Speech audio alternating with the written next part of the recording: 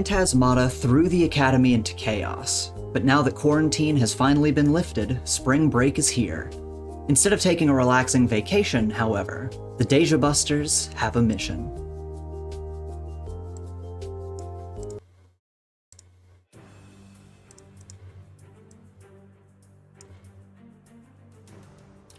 Lily, you hide in the streets of a dark, simulated cityscape, slipping between shadows as you move.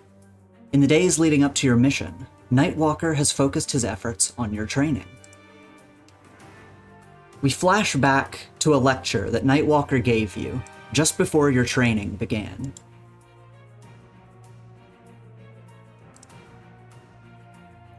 In this mission, it is imperative that the enemy never finds out who you are. Our first defense is keeping you undetected. If you are found, our next defense is making sure you disappear without a trace. Your team has ways of avoiding stealth, but you may not always be able to rely on such. And without using your powers, you need leverage on the battlefield. This will be your weapon, the element of surprise. I will teach you to measure your breathing, your footsteps, your placement, every movement. With proper control, you will be nearly imperceptible beyond direct line of sight. Then, it's up to you to not let yourself be seen. Now, Nightwalker hunts you down. Your goal is to stay undetected as you escape the city. You feel eyes on you as a nearby shadow seems to move. What does Lily do? What the shell? So I'm just in an alleyway? Yeah, you're basically like wherever Lily would try to stealth through the city, whether it's through alleyways, on building tops, what is Lily's approach to escaping the city undetected? I assume we're in the dome, right? Yes. So I think Lily would assume that she won't die if she biffs a fall or a jump between buildings. Yes. And she would also think there's literally no better time to practice jumping between buildings. So I think she would try to find like a fire escape to like climb up. Mm-hmm. All right, and you're gonna like go along the rooftops basically? Yeah. I also think she would think, because she's literally never done that before, it would be a good, he wouldn't be expecting me to be up. I've never done that. Yeah, exactly. All right, then as you get to the top of a building and the wind whips past you and you see a path ahead of you, roll to directly engage a threat, as this is a dangerous situation you're coming on. Am I bad at that right now? I'm not. Yippee! That's a full hit. All right, you can pick 2 from the list, with resist or avoid their blows basically being you don't biff it, like you don't take damage during this little movement of yours. And of course, your enemy is the hunter who's after you. Yeah. Would resist or avoid the blows also be resisting or avoiding being spotted, essentially, also? Yeah. Because I have to take for that. Yeah, this is stealth, so that does also count. Okay. Then I think I would probably take like the surprise my opponent just by, she's taking an unpredictable path, and I think, I don't know, she is giving no sign as to where she is, so maybe it's like, whoa. Yeah, like she just disappeared. I'm not getting any beat on where Lily is. Mm-hmm. Yeah, that makes sense as you jump from rooftop to rooftop, making your way across the city. And as you get to a building, maybe that is a little taller ahead of you, you jump up, climb up another fire escape to get to the top. And the path ahead of you, you've got a few options, but you've made great headway and you're near the exit. So I want you to roll to assess the situation. I'm so good at that, except for when I have a -2 because I'm guilty, apparently. Okay. Assessing the situation, you can ask one question about how to advance. So where am I going, also? I'm escaping the city, but is there, like, a clearly marked, like, goalpost? Yeah. Or something that I was told ahead of time? Yeah, you were told ahead of time of a specific location you're trying to get to, which is basically, like, the edge of the city. Okay. Is there any... from where I am on the rooftop, is there any sort of transportation on a like a metro train or like just some bus or something that is going that way? Yes, you do see that there is like a set of subway tracks, and as you're looking around, you kind of spot in the distance that a subway is heading in your direction towards the exit. Yeah, I'll try to jump on that. Once again, mindset of like, I can't die in the simulation. Yeah, like, So, this I'll is do the stupid thing. this is the place to try this kind of stuff out. You know, if you do fail, you see how to do it next time. All right, then once again, roll to directly engage a threat. Yippee. Once again, that is a full hit, and you get to pick 2 from the list. I think I'll just take the same. You know, I don't get hit by the train, and I will continue to, I guess, impress Nightwalker by doing a good job. All right, yeah. You jump off the top of this building with perfect timing. You land and roll on the top of the subway, and it whizzes down the tracks and eventually brings you to your destination at the edge of the city. From here, you are able to hop down off of the subway, and there is one final drop to the exit location. How does Lily want to approach this final drop? Since the exit that has been marked is like at ground level. I'll probably... Are there simulated citizens? That are like kind of walking around, yeah. I'll just try to, I don't know, drop near some of them and like do the, you know, Assassin's Creed hiding in like the crowd of a bunch of people walking with them shit. Okay. Let's see. I feel like for this, so part of me wants to make you roll superior, just because this feels like a very superior move. It is still stealth, but I'll say I'll have you roll superior for this. Yo.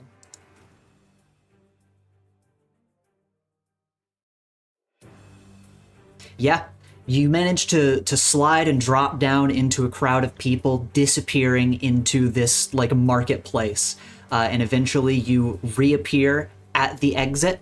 You tag it, and the test is over. And passing with flying colors, a shadow nearby seems to like step out into the spotlight you're standing under as Nightwalker appears nearby. And you know, he gives a little smile to you and a nod as he is clearly impressed by your movements through the city. And he just nods to you and says, "Excellent work, Miss Fox." You were totally going easy on me, weren't you? He gives a soft chuckle at that, and he says, "I can't go all out from the very beginning. It's important for me to..." He just says, "It's important for me to see what types of decisions you'll make. Brash, aren't you?" Well, then I would have saved some of the better decisions, the more surprising ones, for when you're actually trying. Well, our training is not done. We'll go again, and this time I'll move a little faster.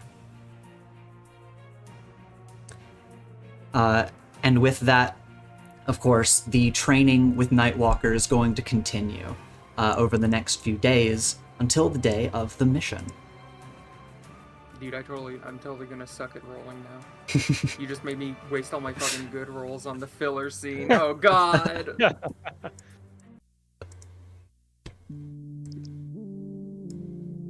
Now, we arrive here. Terry, on the day of the mission, you've been let out of confinement and are currently on what you can only call parole. Before you leave campus, Catalyst brings you in for a standard checkup. The faculty is keeping a close eye on you after the development of Phantasmata. With one vial left, you had little time to deliberate before your room and possessions were investigated, though you did manage to hide the final vial with the conductor. Catalyst sits down nearby after examining your results. Terry, how are you feeling? Like in general? Because in general, I'm doing pretty okay. That is good to hear. And he, is like jotting down notes, basically giving Terry room to say as much as he feels he needs to say. Of course, unless he decides to clam up. He's like sitting on the edge. Is he like laying down getting scanned, or is he like actually sitting on like the edge of the Yeah, you're examination shed? sitting on the edge now. All of the scans and checks on you have finished up now. He's just kicking his feet, looking around. Well, kind of glad everything went as well as it could have after something like that happening. I'm assuming everyone has... well, not everyone. I'm assuming most of the faculty and students are doing better now? Yes, most everyone has recovered from the incident. There are some extenuating circumstances, but for the most part, recovery is close at hand. That's good. Can I know about those extenuating circumstances, or is that a, doctor-patient confidentiality sort of thing? It's not of your concern, though I do appreciate the concern. Yeah. Wasn't exactly a pleasant scenario, so I am worried. Well, after going over your results today, they look as they usually do. Your body continues to display a heightened sense of adrenaline thanks to your natural fear toxin. While this is perfectly normal for your biology, this is not necessarily healthy for the human body. Catalyst brings up holographic screens so you can see the results as he sets his pad aside. Roll to assess the situation. Love grab. Is it +1 in like Kyler's opinion? Catalyst, he uses diagram. Oh my. Okay, give me a 4. No, that's not realistic. Give me a 5. Damn. Okay, you've got a full hit, and I'm gonna give you one answer as you're looking over the slides and the just the results that Catalyst is sharing with you. And from what you're looking at, you can tell that that your body's adrenaline levels look mildly dangerous. And you have another question that you can have answered on either Catalyst, the results, whatever is in the area that you can gain information on. No. He'd look at that and just kind of be expressionless for a second, or letting out a little hum and continuing on. Wow, that is not supposed to be that high. I don't have to be a doctor to know that's kind of dangerous. Catalyst nods. But there is one thing I do want to know with regards to...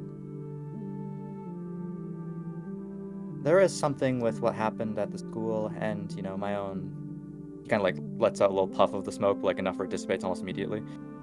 I'm assuming there's like a cross. Was there any like weird side effects? Because I've never had my toxin mixed with anything before. Like, I know you said everyone's recovering. I'm hoping you meant physically and mentally. But have there been any long-lasting psychological effects on people exposed?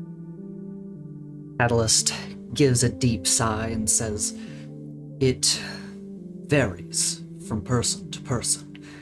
Each individual, their bodies allowed the virus to evolve in different ways in order to attack their system. Some managed to wake up. Others are still in the process of waking up, battling what I can only describe as nightmares. The wounds on their bodies continue to appear, and we continue to try to heal them. The largest setback truly are those physical wounds. It is a terrifying thought that something of the mind can cause something like this to happen." Altered reality state, almost. He nods.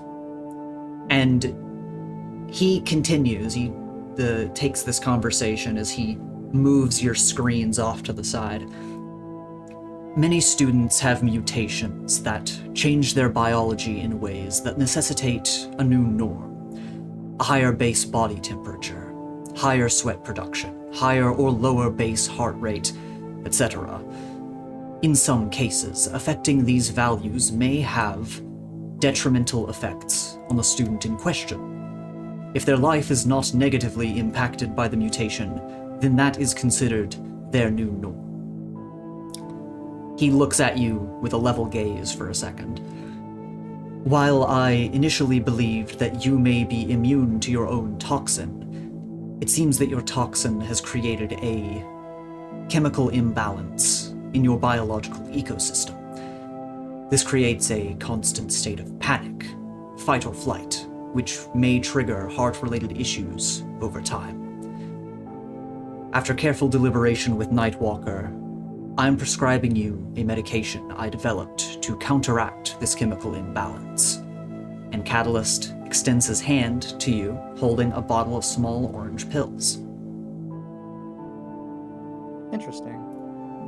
Not really been much of a pill popper, but if this helps, I won't be totally against it, I suppose. Any notable side effects? Am I gonna start bleeding out of my ears? That would be annoying. These pills are meant to help regulate your system. It is possible that after initial digestion, you may experience lows, mundane feelings, but it will level out. You must take one of these in the morning and one before bed with a drink of water.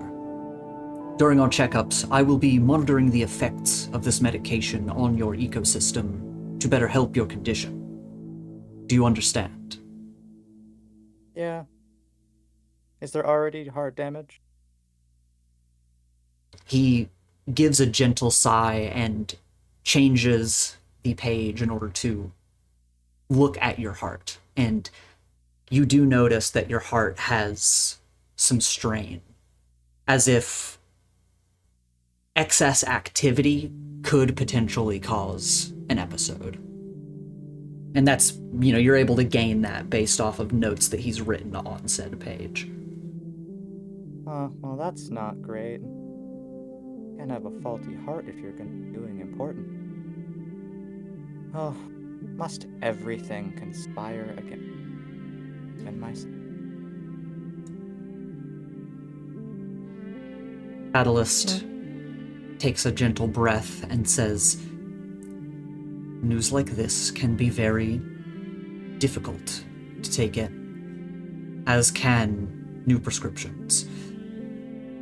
If you have any concerns, you're free to speak with me or other faculty at any time. But I am going to help you, Terry. I will try my best to help you. I appreciate that. Thank you. Oh boy.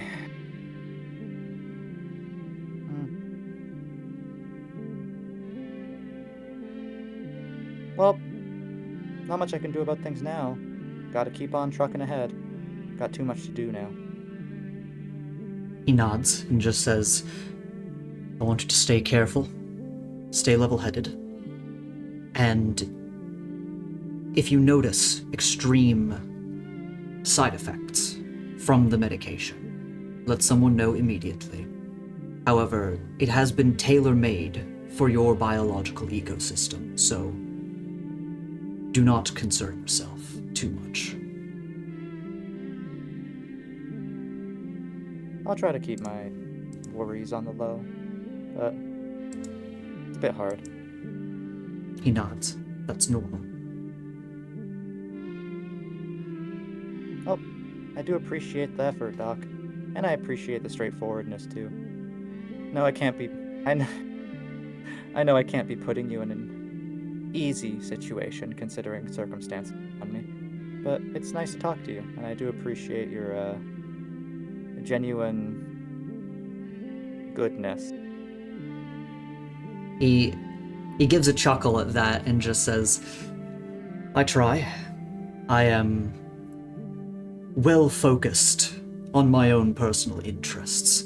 It's why I am bottled up in this lab all day, every day, but I'm always happy to be able to help the students of this school. And Terry, you are a bright young individual. I see great things in you.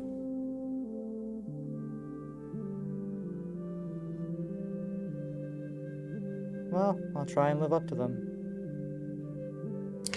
He nods and says, unless you have any further questions, you're free to join the others. I know you have a big mission starting today. Yeah. If I have concerns, I'll talk to you or someone else I trust. Well, again, world stops for no one. And he Time to nods, keep going. and he offers you a wave as you go to exit the medical lab and just says, stay safe, Terry. Oh, don't worry about me. World's gonna have to be safe from me. I got friends and stuff. We'll keep each other safe. Catalyst just offers a nod at that and lets you go. And big things are coming. And with that, Terry makes his way out of the school to meet up with the Dey'ja Busters.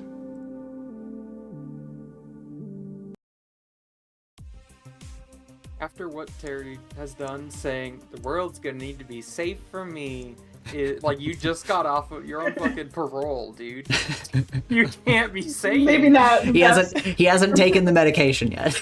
He's That's doing true. bits. He's trying to be funny. It might sound scary, but he's trying to be funny, okay? He hasn't taken his dream normal pills yet.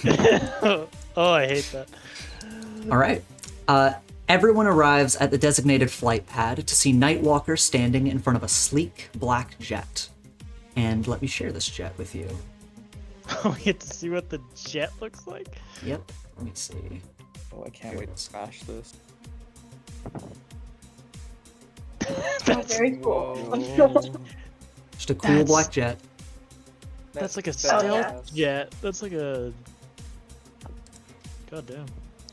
And yeah, Nightwalker stands by the jet. The group gathers around, and he begins taking roll, calling off each person's name. Lily, Jay, Terry, Echo, Alex, and Olivia. And Olivia pipes up as he's taking roll and looks around and just asks, where's Triffany? She told me she wanted to come. I mean, she was invited like everyone else in the group chat. If she doesn't show up, she doesn't show up. Nightwalker finishes with a roll and puts his pad away and simply answers, Triffany is not allowed on this trip. She holds too much political importance. We'll be going without her. Oh, shucks. And Nightwalker just turns his back and continues to now go and count up, the stuff that's on the ship and inventory, as you all have a brief moment.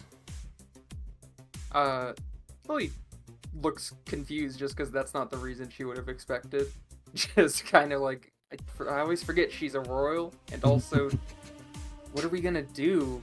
What do you mean? Like political importance. But as she's, turning to the group, will real quick mutter to Olivia, but did she tell you she wanted to come? Olivia looks to you and kind of tilts her head as if she's a bit confused and says, well, yeah. Did you think she didn't want to come? I wasn't sure. She kind of slumps her shoulders a little bit and she reaches a hand out as if to put a hand on your shoulder and then recoils on her own as she just says, I'm sure she wishes the best for us. Okay. And Nightwalker, as everyone is kind of preparing to board, Nightwalker will come over to you, Lily, and motion for you to speak in private off to the side. Oh, okay.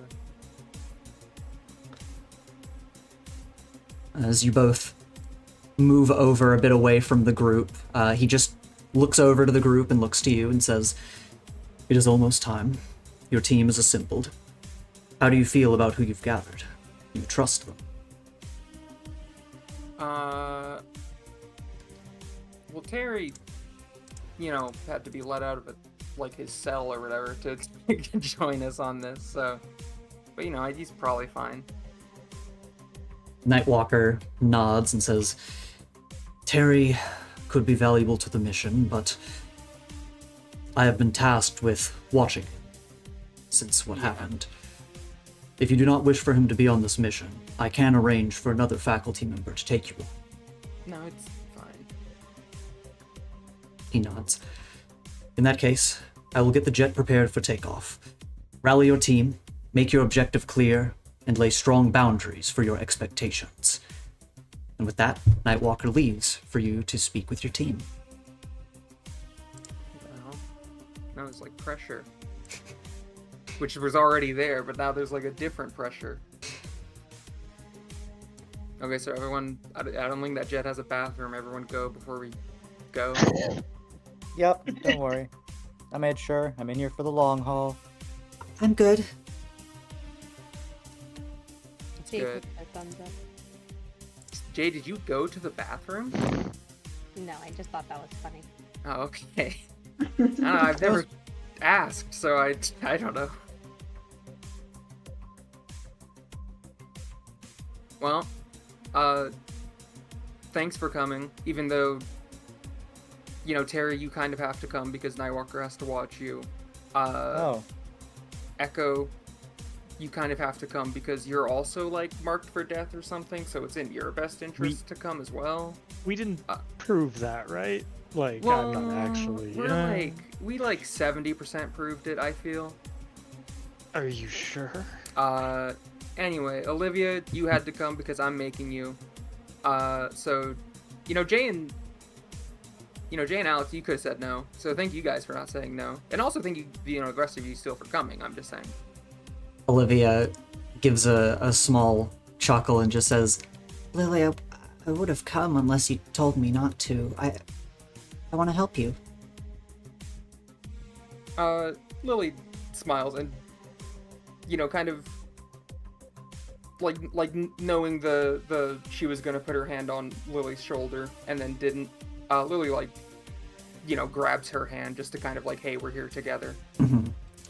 But we've already talked about what the goal is. The goal is we're gonna go find Gretchen's ashes in whatever sort of home I suppose we have there, or she had there, or maybe she's in a crypt. I'm sure we'll figure that out once we get there. And then I'm gonna summon her and ask her questions because the connection was too weak, I guess. And if that goes wrong? Well, it'll depend on in which way it goes wrong. And also, I really kind of expect it to go wrong because that old hag already ruined my life. When she was alive, I don't see why now she would save my life. But hey, here's hoping. Echo nods.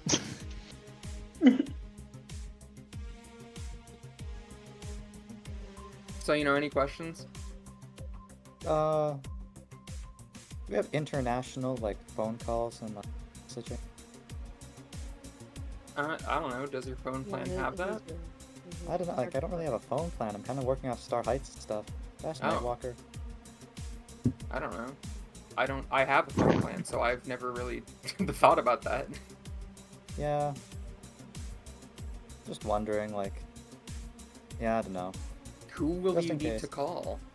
Well, I don't know, Lawrence occasionally.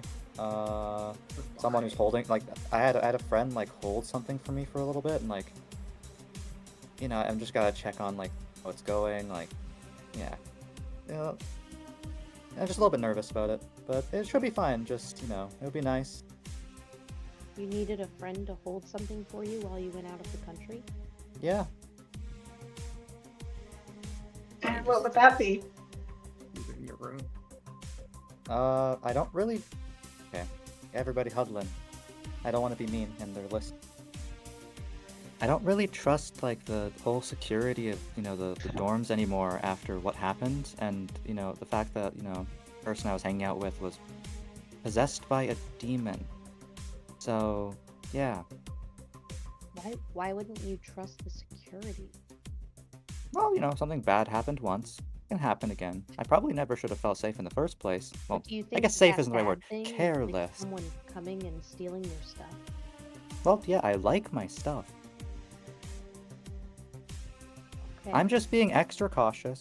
Again, it's not like a big thing. I'm just wondering if we have international minutes. If we don't, I can deal with it, I suppose. I mean, I Jay's have. gonna like look at Lily real quick. Like should I be hiding my stuff? No. I think you're probably overly cautious. But that's fine. It's a free country. You can be overly cautious. I don't think anyone else needs to do that, though. You can just... I mean, I can just text Lawrence or something if you end up really wanting to talk to Lawrence for some reason. Okay. Also, like, he might know magic stuff. I'm assuming there's gonna be magic probably stuff. won't. Every time we fucking talk to that guy about magic stuff, he's always like, I don't know, maybe you can do that with magic. He doesn't actually help, he just says, like, probably. In Yeah. canon, he didn't respond to the group chat message, right? No, yeah, he hasn't responded. He didn't respond and he didn't show up. So, I mean, we can assume that they didn't want to come anyway. They might not want to deal with this kind of stuff, Terry. Oh, that's fair. But, Worst you case, know. I can also get us back to Star Heights pretty quickly. Oh, Oh, for yeah. real? Oh, Yeah. yeah. That's true.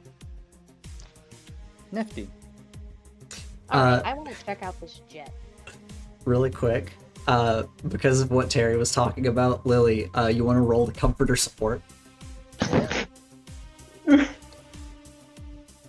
This is where we are in the campaign, is where no one rolls comfort or support, so Ethan has to prompt us It's to. so true. And also, I We always forget. have -4 to it, so... Hey, Here we pal. go. Let's see. Here we go. Oh dear. Oh dear. Well, Oh, What does that... I didn't think about this. Does failing comfort or support negatively affect me? no. No? You're a Okay. horrible I know sometimes person. moves do. It's basically just like they're not like really deeply supported or comforted. It's like in this talk with Terry, he's probably like, and you know, there might still be issues. I don't know. He gets told he's overly cautious. Realizes that must mean I'm the perfect amount of cautious. Yep. No, in his head, he literally thought the one sleeping with the knife is a fool all the time except once.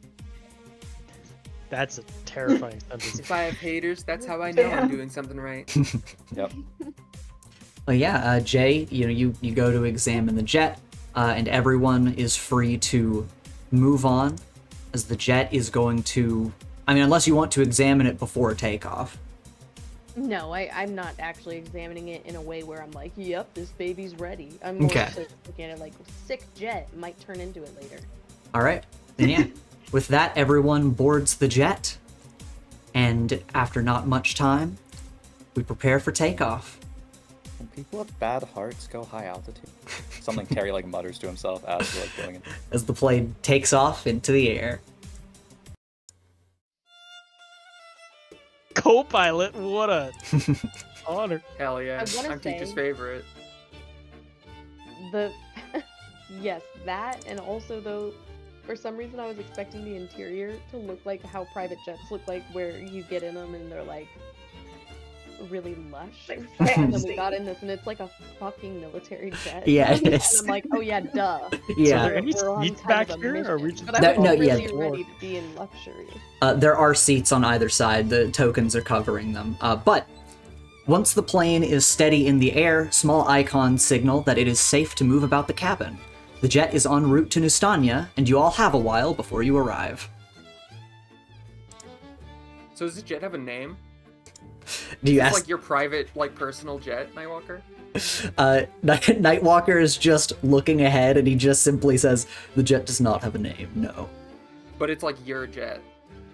Like, this is, like, specially yours. After a moment, he just sort of gives a nod and says, "I don't often have reason to use it." You have a So- whole jet that you like don't use often. He just nods once again. Probably a really crazy tax write-off for work. I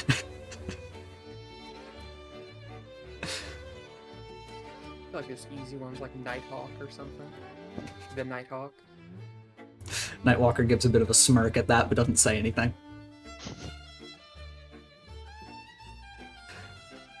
I'd fly this everywhere. If I could drive, I'd just fly a jet instead.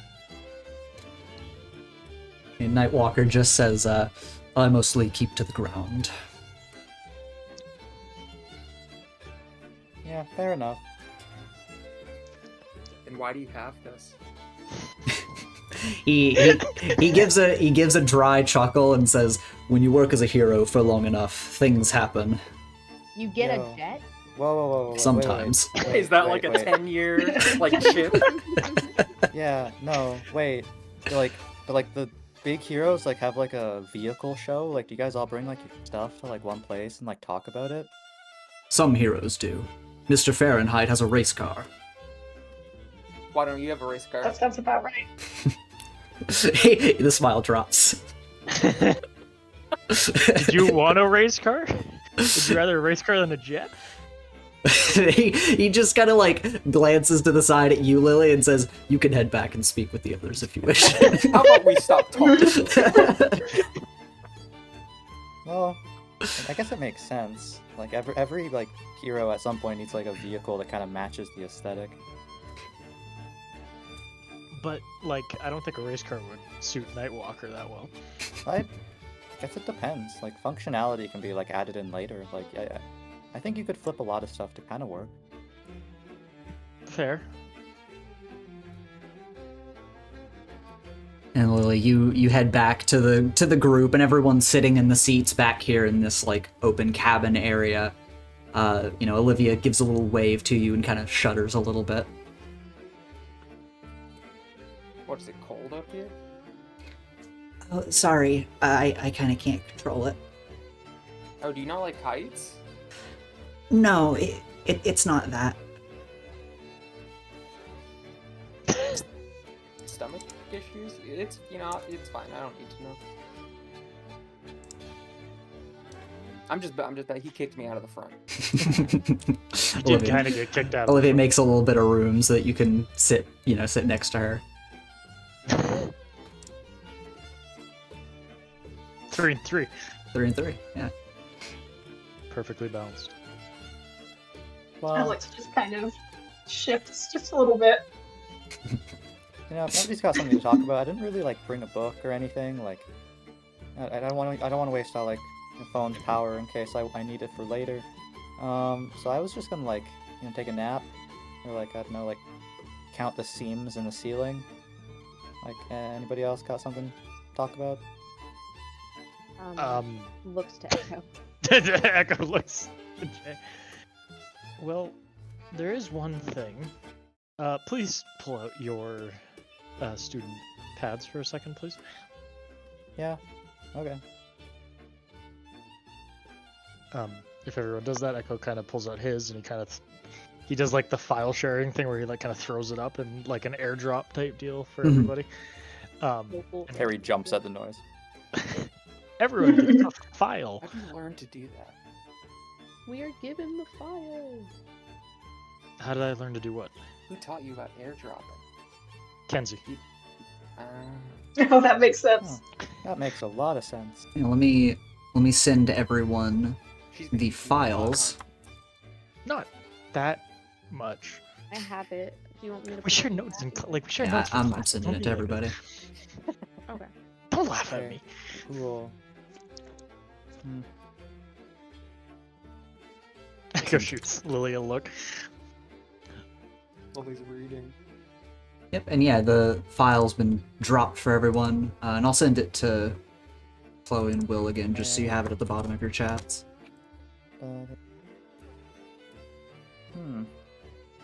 So what is this? It's from the thing we found. In the lab. Oh, right. Olivia's like looking at this and has no context. She's like, "Well, what? What is what is this?" We've been up to some shit. I don't think he was thinking Yeah. when he would sent it to you too. Olivia, just think of it as like underpaid or like incredibly shoddy like file clerk work. You remember the blue like monster. You were on the train when we got attacked, right? Yeah. Hold Wasn't on. she? I don't think she was. Nope, They she was. kind of stops for a second, putting their Oh, hand true. up. If I look at Nightwalker, is Nightwalker listening? I mean, Nightwalker seems like he's focusing on flying the jet, but you can pierce the mask. Good luck. Yeah, thanks. That man is a No. You know he what? is a stone Check cold. this out. I'll do it so easy. Oh No, dear. this is where I Because I do, like, in character, put my hand up and, like, point forward so that we all take a moment to, like, oh, Holy shit! shit. Oh, there we person, go. You have a positive mundane. I do. It's the Why do you have a positive mundane? You're a that's- freak. But he's, You he's, faked an Australian accent. he's becoming more normal over time. Echo is the most normal out of all of us right now. What are you which is talking about? hilarious. He faked an Australian That's accent. I don't want to so hear it. true. So yeah, you know, Jay, Lily, you look forward and you're like, I can never get a read on that guy. But Echo, you kind of pull down your goggles, and Spark is like, you're like having to hyper analyze Nightwalker's like posture and movements with Spark. And you can get 2 questions. Actually, no, you get 3 questions on a 10+ on Pierce the Mask. Oh, is he listening to us?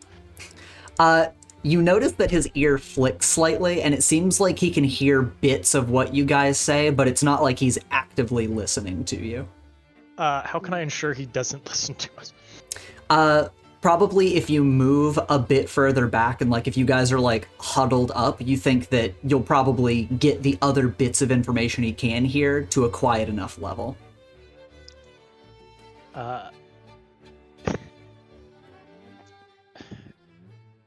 Can I get Nightwalker to play some kick-ass tunes to start? Yeah, do you just call up to Nightwalker and you're like, hey Nightwalker, play some tunes? Yeah, I kind of pause it. He kind of like puts So you his got on customize his Spotify. He's like, hey Nightwalker, can you play some music? It's kind of like quiet back here. Nightwalker just like looks over his shoulder and goes, he kind of like shakes his head a little bit and says, very well. Oh, What do they put on? I need to know. whatever this is. Like, if Nightwalker has a CD player in this jet, what's playing? That's an excellent question. He's playing some like... Man, I wasn't ready for this. I didn't have anything for this. He's just playing some rock, you know, just some cool. I need to know. Yeah, I need to know right now. Do they put on Creed or do they put on like AC/DC? What Throw does some Nightwalker fucking listen to? System of a Down. Yes. Metallica. Oh. Metallica. Yes. Master of Puppets. Yeah, he's gonna put on some Creed. You know, that's another thing. Thanks for bringing up the music. Do you think like top heroes get like soundtracks for themselves? Do you think they have theme songs? Like someone's paid a DJ to make themselves a theme song? Probably. Yeah, I mean, some superheroes do have theme songs. It just depends on what kind of brand deals that they do. God, that feels like incredibly like, I don't know, wrong. But at the same time, somewhat respectable. Like I'll have to ruminate on that one. Oh, hey, the music seems to be better near the back of the plane. Better acoustics. We should scooch back a little bit. Yeah, you guys all get huddled as you've got some more privacy. Anyways, I give a brief explanation to Olivia. Was she not on the train? I know Triff was. Olivia was not on the train. Okay. Well, you know, she explained still. Mhm. There was like 2 dogs that attacked us on a train at one point. We like tracked them down to the basement of that like warehouse that we had the party at. Remember that? The rave? That went pretty badly. I remember. It was at the basement of that. Seems like it was like a lab. We took some like computer parts. Echo gave them to like his girlfriend or whatever. She's not my girlfriend. Okay, you know, just keep saying that. And you know, here we are. So you guys have been doing like real hero stuff. Not Yeah, really, like real not pains what- in the ass. That too. Yep. She just looks over all of this information that's in the files, and she's like, this sounds really complicated. Yeah. Don't worry It's too a much lot. about it. You don't. Yeah. So if everyone's read it, a couple of things. Interestingly enough, there are a few highlights. Mostly Justice Model 1, Project Paragon, that kind of thing. Which Jay here... Jay said there was a link to that, right, Echo, when they first saw it?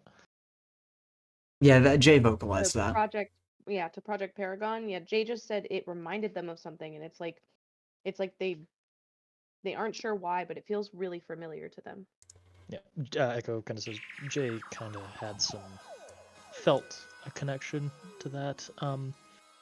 Otherwise, also with the files involving President Reaver and the bio waste, which was dumped into Terminal City, which kind of matches our friend that we met down there a long time ago. Oh yeah, the thing that we like blew up. Yeah. But also these idea of clones and stuff is kind of interesting and weird. The failed prototypes also is a bit concerning, but I thought I'd want to share it with all of you.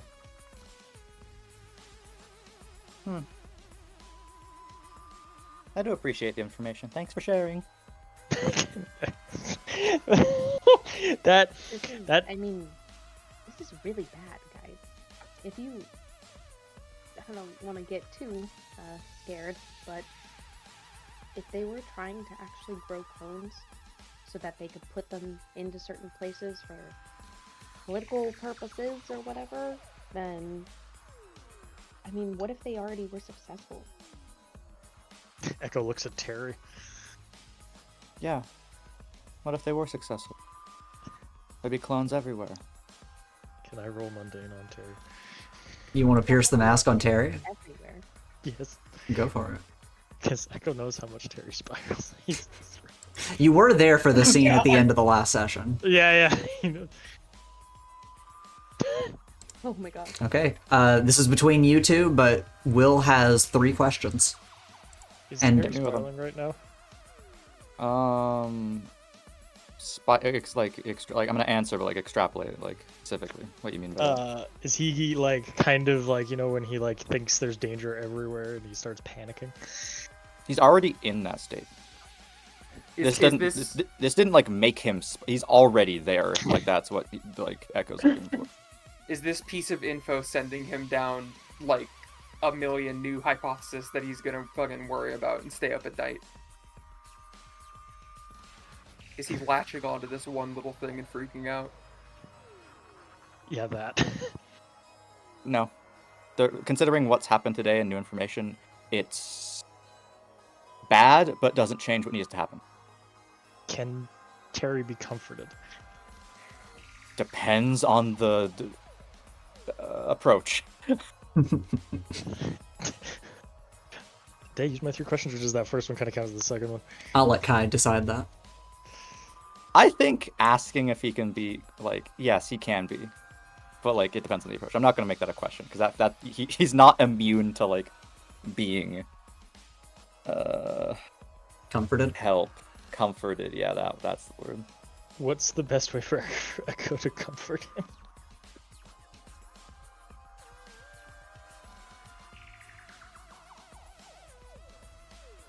Keep him safe. Okay. Can I roll to comfort Terry? If you want to try to say something to comfort him. To make him think he's going to be safe. Hey, Terry. Oh, yeah? We all got each other's backs, and we're all gonna, like, you know, protect each other here. We got this. Like, we don't have to worry about much. Like, we got each other, right?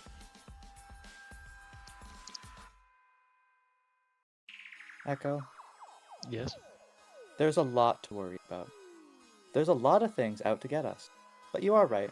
We are going to protect you. I do appreciate you saying that. You want to roll that comfort or support? God damn. Surely none of us are clones. I slowly remove my hand from the die. Slowly. Okay.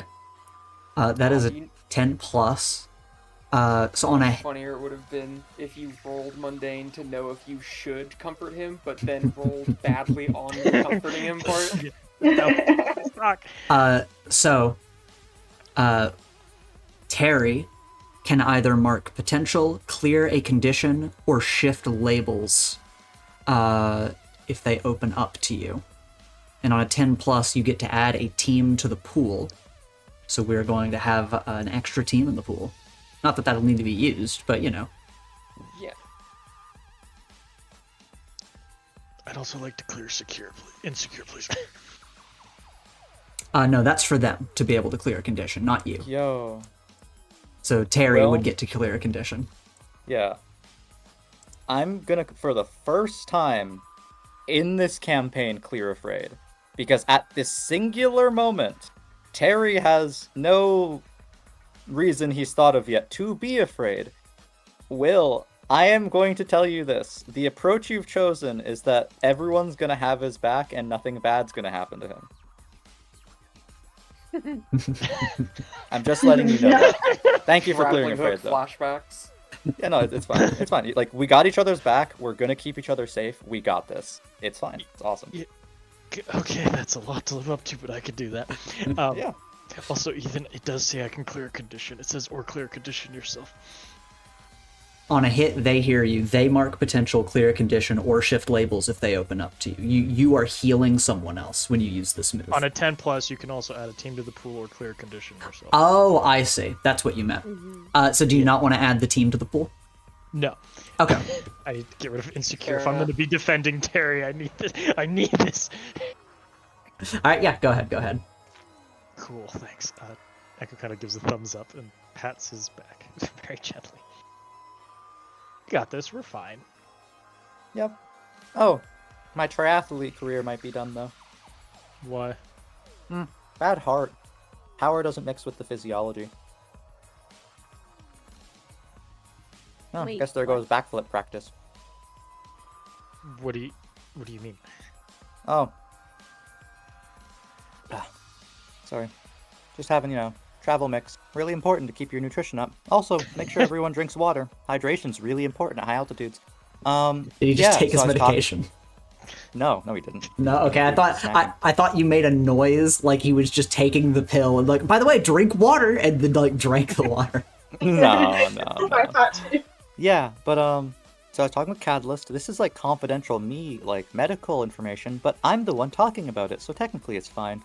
Yeah, my physiology is like super out of whack. Like my adrenaline levels are like almost funnily high. Like it's so high, like it's gone beyond scary and is like kind of comical. So yeah, my heart could just, have problems if I do something that's too physically strenuous. So yeah, that's something I figured out today. It's eventful morning and week. Why is your adrenaline that high? Sorry, you don't strike me as... That's a surprise. You don't strike me as someone who is constantly having adrenaline coursing through their veins, just kind of from interacting with you. Well, yeah. I don't like attention being drawn to myself. And I'm used to it at this point. It's my natural default state of being. Oh, And I well. also don't really have like a state to measure against myself for what I wouldn't be like without this. So it's kind of weird thing for me too. Interesting, but strange. But again, it's fine. You can just keep trekking forward. I have some thoughts about, how I'll potentially deal with the whole bad heart thing. But again, not much of a problem now. We're going someplace and we're gonna have good results, I think. Hopefully. Olivia mutters, just, I understand how you feel. I'm really sorry that that's happening. Yeah. It's rough. I appreciate the sentiment, though. I'm sorry too, Terry. I hope that, you know, we're able to maybe find a way to help you. Well, it's a big world out there. Lots of solutions, lots of potential solutions. I'll work on some, you guys will help me potentially, and we'll get something. Or I'll, like, do a cool, like, jump over a handrail and, you know, have a heart attack. But odds of that are pretty low right now. So I'm gonna keep my head up, I'm gonna keep positive mental attitude, and we're just gonna keep on trekking. Guys, I don't think a bad heart is like something we can help with. I don't think we can go on a quest to save his heart. Olivia Yeah, I think you just just need to like talk to a doctor, right? Like, Olivia just nods sadly. Yeah, but we could probably help with Stress. managing certain situations. That too. I mean, I guess in that sense we can help by doing physical stuff for him, but Echo looks at his noodle arms. unless your bad heart is like because of an outside force, then we can go beat up whatever, sure. Oh no, it's my own body, like, just being incompatible with my powers and slowly sounds killing bad. me. Olivia It's- just sort again- of slumps in the corner. It'll work itself out one way or another. But again, we've Just had a not- rough week. We've had a rough week, everyone. It's been a roller coaster. We're going to, like, help Lily out. I didn't want to drag it down. I just want you to know, like, if I'm, like, running after you guys and I, like, collapse, like, call an ambulance or, like, I don't know, anyone got, like, a built-in, like, what are those things called where you rub them together and you shock someone? Jay, could you do that? Yeah, I A can do that. defibrillator? A Yeah, could you, like, defibrillator. defibrillator me? I can do it, but I have no medical training. That's okay, you could just kind of wing it or, like, ask Nightwalker about it. Just, you know, just something to keep in mind. Actually, wait, Echo could just, like, portal me to a hospital. I feel like that's probably a better idea. You don't want me to shock you? Well, like, you know, I'm kidding. It's fine. It is better to go to a hospital. now sometimes situations don't end up working how you wanted them to, and you really just kind of have to work with what you got. So, you know, keep it in the back of your mind. I'd rather you shock me than I, you know, die.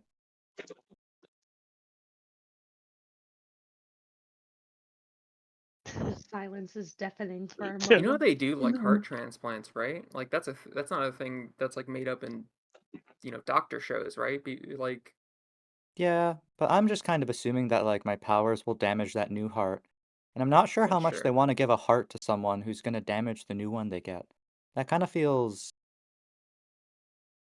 obnoxious to deal with. But who knows? Mm. Again, Not to mention lots the of whole, heroes, lots of villainous powers. history. Echo in Mhm. the back of his mind is wondering if he can make an artificial heart for Terry out of using his magic. I don't think the you know, say what you will about, you know, the healthcare system. I don't think they're gonna deny you a heart just because it's annoying. Yeah, I don't think I don't think anyone would do that. Olivia yeah, just no. kind of Olivia just kind of says, "You'd be surprised."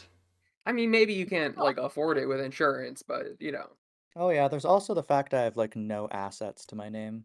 That's, like, another problem. just make the school pay for it. True. They Should probably really made it leverage worse it. by, you know, fucking putting you through physical training. You could probably just like Actually, sue. never thought about that. Damn. That's like all I think about. Like, I have to do, like, swimming for, like, aerobics. It's, like, low, like, aerobic workout. Yoga? Probably be good. Oh, damn. I like doing flips. It's fine. You know what? I'm not even gonna think about it. Let's just keep going, and if something happens, it happens. Okay. And That's Alex crazy, is but very okay. silent.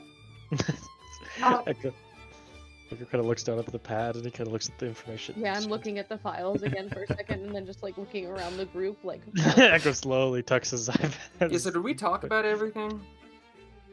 So is there, like, a list? Like, We could talk about this. Like, there's like a lot here. Like, there's a lot to go through. Funnily enough, looking at this name here, let me just do a little scrolling, a little zooming in. President Reaver. Yeah, I was actually reading some books with a history, old articles about this guy. Interesting person. Really, really smart. Kind of flawed views on stuff, but like, if he was involved with this, it was pretty big time.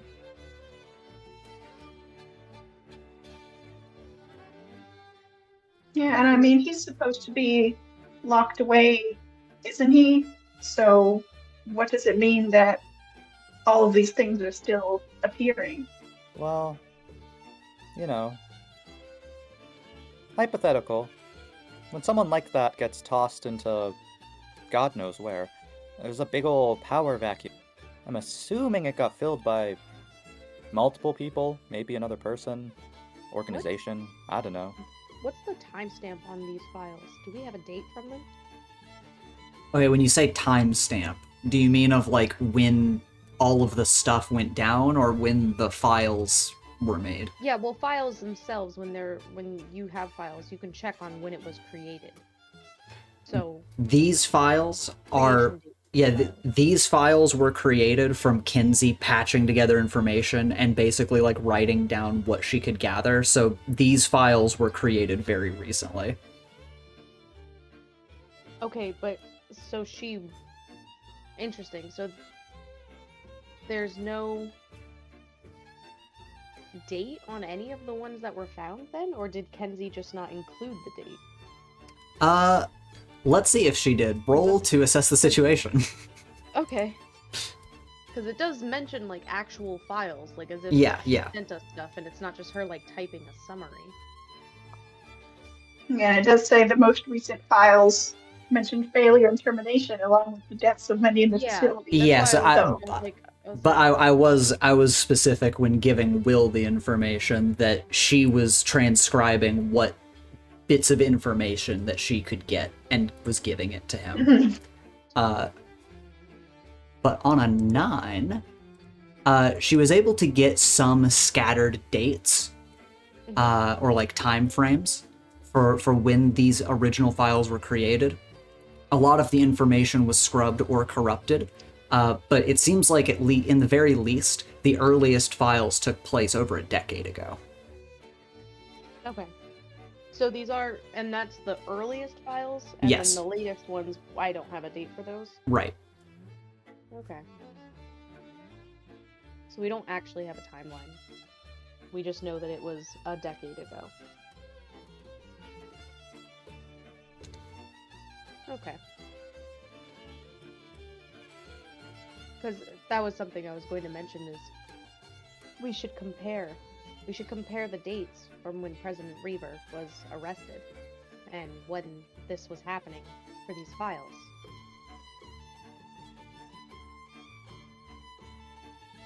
I'll be honest, I don't know the date President Reaver was arrested. I don't keep up with that stuff. I enjoy big events, but I'm not really big on keeping up with when they happened. More that they did happen.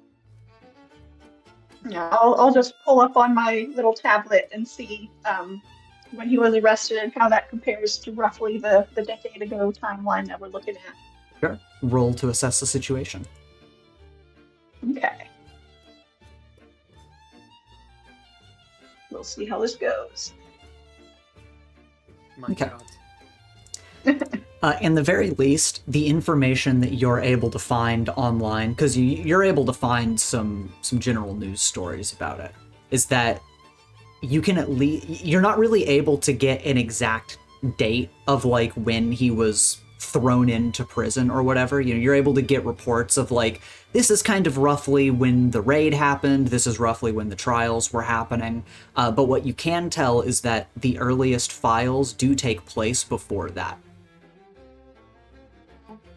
Okay.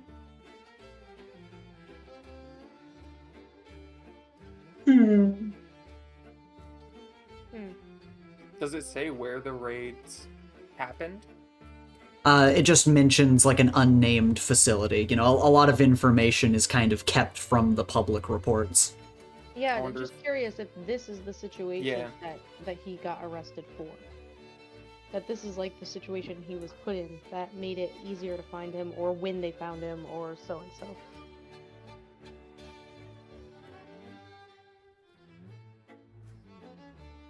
Is there any information about what started the chain of events? Like what tipped them off to get what was the first is there any information about the first domino that fell for President Reaver to get tossed into the no plot zone?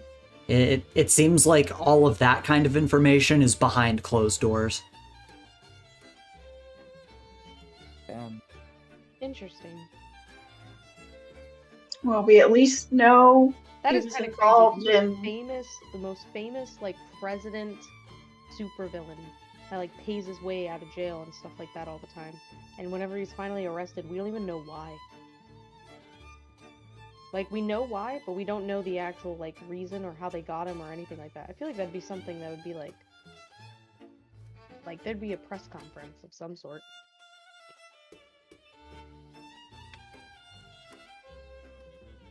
You know, they probably don't want to alarm the public with too much information based on what we're looking at here. Damn.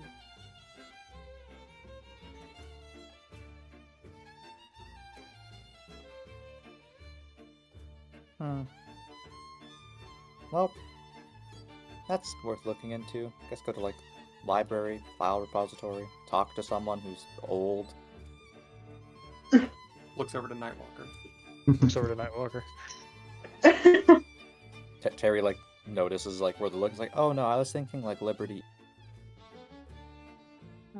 That's actually a good idea. That's fair. But it's just good information to keep on hand. We'll keep it, in the back of our minds moving forward. I'm also going to ask around about the Project Paragon. Justice Model 1. Yeah, that seemed. I think ominous is under. I have someone I could talk to about it. Awesome. Well, seems like we have a whole host of, conversations to have when we get back. Yeah, for sure. Look at us being proactive. See, everyone, isn't this just a good time?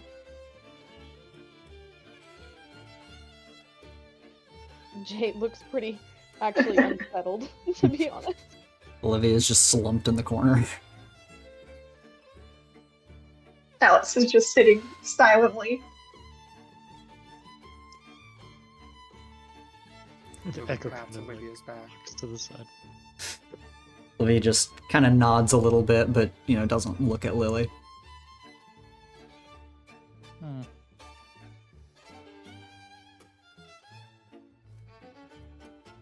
Oh boy. And, unless anyone else has anything to talk about or ask the group about, we can move along. Terry pulls down a sleeping eye mask and just hums to himself as he dozes off. Is there enough of these chairs to lay sideways?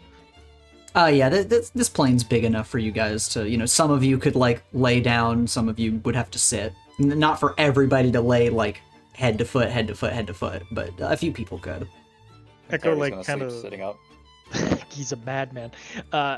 Echo leans kind of on the very back wall there, taking up a few things as he kind of leans his head and he pulls his goggles down as they tint black.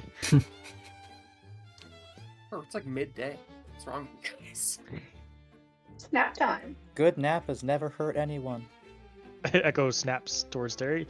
He's telling the truth. Alright. All right. Well, with that, hours are going to pass.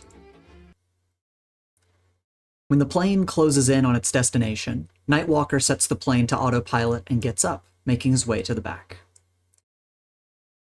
Kind of snaps his fingers to get everyone's attention. For those that are sleeping, those that are kind of groggily being woken up, you guys can kind of wake each other up. And he speaks Terry, to you all. He flips the mask up, his eyes were open under them. I like to think Spark just wakes Echo up with a bunch of like strobe effects. Jesus Christ. Oh, Wow, that's dangerous. alarming. That Huh? is dangerous. But Nightwalker stands at the head of the cabin. We will soon arrive at the edge of Nustania's border. This mission requires us to cross into foreign territory, so you must follow guidelines and will not deviate unless your life is on the line. Is that understood? Yes, Mr. Nightwalker. Mm-hmm. Yep. Understood. Are we expecting like hostile resistance? He gives a nod and says it is not outside the realm of possibility. Oh, I mean, from what I heard, they're just like insular, like cultists, right? Like it's kind of like they're like a country of Amish. Yeah. Is this like, a friendly cult, or is this like a, you know, kind of like makes like a holding dagger motion and like stabbing down motion?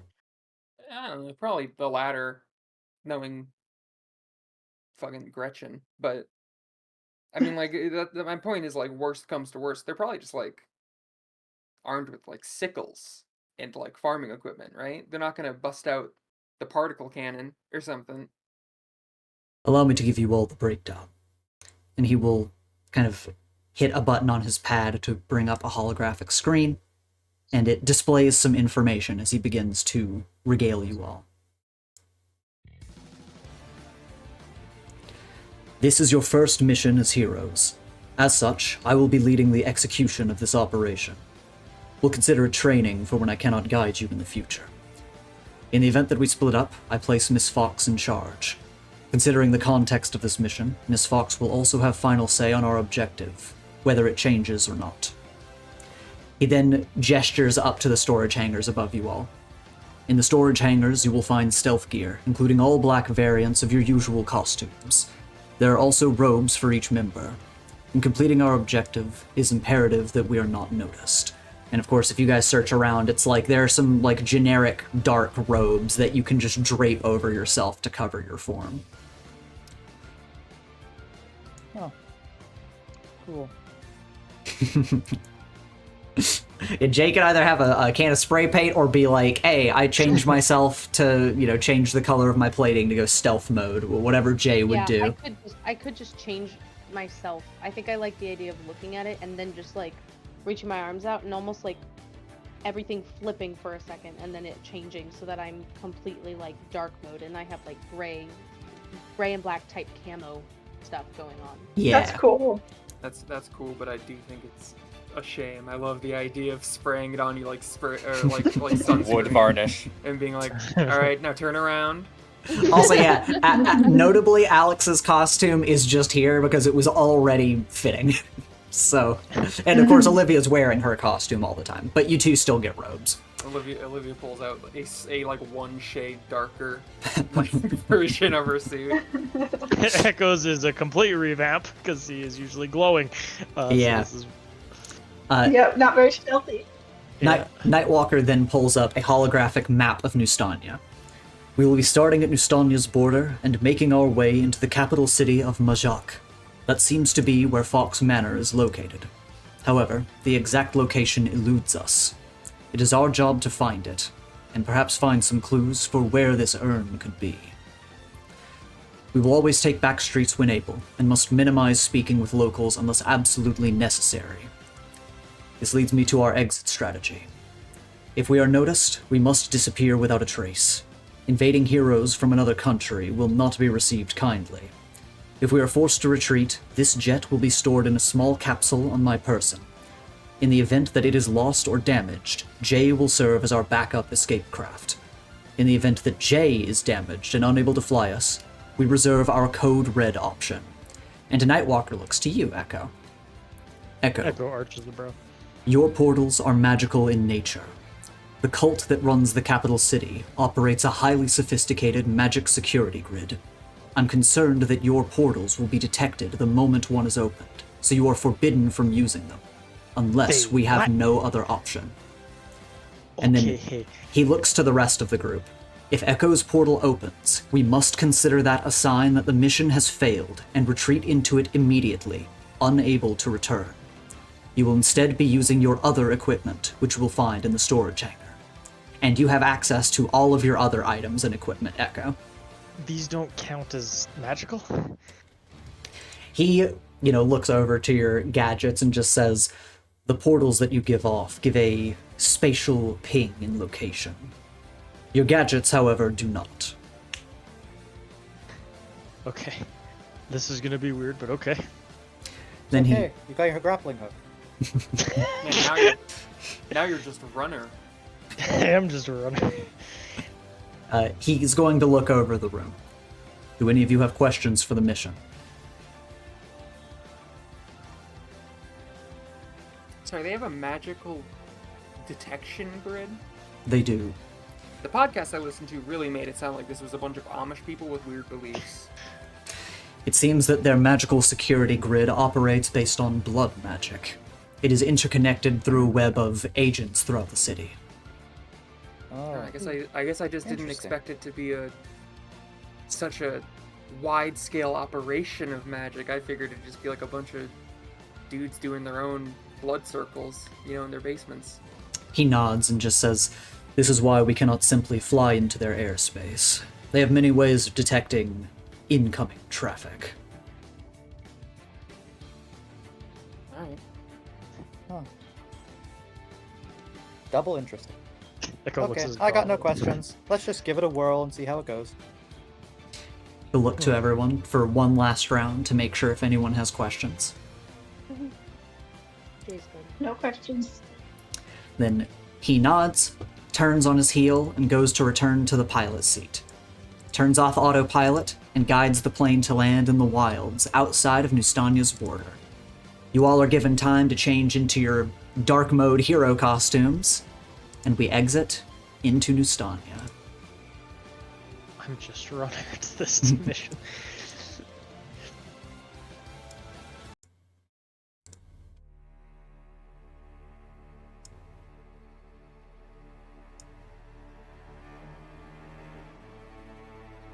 We arrive at a quiet hamlet buried at the edge of Nustania. From the dark woods that surround this place, we follow a group of 7 figures draped in dark robes that arrive under dim moonlight. The trees look mangled, grasping toward the moon. Few people are out at this hour, with the moon so high in the sky. Those that are still glances from afar. And Lily, as the group walks, you spot a shadow overhead. A Dey'ja soaring on black wings. It doesn't seem to notice you as it rushes into the distance with a purpose. You feel a sense of dread weighing your body down as a cold breath rolls out of your mouth. Never usually see them doing other stuff. Nightwalker looks to you as you kind of look up and make this quiet comment to yourself. As you all make your way down the street, do any of you have anything you want to do, be on the lookout for, or are you just following Nightwalker's lead? Echo would kind of just... Sorry, go ahead. I'm gonna have Alex just kind of fall to the back of the group and just kind of give Terry a tug on his shoulder, kind of talk to him separately for a moment. You want to talk to him, like, at the back of the group while you guys are moving forward? Yeah. Terry's soaking in the ambience. Okay. Alex is here to ruin his day. Oh no. Yeah, you two are at the back of the group.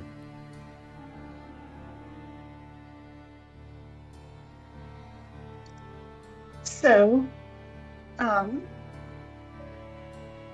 Yeah. still going to have your back like everyone else, but just know that I know that you're the reason everything happened at the school last week, and I'm keeping a close eye on you.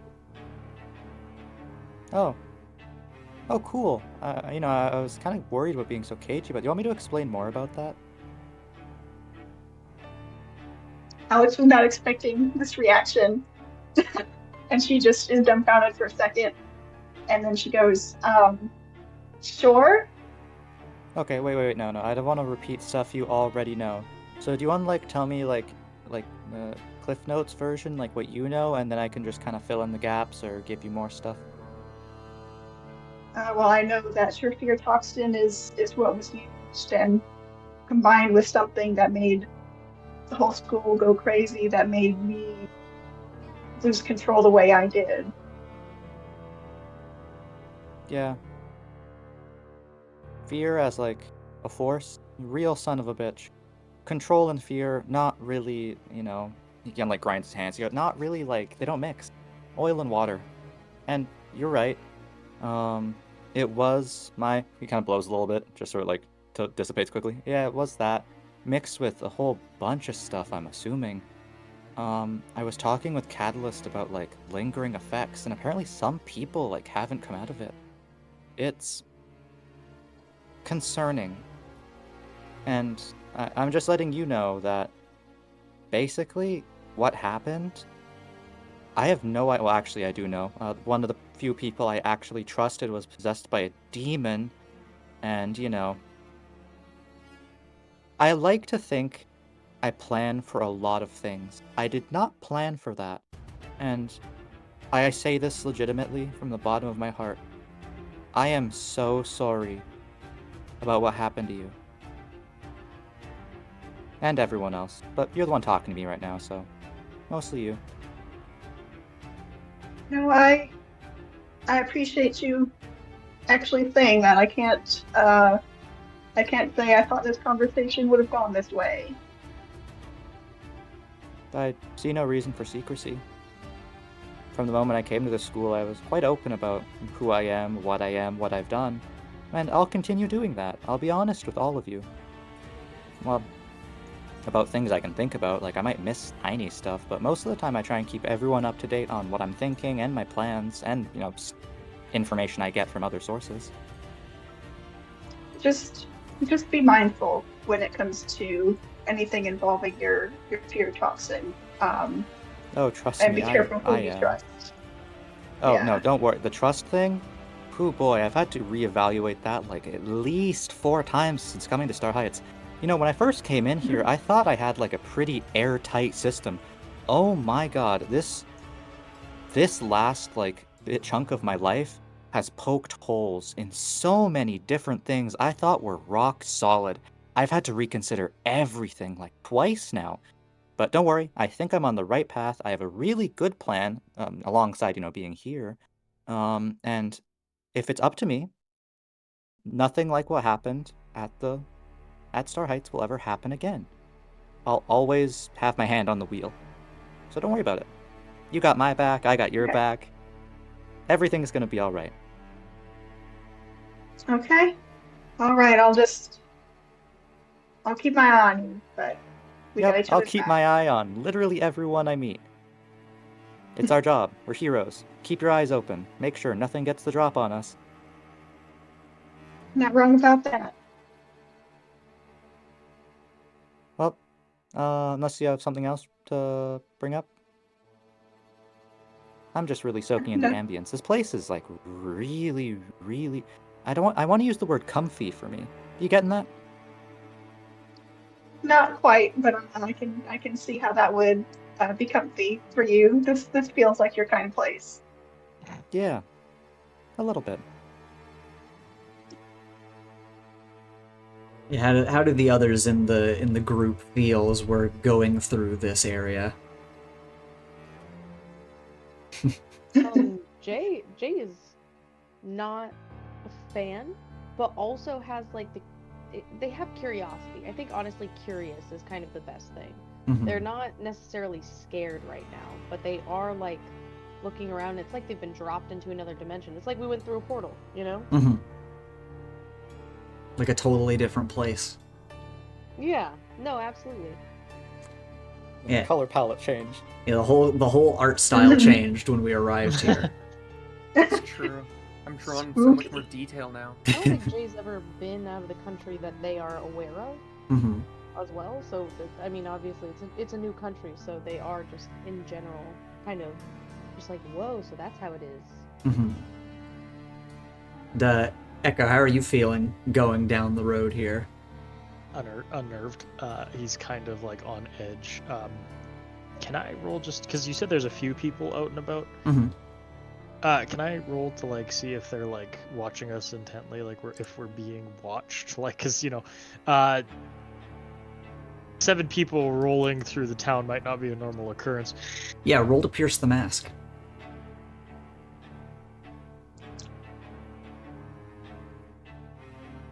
Right, that's a partial hit. On a 9, you get 1 question from pierce the mask. Does it seem like we're too much out of place for these people?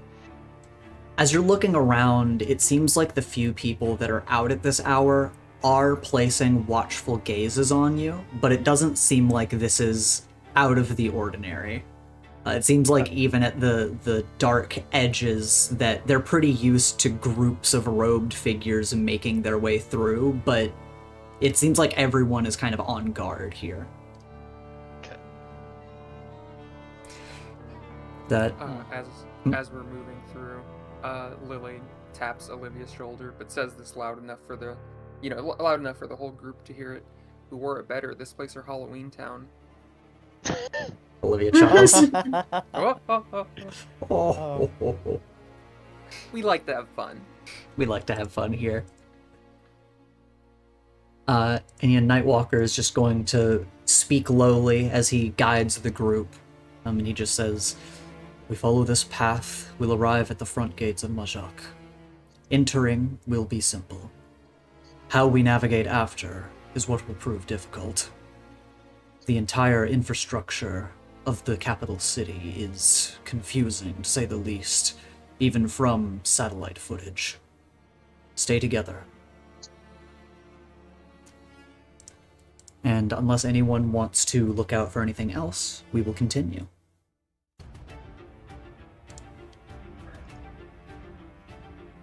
I think I'm good. Terry's keeping a low profile, well, as much as he can. Alright. Then you all continue down the path and enter through the front gates, as a massive wall is in front of you. And then you pass the threshold together. Oh. Okay. Well, that's scary. You arrive at Maach, the capital of Nustania's kingdom. On entry through the main gate, you immediately spot a hanged body dangling from what looks to be a regular house on the side of the road. Olivia instinctively holds on to you, Lily, in shock. For those that let their eyes scan ahead, you notice many black flowers sprouting from the ground. Gravestones litter the streets and yards of the city, which looks and feels like a massive graveyard. Despite the moon staring down at you, the roads are traveled by robed figures, all sharing the same red and gold hues. Wow. Are the flowers just kind of everywhere on the walkway? Yes. These are beautiful. Olivia just kind of looks at them and kind of, like, one of her feet is near one of them and she, like, instinctively moves it away. What is the ghost situation here? Yeah, you feel an overwhelming stench just filling your senses. This place feels like death incarnate. It is just permeating every single corner of this place. Okay, Could Terry pick a little flower and, like, not be noticed doing so? Like, not by, like, his group, but, like, the people who are around hustling and bustling. Is it bustling enough where, like, if he reached down and plucked one, would people notice? You can try to do it stealthily, yeah. Roll to directly engage a threat. That's I would also Not a good sign. because I did say earlier whenever you described them, I was like, oh, I picked one. Okay, So I would also have to do that. go ahead. Okay. Yeah, pretty simply, Counting down. Pretty simply, you both, not like next to each other, you're kind of on different sides of the group as this happens, and you make your way into the opening at the front of the city. You both crouch down and pick a flower each, maybe a few if you feel like it. And of course, you pick them up and hold them. And I want both of you to roll to assess the situation.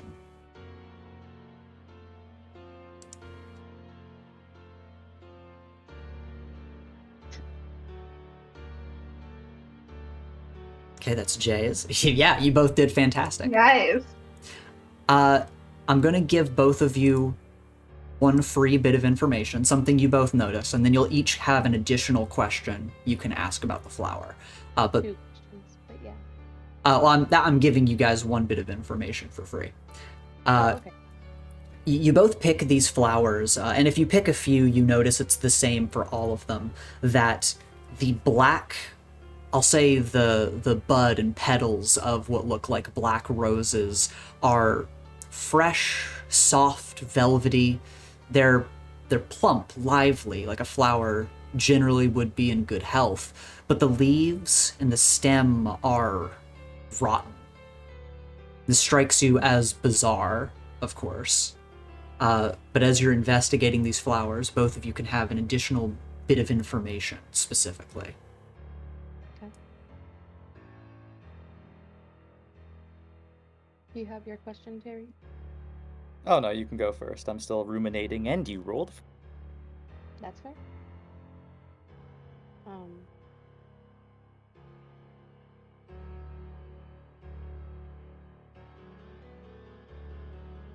don't know how to like phrase it, but I'll actually, with my superior, I'll do kind of the image search thing, Mm-hmm. if that's all right. Yeah. If I could kind of scan it and be like, is this identifiable? Like, what is this flower? What's the name of it? What do we know about it? Type of deal. Yeah, very good thing. You search for this flower, and it looks to you something like maybe a rose or a lily of some kind. Yeah. And you're kind of making some guesses of like what types of flowers it could be. But as you're looking it up online, you don't find any matches. This flower, Reverse image search. yes, I but have nothing. by all accounts, this flower doesn't exist. And you can say that with confidence. All right, I'm pocketing it. Okay? Okay. This is more like a mixture of a test and a question. Terry's like, "This is beautiful," and then he like blows a little bit of like his fear gas on it. How does that react? That's very interesting. Roll to. Well, let's have you roll freak.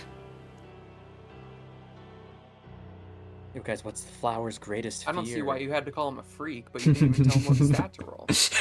Oh. Whoa! I think we're gonna be okay.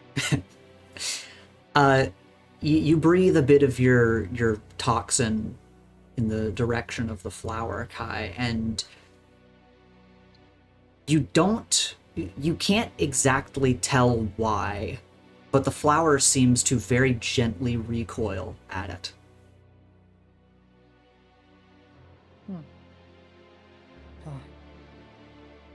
It's me. I know. Regardless, he's gonna pocket it. Okay. And you two did this semi-stealthily. So, you don't draw attention to yourselves or anything. But Lily, as you're kind of like looking back, you notice that a few people are taking these flowers. And when you look at these flowers for long enough, there is a stinging sensation in the back of your head. I don't like that. I had follow-up questions to my ghost question. Okay.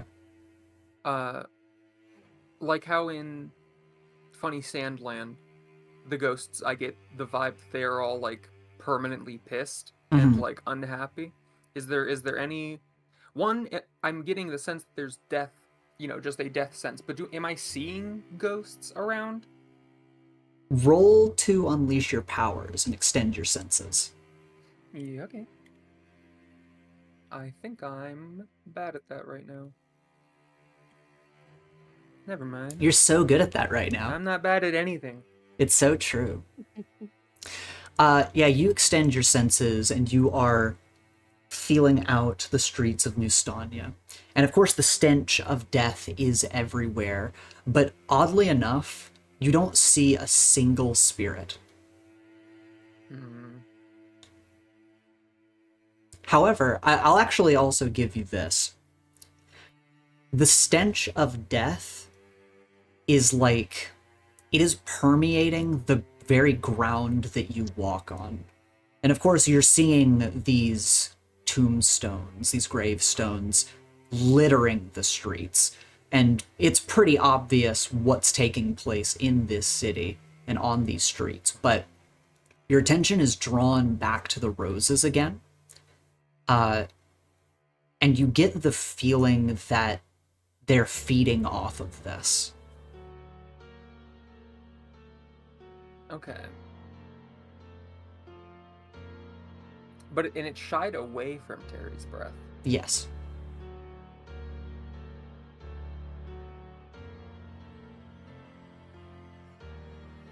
Bizarre. I mean, Terry can carry it if he wants, and Jay probably will be fine. As you guys are moving along the main street, Nightwalker kind of guides you to the side of the road, more out of the way. And he'll speak lowly to the group. I have a general direction for investigation. I believe that the manor we're looking for should be in a higher district, as that is where the kingdom should have originated from. Lily, what are your takes on this? I have one more question about the ghost thing Okay. that I just thought of.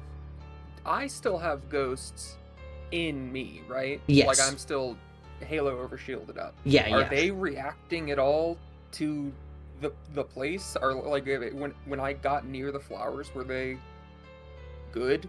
That's a good question.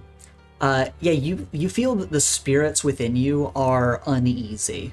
They're staying with you, but it's kind of like if whenever you're confident going into battle, these spirits are strung tight like flexed muscles, right now they're wobbling like jello. Okay. Sorry, and Nightwalker asked me if I have any opinion on the plan. You know, like thoughts about where you should be searching, you know, how you want to go forward. He's given his thought that he believes that we should be aiming at a higher district. Yeah, I mean, that makes sense to me. If that's where it's most likely to be, I'm realizing Gretchen really could have stood to give better directions. I'm also... I don't know, has anyone seen any, like... I don't know, religious iconography? Like, what... I'm trying to get a beat on exactly, or like propaganda of a ruling power or something. I'm trying to get an idea of what this place's opinion on Gretchen even was, to know, I don't know, what kind of preemptively get an idea of what their opinion of me would be. Has anyone seen shit like that? People want to look around for this. I'll let 2 people roll to assess the situation. Are there like people out in the open, like random like people running between like Yeah, areas and stuff? there are robed people moving about the streets. I can't say I'm too knowledgeable about stuff like that, but I could try and check somebody's fear. Somebody's fear? I wouldn't be Yeah. good to assess the situation. Yeah, I mean, that could be good. Yeah, me neither. I can use my goggles and spark if that's helpful. All right. Then I'll have Will assess the situation, and Terry, you can extend your senses with Unleash Your Powers. Yeah, I got like a move for this. We love moves. Do love move. Ooh. Yippee. Fear in your eyes. All right, we'll come back to Terry in a moment. Will, as you're rolling to assess the situation, you get one question as you're looking around. What are you looking for? I also get sharpened eyes because I get 2. True. Is there anything like Lily described, like iconography of like, oh, or like we love Gretchen, or oh, we hate Gretchen? Our superior leader. Yes. You at least definitely see common iconography around, whether it's etched into the sides of buildings or on a banner or maybe on the back of someone's robe, imagery that looks like an eclipse. That's okay. And then I guess my biggest other question would be, is there any, like, because we're in the street, right? And like it goes kind of, I assume it's a hill up, right? Because he said higher district. Right. Is there any like you know how in a kingdom there's usually a castle, like a very big place where like the big person chills at? Mhm. Is there any like bigger building than the rest that's very clearly like, oh, I rule this place? Yes, you do see in the distance a silhouette of, you could call it a castle, you could just call it a massive royal building that seems to be the crown jewel of this city. And you're able to very easily spot it in the distance. Echo mentions, he kind of raises his like 2 fingers and goes, well, I see a lot of eclipses on people's outfits and on the doors and walls over there, and on the back of that person's robe over there. Second thing is there is kind of like a big building over that way, and he points towards like where he saw the big place. Mm-hmm. And Terry, next we'll do your roll real quick. Fear in your eyes on a partial hit. What does that get you? Right now. So on a partial hit, I just get to pick one of these. So the one, like, it's for the rest, I can gain additional danger against target, I can gain influence, I get an opportunity. But the last one is ask one question from Pierce the Mask move. So I just get to ask a Pierce the Mask question. Okay. And my question for this random person who's moving around is, who are you most afraid of? Okay. You feel the same fear from multiple people on the street. And of course, all of these people wear these gold masks and red robes. And when you feel it pinged from one person, that's when you start feeling it pinging from multiple people around them, that they share a similar fear. But oddly enough, the fear that you're feeling almost has a positive sensation that follows it. As you feel that in this place, there are multiple, in your mind, you're kind of conjuring these images, multiple dark, shrouded figures that stand above the capital city, watching down over it. But above them is an even larger silhouette with gleaming eyes. And you feel that the fear drifting through this city, permeating each of its members, seems to be for this one figure on high, but it is followed by a euphoric sense of bliss. Ugh. Yeah. Like, Terry makes like that sound like, oh. That's a new one. Sure, I like how that one. Icky. Yeah. Kind of leans in, like in the group. We got like communicators on, yeah, like, you know, Echo's handy dandy, Yeah. awesome communicator. And Nightwalker also brought some official, just so everyone in the group does have one. Yeah. Hey guys, like, trying to get like a read on like what everyone here is most afraid of. Seems to be the same thing. Yeah, council, shadowy figures, authority figures, I'm assuming, and then someone above all of them, singular. Glowing eyes, scary, not great. The reason I'm being so like dismissive of all that is that there's like almost euphoria mixed in with the fear here, and that's disturbing is the word I'm choosing. Okay. That doesn't really help. Yeah, well, it kind of gives an idea of the command structure they got going on. Nightwalker's glancing around and just says, "Seems that she properly instilled the fear of God in these people." He just kind of keeps his eyes on the road as you all are discussing the information you've gathered.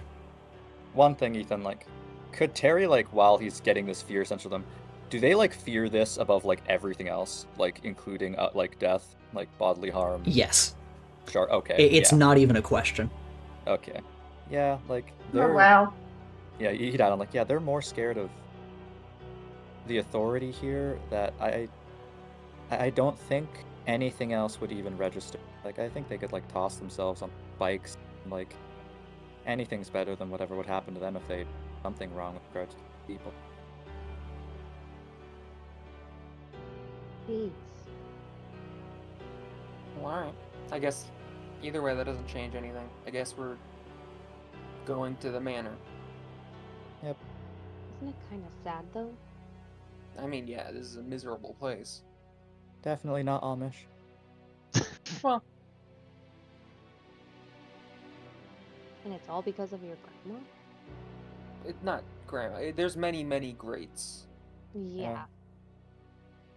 You don't But, think like- the manor's that big building, right? I mean, it probably is. She seemed pretty...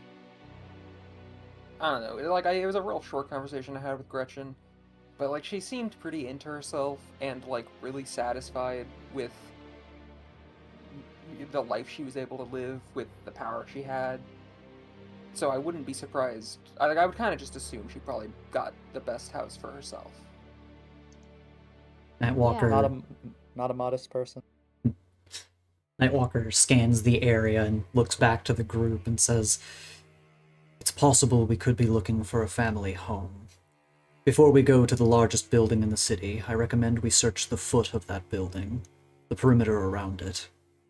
Then we can see what's inside if we don't find anything." Works for me. That makes sense. Sounds like a plan. Yep. As we... I assume we start moving. Yes. As we do, Lily will drop back a bit to get near Echo. Mm-hmm. Squeep? We You move people around, yeah. Echo doesn't know who this is for a second, but then he sees it's Lily and he kind of arches a brow. Hey, by the way, keep an eye on the sky, because I saw one of the Dey'ja, like, fly overhead. It seemed busy. Mostly just to see if we can clear up that last 30%. If you could see one of them, then, you're, like, fucked.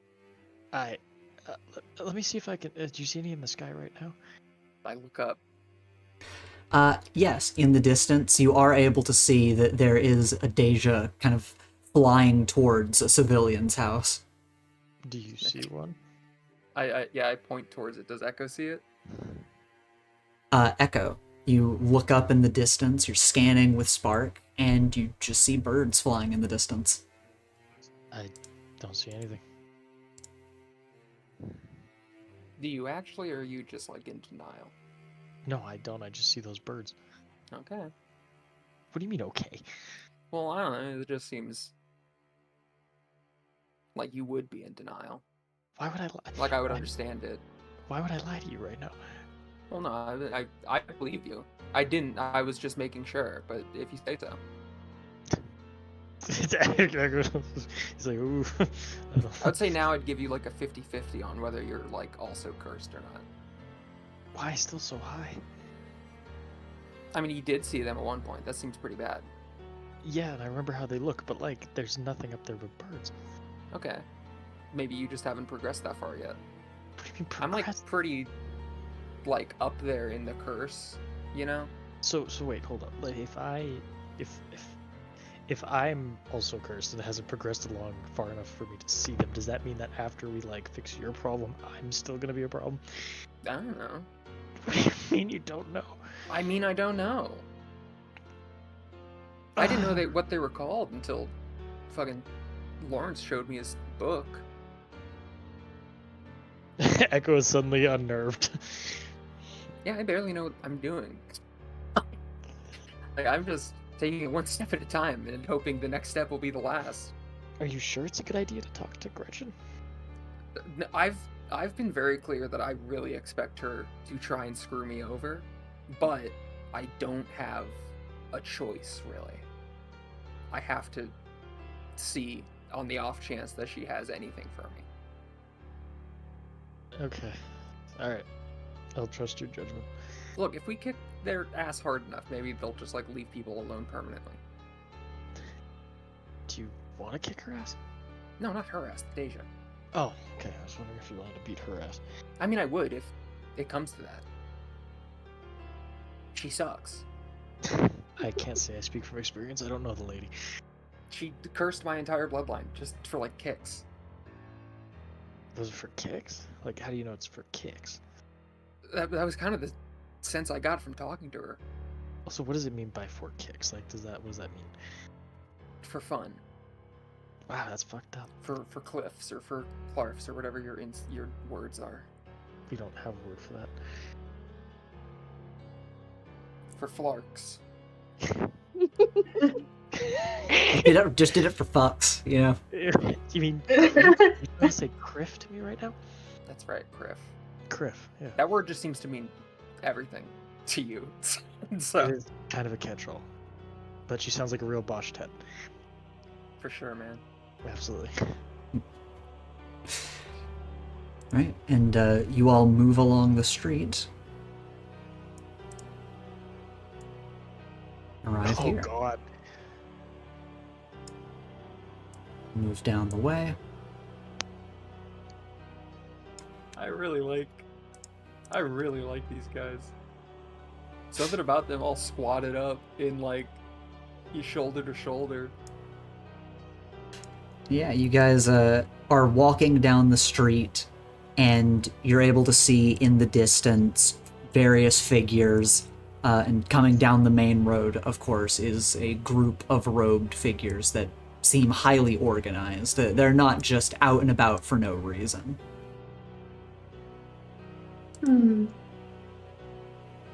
What's the deal with the sun mask looking fellas? That's a good question. You can roll to assess the situation or pierce the mask if you want. Pierce their literal mask. That's going to be true almost everyone in this city. I don't like that you said that. Well, most people are wearing masks, that's all I mean. So I get two questions. Okay. Do they look like just regular civilians, or do they seem like they're elite, like, not elite, but like guards? Like, do they have a very specific designation? Yeah, you can tell from small badges, insignias on them, and just their attire, which is not robe-like. It is very much a uniform that you can assume that this is... these are the guards of the city, basically. Are they armed?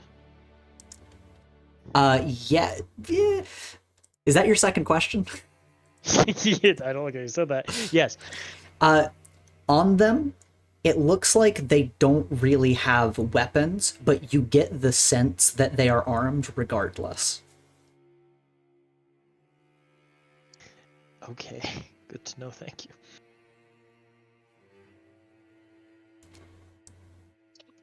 Echo kind of pulls on Lily's cloak for a second. What are the other people doing? Do you want to Are we roll? supposed to, like, get out of their way? Is this like a... Are you asking about the group that's ahead coming down the road? Yeah. Yeah, go ahead and roll to... I'll say pierce the mask on this one, as your Ooh. group is, like, Okay, so moving you ahead. don't want me to succeed. I mean, you know, the group ahead seems very self-important as they're moving down the road, but you don't really get a specific feeling or sense of, like, you know, etiquette or whatever. But if you have a vibe about it, you can always ask someone else to check. If I look to other people, because there are some civilians though, Mm-hmm. what are they doing? Are they like bowing Yeah. or anything? Did they move to the side? So you're looking off in the distance, kind of at the people that are scattered around off to the side. Yeah, closer to where the people going down the road are.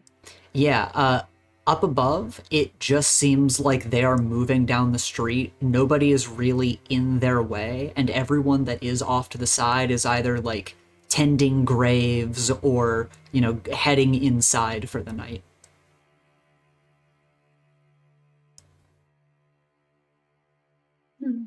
I mean, I'm curious about this person here. Oh, go ahead. I feel like Jay would instinctively see these people coming and kind of step out of the street. Okay. I'm not trying to bump with any important looking people right now, I think. So Jay's gonna walk over here. Okay. Actually, and just look at the graves on the side of the road, kind of looking maybe similar to some of the civilians, but also I'm in like stealth gear.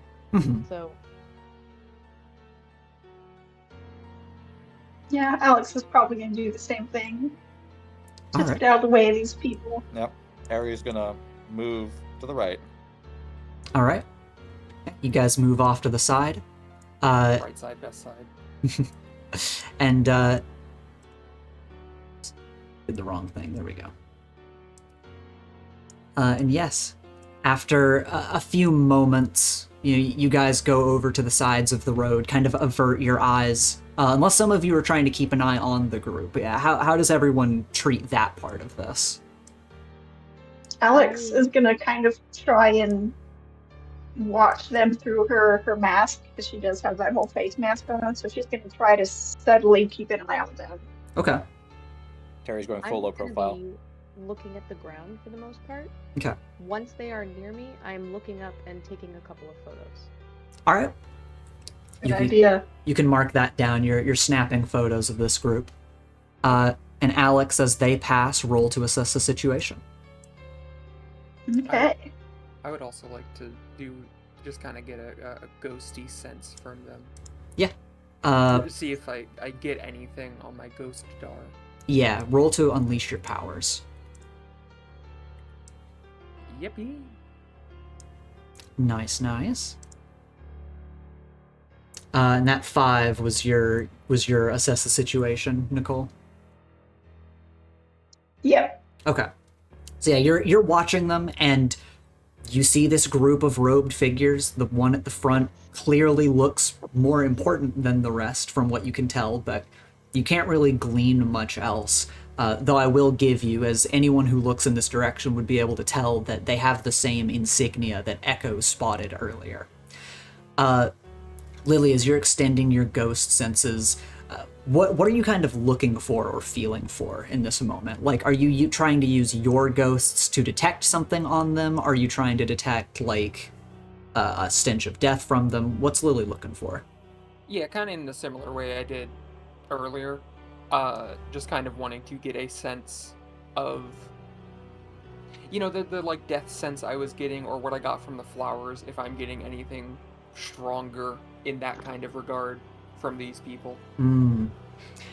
For the most part, from these people, obviously you're feeling them, and they're alive. You can at least confirm that they're not dead, but they do feel stained, is the best way that I'll put it. There's some kind of sense you get about them that, like, you're looking at like a mess in the corner of the room, and you don't really think that you'd be able to clean it, if that makes sense. I'm using a lot of like imagery and vibes to kind of get the feeling across. Okay. And most importantly, the person at the front of the group definitely seems like he has the most of this odor coming off of him. The vibe is off. Yes. It is not good. But, of course, they walk down the road. None of them give any of you any second thought. And they disappear down the road.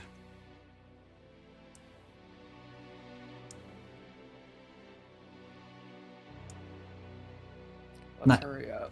This Hey, sucks. hey, Lily. What? Those guys to our right are guards. Do you think they're guarding something important down that road? I don't know. Is that the way we're going to go to the manor? As you're, like, looking ahead, it seems like a lot of roads lead a lot of places. So there are probably a lot of ways to get to where you're going, but this road in particular does look like it is going towards the higher districts. Okay. Well, look, we already have our goal. I don't think thinking too hard about what the people in this place are doing is really gonna change it. Maybe they came from the same place we're going, maybe they didn't. No, I'm just saying, like, maybe that's the way we gotta go if we're trying to get to an important manor, you know? Because they'd probably want to guard it, right? I mean, sure. So that leads to the question, how do we get by them? Do you mean the way... This road here. Are those guards? Mm-hmm. That's what we established. I thought... Echo ID'd them as guards, like guard force, because they have insignias and stuff. And they Oh. also are armed, just not in... I thought those questions were about the dudes walking down the street. No, that was No, these these guys, guys with the the sun masks, fellas. yeah. Oh, okay. Pikey boys. I thought the same, Dakos. Like, yeah. Yeah. I just kind of assumed we were talking about the group we were Approaching gang. talking about. Yeah. There's also someone with a blindfold over their eyes just dead ahead. I mean, people can wear what they want. It's a free country, I think. I don't know if that's true. I don't know if that's true here. We might want to try to figure out if we can get down that road. Okay, so Ethan, were you saying it looks like this road is the road we're gonna have to go down, or this road? Roll to assess the situation for me to Okay. let me kind of specify my answer. I hate Okay. it here. I will be right back. I'm just gonna run to the restroom. As you're looking ahead, Echo's feeling is like, okay, they're like guarding this road. This probably will take us to where we need to go. As you're looking ahead, this city's infrastructure seems confusing enough that you could just about guarantee that there is not one road that will lead to where you need to go, even if that road does take you there. And you're like looking down the main road and you're like, there could be another way to get to where we're going. Yeah, it doesn't even look like there's a whole lot of like fences. We can just go down the other way, and if need be, we can just cut across someone's yard. Okay.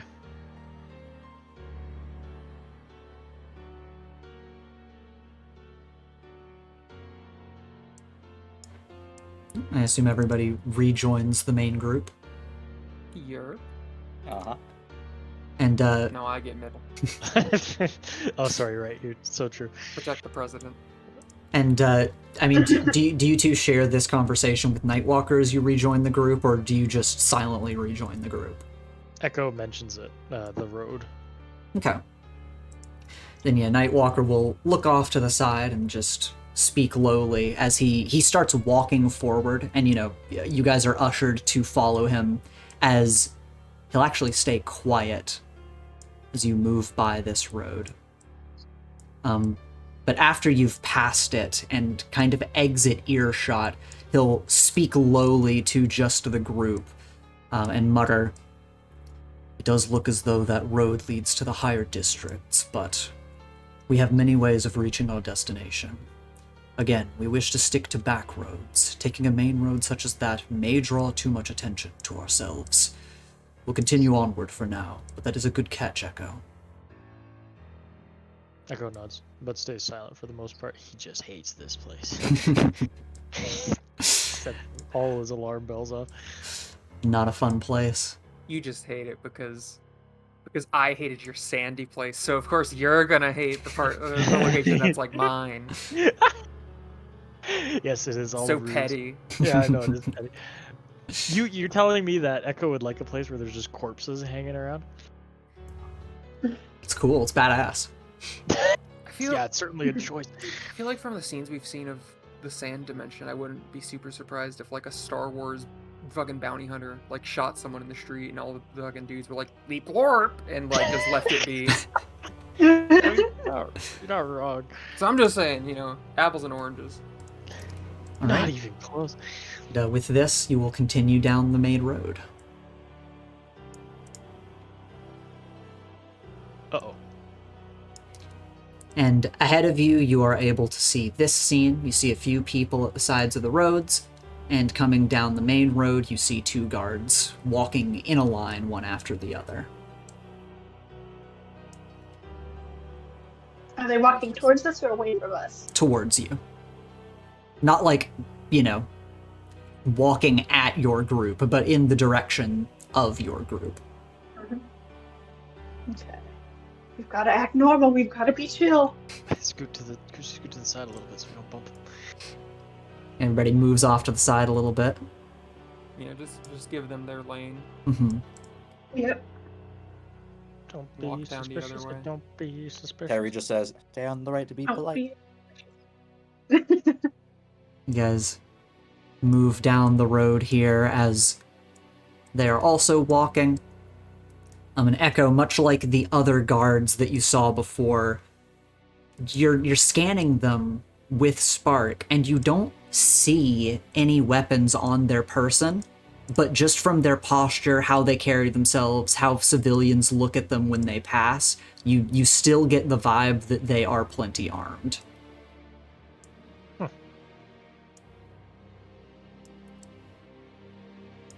And you pass by them and are able to continue down the road here. And at this point, Nightwalker is going to stop, and he will just, without a word, move over to these graves to give them a look. What do you guys want to do? Terry's gonna do the same thing. He's gonna follow Nightwalker and also look at grave. Yeah. I love looking at grave. Echo also kind of like looks at the graves. Olivia, kind of stumbles after you, Lily, and just stays next to you as the guards are going to disappear down the street. And Nightwalker looks over the graves, kind of glances to either side at other groups that are looking over graves. Then he looks over his shoulder and says, "There's a path across the road that leads into what seem to be a series of alleyways. That may be our best bet to cut across to the higher districts."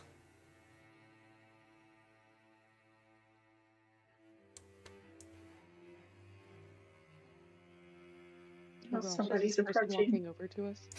And you just see one person is moving between these graves and moves to a grave that's closer to Olivia and Lily. And Nightwalker is standing here silently for a few moments before he moves away. What do they do with the graves? You just look at this person, and this person seems to be tending, kind of placing flowers on the graves and, upkeeping. Okay. So we gotta get past those guys, Echo says, as he kind of gestures behind him. Just don't draw attention to yourselves. We'll move by the two houses off to the side. He stands up and just says, "Follow my lead." Makes his way across the road. Terry follows his lead. Yeah, Echo follows his lead. His door. Yep. Yeah, we're all gonna follow. Olivia stays kind of at the back of the group, tries to stay near Lily.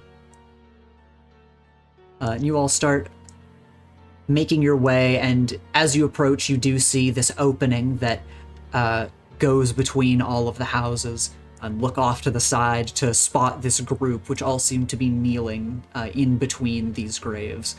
And Lily at the back of the group, as you are approaching this opening to head into the alleyways. On top of this house, you see that there is a Dey'ja perched on top of this house, looking over this group. Can I recognize Dey'ja? Is that the one I saw rushing somewhere earlier? That's an excellent question. Roll Pierce the Mask.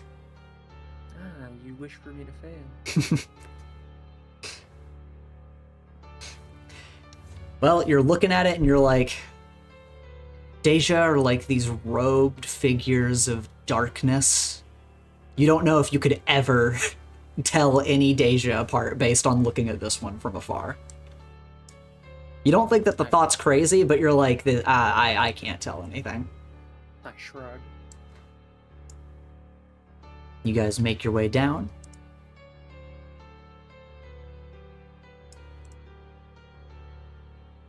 And we head between a few of the streets as Nightwalker kind of guides you between homes, eventually having you arrive here.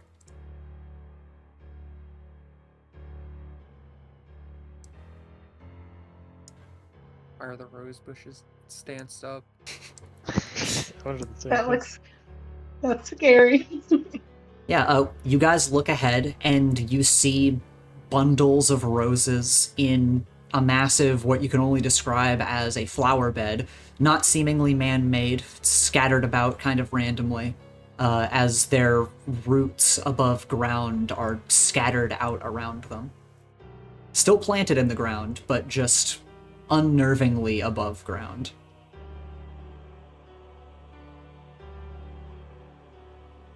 Interesting. Nightwalker just looks around the area and speaks slowly again and says, "Doesn't seem that there's anyone nearby. We can take a moment to catch our breaths before we continue." By the way, I think the roses are like eating spirits or something. Huh? Like nutrition?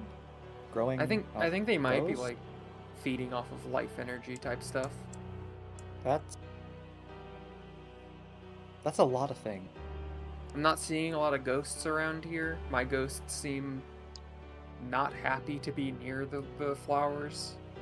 Actually, to be clear, I'm not seeing any ghosts around here. Which is... That's very unusual, given the amount of graves everywhere. Yeah, it is bizarre for like a normal place if I didn't see ghosts around there, let alone a place that is the way this place is. I usually see like 2 on my way to school.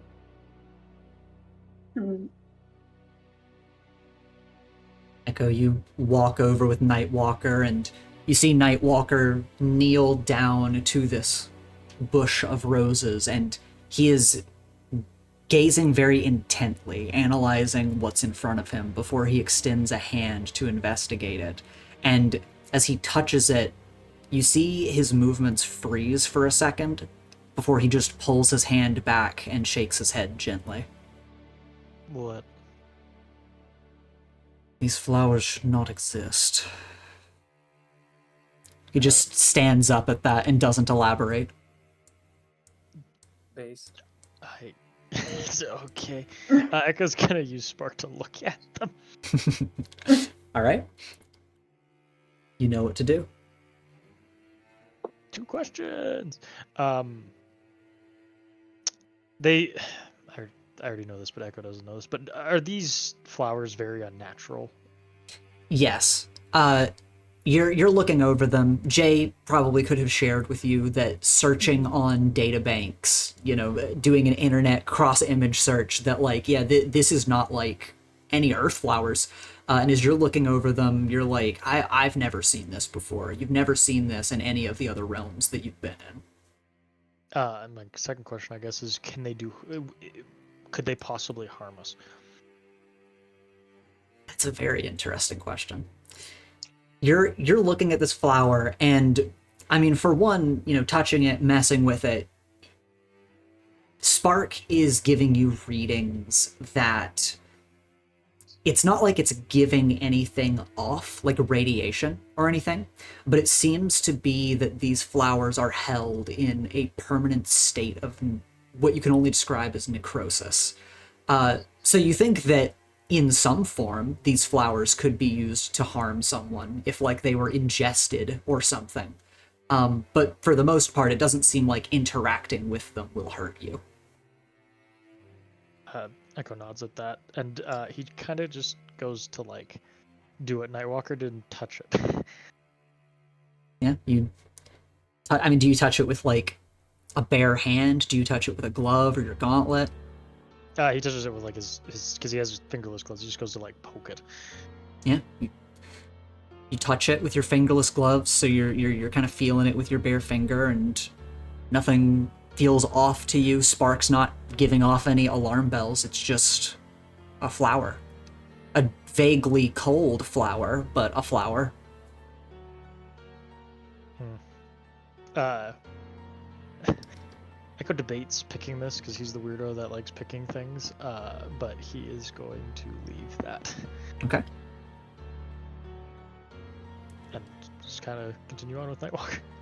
Kind of like dusting his hands off. Mm-hmm.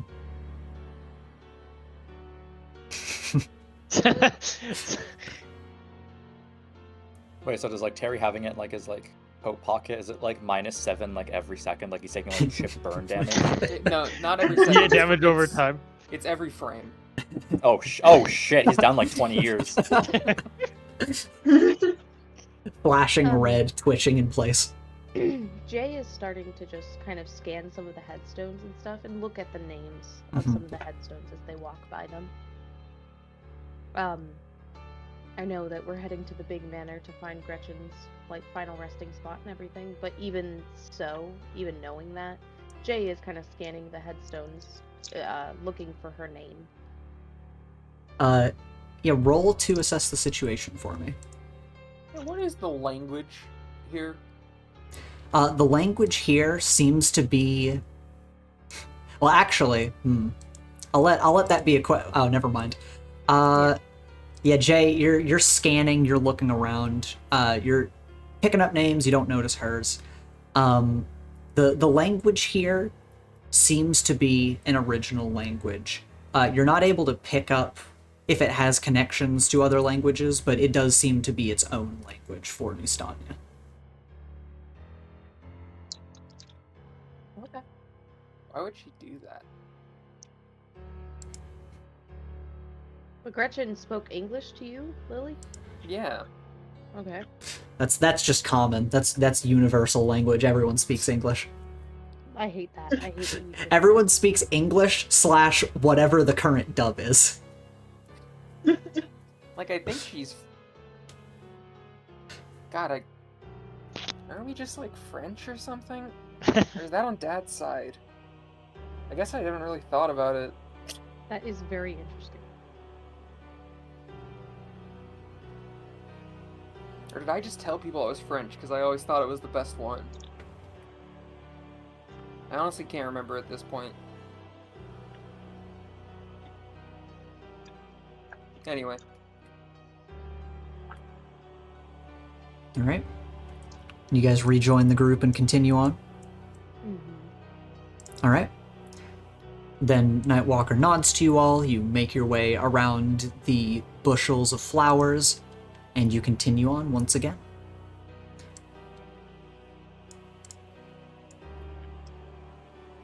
You continue down. Past this hanging guy. Yeah, you continue down the road behind these houses.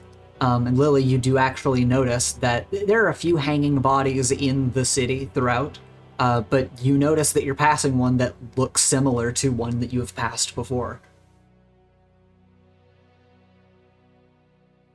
You think Tim? Did we get lost? What were you going to say, Will? Can I ask a very morbid question? Sure. Can I see how this person died? Yeah, roll to assess the situation. That's badass.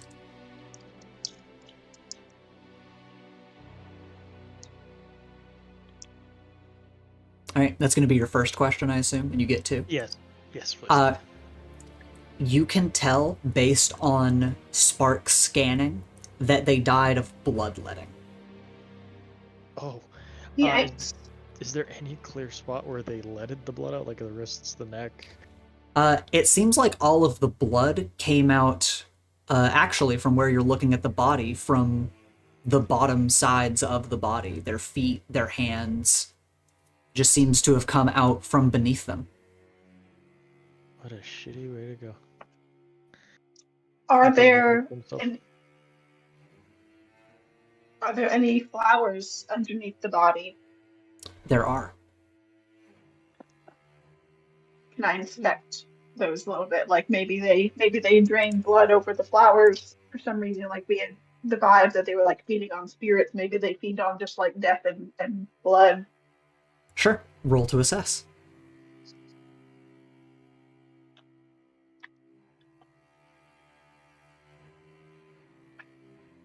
Yay! Finally a hit. Yeah, it seems like in general, you don't really have a sense for death, so you can't feel what Lily feels. But noting their positioning beneath the body and where you can assume blood was being let out of this body, you can assume that this is kind of similar to fertilizing flowers, that they must have also fed on blood. And this could give you a sense that they feed on death in a broader sense. Yikes.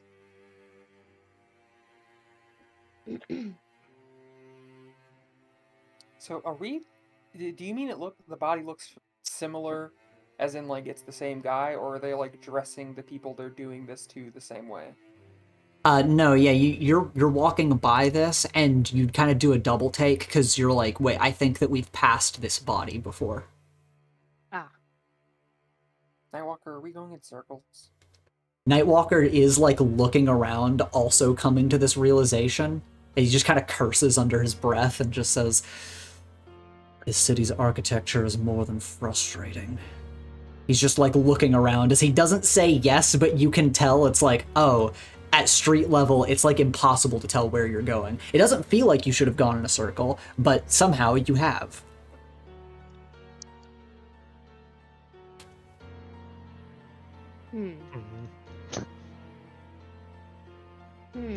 Are we sure it's a circle? Like, here. And Echo kind of kneels down and orients some rocks to make like an X. If we pass that again, we'll know. Nightwalker like watches you leave evidence that we've passed by, but just decides to like, he kind of like moves his foot to make it a little more discreet, like a line of rocks that's just slightly abnormal, and then just nods to you and continues on. Oh yeah, no, that's a good idea. Echo says he just kind of face palms. I like the idea, Echo. Yeah, just the execution. Yeah, I think I've got a good marker to know if we've been here before. I point up to the body. Yeah. That is an easier True. one. A little bit more But what- distinct as well. Yeah, Echo says as he just kind of sighs. He leaves the rocks though, because he liked his idea. And you guys just continue making your way down the road, and a little bit of time passes as Nightwalker is going to take a different side road, go into a different alley, but you guys do end up back in this location. Okay. Are there any people on the sides of the street? At the moment, no. Okay.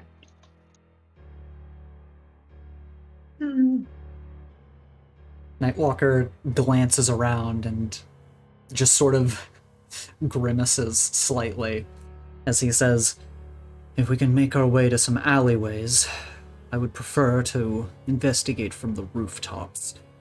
Going at road level has never been satisfactory for gathering information." Isn't going into alleyways how we keep ending up back right here? This time, we will not follow the roads. We will just find a location where I can deposit you all briefly while I go to investigate. I also Alright. can turn into like something small to fly. I can Blend just send in a with one of ghost the up and birds. ask it to look. He'll nod to you both as he quickly ushers you guys into a nearby alley. We will make our way, say, here. And as you go between the houses, they almost seem to bend and distort, though that might just be the eerie vibe of this place. But as Nightwalker, guides you all into this series of alleys, he'll just nod to you both to investigate. I'm actually not going to on second thought because there are Dey'ja around here, and I feel like throwing a ghost up into the air would be like a beacon for them specifically. It's like tossing a fish up to eagles. Yeah, fish up in the air. I'm wondering if the lack of ghosts is because they're being feasted on by flowers, or if it's like there's so many Dey'ja around here they just get picked clean immediately. It's very Stuffed likely. into super hell. Then he'll just look to you, Jay, and he says, Yeah. if you wish to go and investigate, you can. Otherwise, I will also be traversing the rooftops. The rest of you, please stay together. I mean, if you want to stay here, Nightwalker, I also have this grappling hook, and Echo shows him his wrist.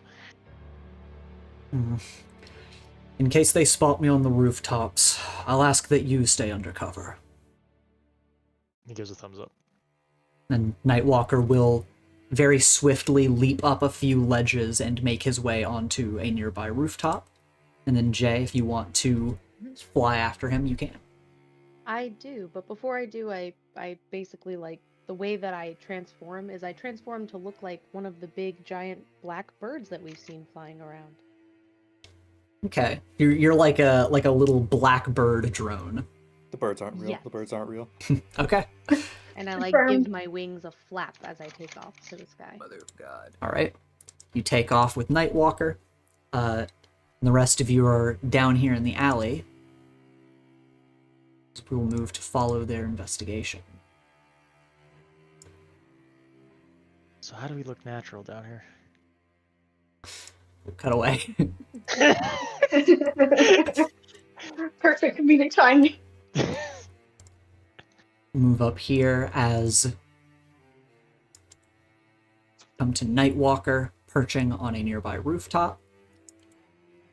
Jay, you fly around as a small drone.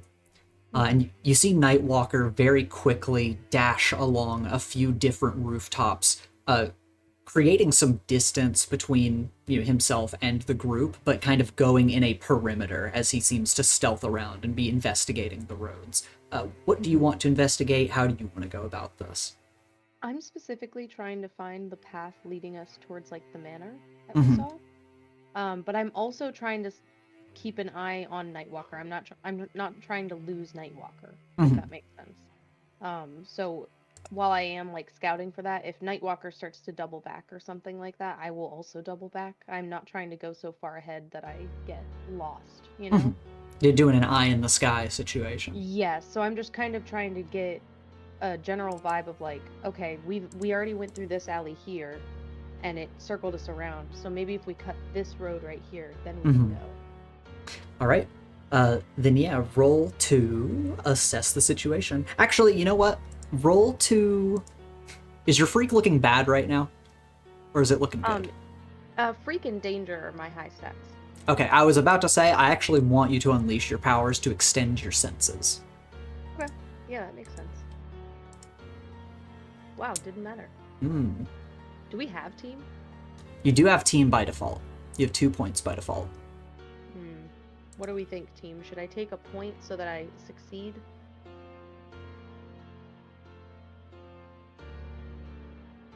No one cares. I'm gonna take it.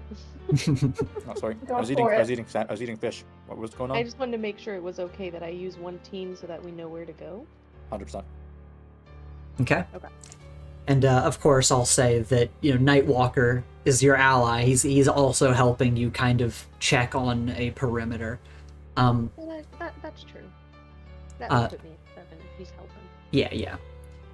So he's going around. He's investigating along the rooftops. You fly into the air and get a view down on the roads. And you're able to tell that it seems like a lot of the roads and even alleyways almost look like purposefully designed to coil back on themselves. Like the whole city just seems very confusingly designed, except for, of course, the main road, which leads up and deep into the city. Okay. As you're flying around, of course, you are much higher up than Nightwalker, so while Nightwalker helps you gain that bit of information, you are able to see off into the distance the silhouetted massive building that Echo pointed out. Of course, it is like the centerpiece to this place. But you also notice that in the higher districts, there's an area that seems not even just less cluttered with buildings, but it almost looks empty from here. The large building does? An area in the higher district there is an area up there that doesn't just look like there are less buildings, it looks like it's empty from here. Like literally an empty zone. Yeah, like there's just a zone up there that doesn't seem to have anything in it. Okay. That's very interesting. I'm gonna circle back to Nightwalker and inform him of that, basically. Okay. Yeah, you fly back down to him, and he's like perched in the shadows of another tower on this roof. And of course, the moon still hangs in the sky as you come down to him, and he looks to you for your report. Yep. Also, I want to say this scene looks so cool. I am just a big ass bird talking to Nightwalker right now. It's badass. My beak opens. I noticed that there's an empty area by the way that we're heading towards the manor. It's completely empty. Just there's nothing there. Nothing I can see from up here anyway. This was in the higher district at the foot of the castle. Yes. He thinks over this for a moment, and then he nods and says, "That's where we will go." I noticed that all the graves for people are in front of houses. I wonder if that's what we're looking for. Perhaps it is. If Lily's family has been racked with misfortune for as long as they have, that area will be of interest. I think that I should stay up here while you escort them on the ground. That way I can make sure we don't get turned around again. And if anything goes wrong, I can always just swoop down and join you. He nods. Very well. I will drop down and inform the others. He will almost seem to vanish from in front of you. I'm a fucking bird, man. That's so cool. I feel so cool. I take off. Bro, you've always been a bird. I've always been a bird. This is your true form. This is what I was meant to be. As we make our way back down, Nightwalker drops next to the group, and he catches you all up on what Jay found, and basically that as he was going along the rooftops, he also saw that these roads coil back in on themselves. And he comments that Jay is going to be giving us directions to make our way to this empty area in the higher district, though something about the architecture of this place unnerves me, the infrastructure here. It is possible that mapping out a path and making our way even through the sewers would be more direct. The sewers wouldn't need to coil in on themselves like these roads do, though it's possible that they were even insane enough to do such a thing. This place has plumbing? He nods and kind of gestures over to what is nearby, like basically an equivalent of a manhole. Huh. God, that sounds awful.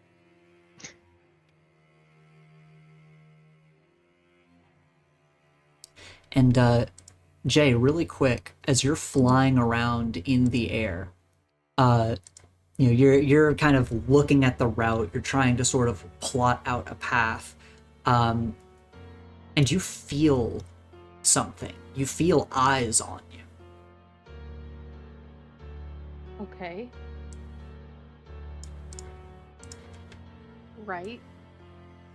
And as you're flying around, roll to unleash your powers again. Oh, okay. Man. Oh no. I rolled 2 ones. You feel eyes on you, and as you look around, you can't tell where they're watching you from, but you know that something is watching you. Okay. Because I'm too big of a bird? That's hard to say. Yeah, but I was already feeling watched when we were in the town, so I don't know if this would, like, make me stop being a bird. Mm-hmm. Like that was already something that I was feeling was watched because of that was already something talked about. So I'm like, oh, I don't know. Mm-hmm. Do you communicate this, or are you going to keep flying? I mean, I would communicate it and see what the group thinks. I would just basically be like, I've got a weird feeling, Mhm. but I wouldn't say much beyond that. Okay. Jay just calms in and says, "I've got like a weird feeling," and kind of leaves it I at that. Four. feel like someone's watching me. Are you guys Like- feeling that down there? Are we feeling that down there? No, you look around, and the alleyways that you're standing in are empty. No, I'm fine. I'm not feeling watched any more than normal. No, You might nothing wanna start- unusual. Might want to start moving. I don't Nightwalker. know Yeah. either. Nightwalker will nod and start just kind of moving forward with the group. Jay is leading the way. Mm-hmm. Yeah, you start giving some directions, moving through the alleyways.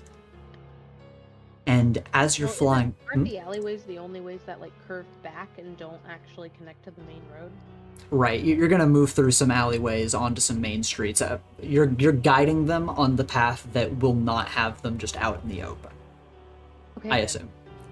Yeah. But yeah, you start guiding them along. And back up in the air with Jay, as you are flying around, you notice something. You see a few figures leap up to a nearby rooftop. All right. Uh-oh. Right. These guys just fucking hate birds. Bird haters. Respect. How would they even know? You're flying up above, you're guiding your group, quietly, succinctly, and you watch them going around the streets below. And you watch as these guards jump up onto the roofs, but they're not looking at you. It seems like they are scouring the areas around them, looking around these buildings, and very slowly moving in the direction of the group, despite seemingly randomly searching their areas. To comms, I'm just gonna go, hey guys, we've got some guards on the roof. They seem to be following us. I don't know if it's on purpose or what, but something I think I'll do for a second here Mm-hmm. is just to see, I'm gonna say, hold on one second. Keep heading forward on this street and stop when you get to that light at the end. Like, kind of giving them a direction, because Jay is gonna dip to the left for a second to see if they are following them on the roof. Like, if the guards start heading after Jay, then Jay knows that they're the one that kind of is being followed. But if they're heading after the group still, then they'll know that, you know what I mean? I'm trying to suss out who they're following. Yeah. Roll to provoke someone. You want me to provoke? Which one is that? Superior. Yeah, I guess so. Yeah. Oh, That's a full hit. I'll take it. Yeah, you guide the group to go down a specific route, and you kind of fly off to the side in order to split off. And you notice that the guards that were kind of closing in on the group start moving more generally in your direction, though they don't, they're not like looking up at you. It's not like they've noticed you and are chasing you, but they are moving in your direction. All right. Beautiful. What I would like to do then is I would like to look around for another flock of birds in the sky. Like, Mhm. after they've moved a good deal. I'm gonna like say in comms, like, all right, I've got them following me. Just stay near the main road so you don't get turned around. And I'm going to try and join a group of birds for a second. Okay. And then be able to like dip back to the group. Once I they're see. off the trail good enough amount, All right. you know? Makes sense. Yeah, you successfully join a flock of birds and kind of fly off into the distance. These guards following the vague direction of this flock of birds, and eventually you're able to dip back down into the shadows. And you're able to rejoin the group in their general area. Now, are you wanting to dip fully back down and jump into the group, or are you wanting to still fly in the air? No, I am still flying. Okay. And yeah, you continue to guide the group along a few of these roads here, flying up in the air, and eventually you reach a point where the districts kind of cross over, and you guys will be making your way close to a main road in order to head up into the higher districts. Mm-hmm. Bird clutch. Oh. Bird clutch. Double. This is what nature is like. This is what nature is like. It's beautiful. It's beautiful. Gorgeous. But yeah, you guys make it to the edge of the higher district. Nightwalker's kind of going to pull everyone off to the side of the road here, and just on comm so that Jay is also able to hear, just say, let's take a quick break. We've been traveling for a bit.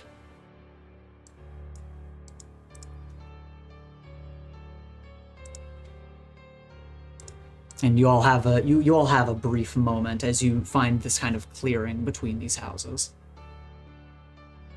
Oh, Okay.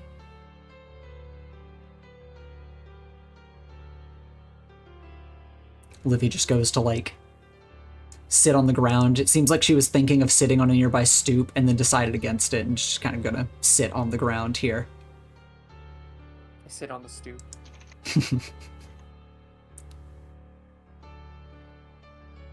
Jay, Harry's just standing there.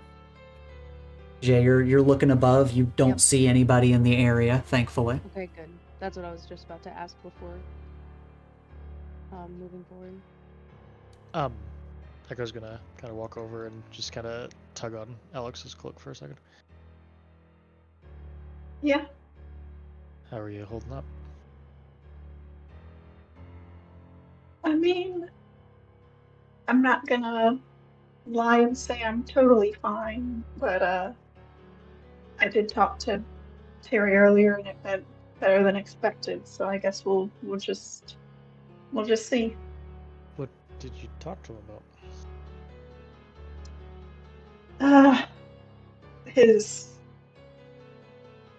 fear toxin was a large part of what caused the incident at school, where I tore down the whole cafeteria and everything. Mm-hmm. So he's not exactly in my good book right now, but he seems like he's going to try to be cautious with, what he does and who he trusts with his fear toxin. So hopefully nothing else will happen like that again. Echo gives her like a little kind of nudge. Just keep your head up, alright? Yeah, you too. Gives her a small like thumbs up and a smile. You can tell under his like face mask. Yeah, and you take care of yourself too. I know it was rough for you too. Yeah, but I didn't kill anyone in regards to Kenzie, so that's good news. Yeah. We just never should have been put in that situation to begin with, but what's done is done at this point. Yeah. Well, sometimes you just gotta put one foot in front of the other and keep going. Yeah. And just hope we don't wind up back at the same place again. Yeah.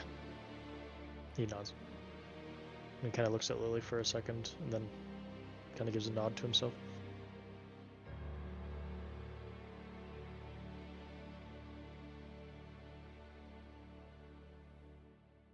Nightwalker stands off to the side of the group and, unless anyone has any other little talks or things they want to do, he'll start to get up and prepare himself to continue on.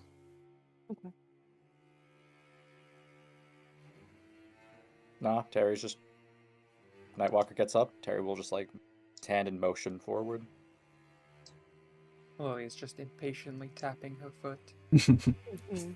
Olivia looks at you tapping your foot and like quickly scrambles to get up and rejoin the group. Nightwalker will get up, nod to the group, then beep on comms and just say, "All right, Jay, we're continuing." Roger that. And Jay kind of stops circling with. I imagine that these moments are kind of fun in the sense where, like, Jay joins other birds whenever you guys are stopping, or whenever they're just trying to be not as sus. And then in comms will just be like, all right, this way, and you'll see the bird like swoop, and it's just slightly bigger than all the other birds. Just see Jay dipping in and out of these little batches of birds kind of zipping across the sky. Yeah, like the idea that there's like maybe 10 birds that are just sitting on like the tall pitch of a roof. And then Nightwalker is just like, okay, it's time to go. And then you just literally see this one of them take off from that pitch and like go right in front of you and swoop forward. Just like low enough for you to be like, yeah, that's Jay. And you once again take off and start giving some guidance. And you're able to see that the path ahead, you have two options of either navigating them onto the main road, where it does look like, there are some guards, there are some more people in robes, or you can continue them down another set of alleys that go between some of the houses, though it gets pretty narrow as it goes up into the higher district. But it seems like both paths basically lead in the direction that you're wanting them to go. And on the main road, am I seeing people? Are there more like guards on the main road right there? There are, yeah. I'm gonna start circling just a little bit and just say, what do you think? Should we stay on the main road with a couple of guards there, or should we ditch into one of the alleys? But the alleys are pretty slim. If we start to get chased, it might be difficult. I do not want to get looped back again by going into another alleyway. Alright. I'm gonna lead them down the main road. Okay. Can we do the vote for who we think the leader is, or is that not until a fight happens? That's not until a fight happens. Okay. Quick, punch someone. Someone. Beat someone up. This. And we've got the same map here, but it's not the same body. It's a different body this time. As you guys... I checked the rocks on the floor. Yeah, you guys are continuing forward back out onto the main road. You do see that there are some guards patrolling the area as you have entered the higher district of Maach. And Jay, of course, is still flying overhead in a flock of birds as you make your way onto the street and carefully make your way down the road. Beautiful.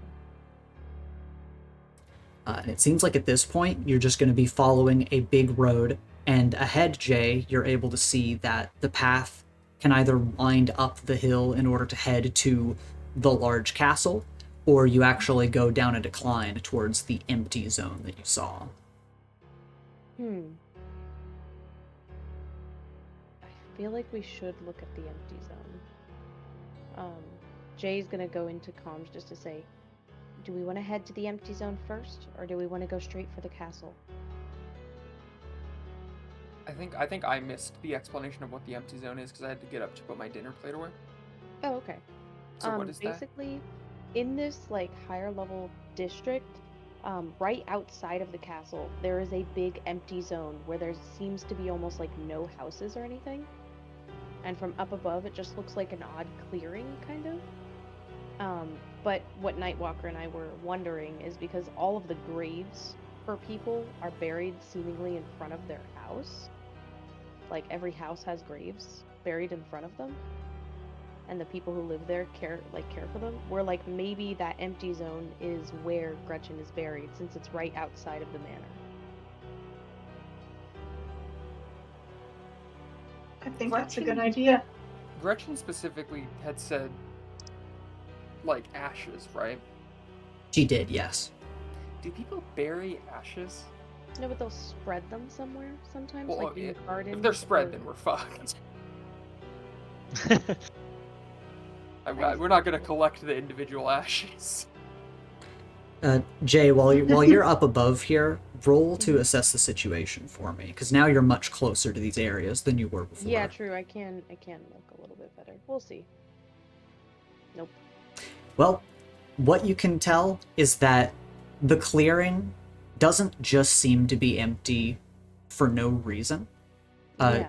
You do see that there are a lot of buildings at the edges of this clearing that look like they have fire damage, and there is actually a building deep in this area, but you can't really tell more than that. Do the buildings look different than the other buildings? The one building that you see does seem to be much larger. It's not like the regular, even if they're bigger, nicer houses for the upper district, it seems to be much larger than the rest. And this is right outside of like the castle, right? It's like at the foot of a hill that's at the bottom of the castle. Yeah, it is very close. Okay, but it is close. Okay. I just have a feeling. I just want Gretchen's ashes, and I don't know. I would more so think they would be in the castle than just in a clearing, but if the group wants to go see the clearing, then... Now that I'm looking closer at it, the buildings look different. Do you think it could be, I'm actually losing the word in my head. What is there's like buildings that usually have people's ashes in it. Catacombs? Like a mausoleum. A mausoleum. Thank you. You think it might be a mausoleum? It might be. Yeah, I think it's worth checking out before we get into exploring the whole castle. I'm gonna say that I'm gonna lead them to that road that leads them like straight to the clearing, and then can I swoop ahead real fast just to get a closer look at it? You can, yes. Cool. Yeah, That you're way if I fly above it and it's just full of a bunch of guards, I'll be like, actually, maybe not. Yeah, no, the area is well ahead. You know, it's going to be quite the walk to get there, as it is everywhere here. But when you're looking ahead and you're getting a bit closer, you're able to see that the building that is in the midst of this large open area, it doesn't look like a mausoleum. It does look like a massive house, the remains of one, anyway, as it is just, it has been irreversibly damaged by what you can assume was a massive fire, like everything else at the edges of this area. But it doesn't seem to have completely collapsed. Are there And- any graves in front of it? There are many graves scattered around it, but it doesn't seem like there's anyone in that area.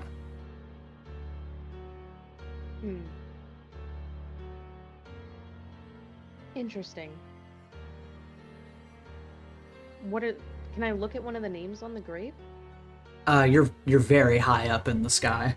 Do you want to go Yeah. down to the area? Can I swoop down for a moment to look at like one of the names and then fly back up? Yeah, you can. Yeah, you swoop down and you see a lot of names on all of the graves, but you do see the surname Fox. Oh, I do see it. You do. In the comms, as soon as I swoop back up and start heading back to them, I'm going to say, Lily, in this clearing, I see your last name. Okay. It's on one of the graves. Was it just one of the graves or a bunch of the graves? It was all of the graves that you see in that area. All of them. Yeah, a lot of members of my family have died, yes. You don't think it's worth visiting here? I would more... We can just visit it. Let's just go. Alright, I lead them there. Okay. You guide them down these streets, making your way in this direction. Eyes ahead towards the destination. The group is moving together. And And Lily, where are you at in the group? What are you thinking? What are you feeling in this moment? I don't think ashes are buried. I think this will be not a directly good use of time, but I figure might as well cross it off the list. And yeah, like, are you like communicating to anyone in the group? Are you standing like at the back, at the front, kind of in the middle? Like, what's up with Lily right now? I mean, she would be walking. I don't know if I or Lily would put much thought into where exactly she would be walking. I guess back of the group, probably just next to Olivia. Okay. Then yeah, you're walking kind of next to Olivia. I'll actually get her next to you here. And as you guys are walking, she's kind of like glancing around, head on a swivel, as you guys make your way down this street. You see a guard pass here. You see someone in a robe in a group off to the side, praying, kneeling by some graves.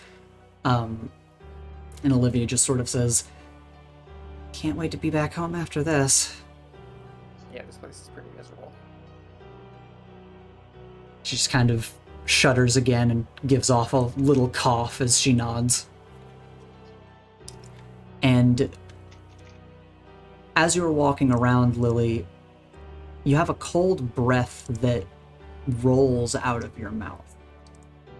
And you get a chill that runs up your spine. And without warning, as you pass by a gap between the houses, countless inky black hands will lurch from the shadows, grasping towards you. And I want you to roll to take a powerful blow. Homina.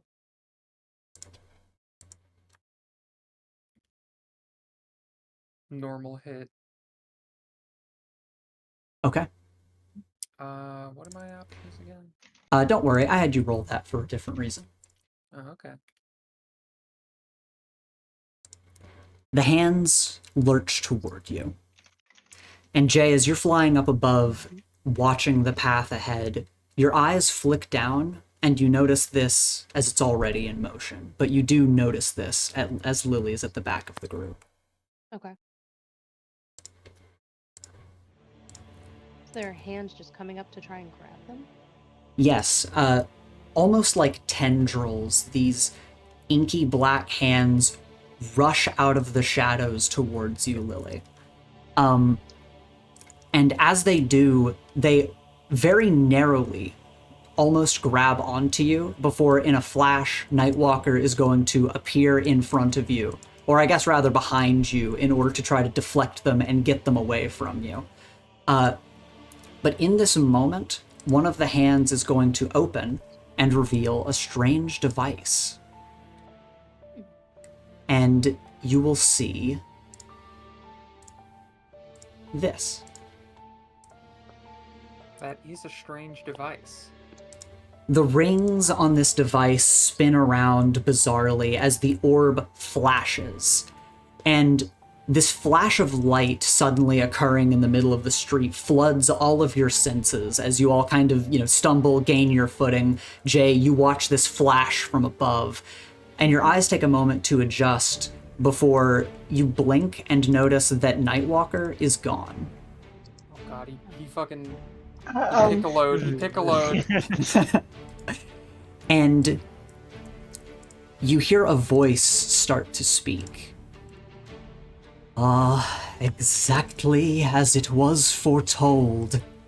As footsteps kind of start coming out of the alleyway. And you see this figure. Okay. This person. And I will share this handout.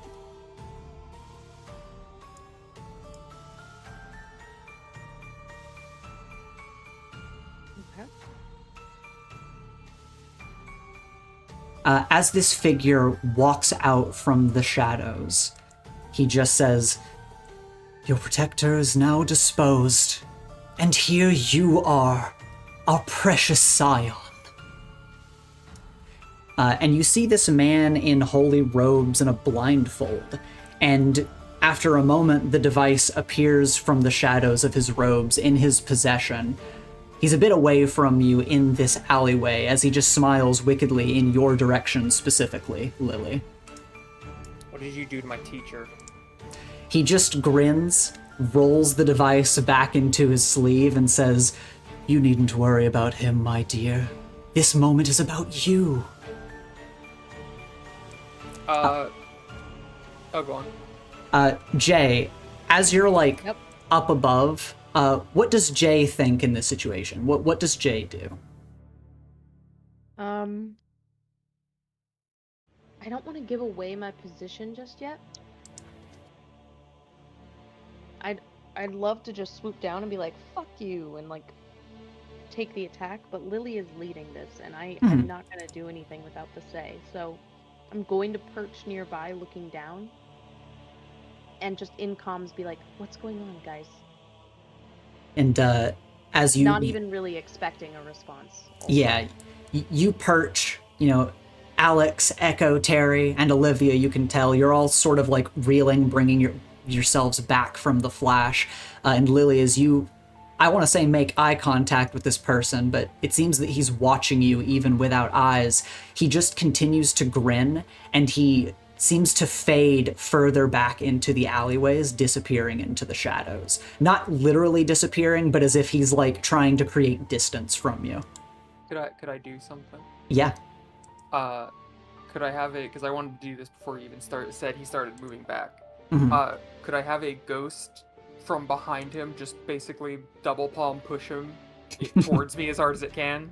And as I take a step forward, and I'm just gonna try to swing to kick him. Okay. Yeah, he tries to move away from you. A spirit pushes him in your direction. You're going to rush towards him to try to kick him, and he grins widely as he is going to snap his fingers. And the shadows of these twisted houses around you are going to deepen and coagulate. And something is suddenly going to block your path.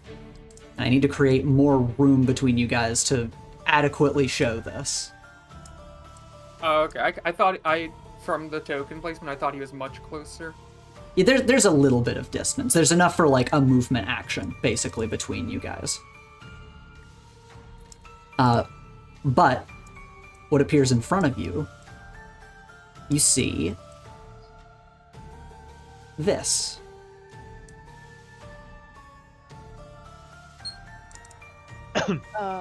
Oh no, our shadow No. self. That's sick. He was also a shadow bird. And the shadows rise from the ground in front of you, eyes gleaming red. Your shadows stare you down, and the seer calls out with a rapturous delight. "The second coming is nigh. Now, my shadow puppets, dance!" And I want everyone to message me about who they think the leader is as you enter into a battle. We're gonna have problems here if we don't have a consensus. We're not linked here.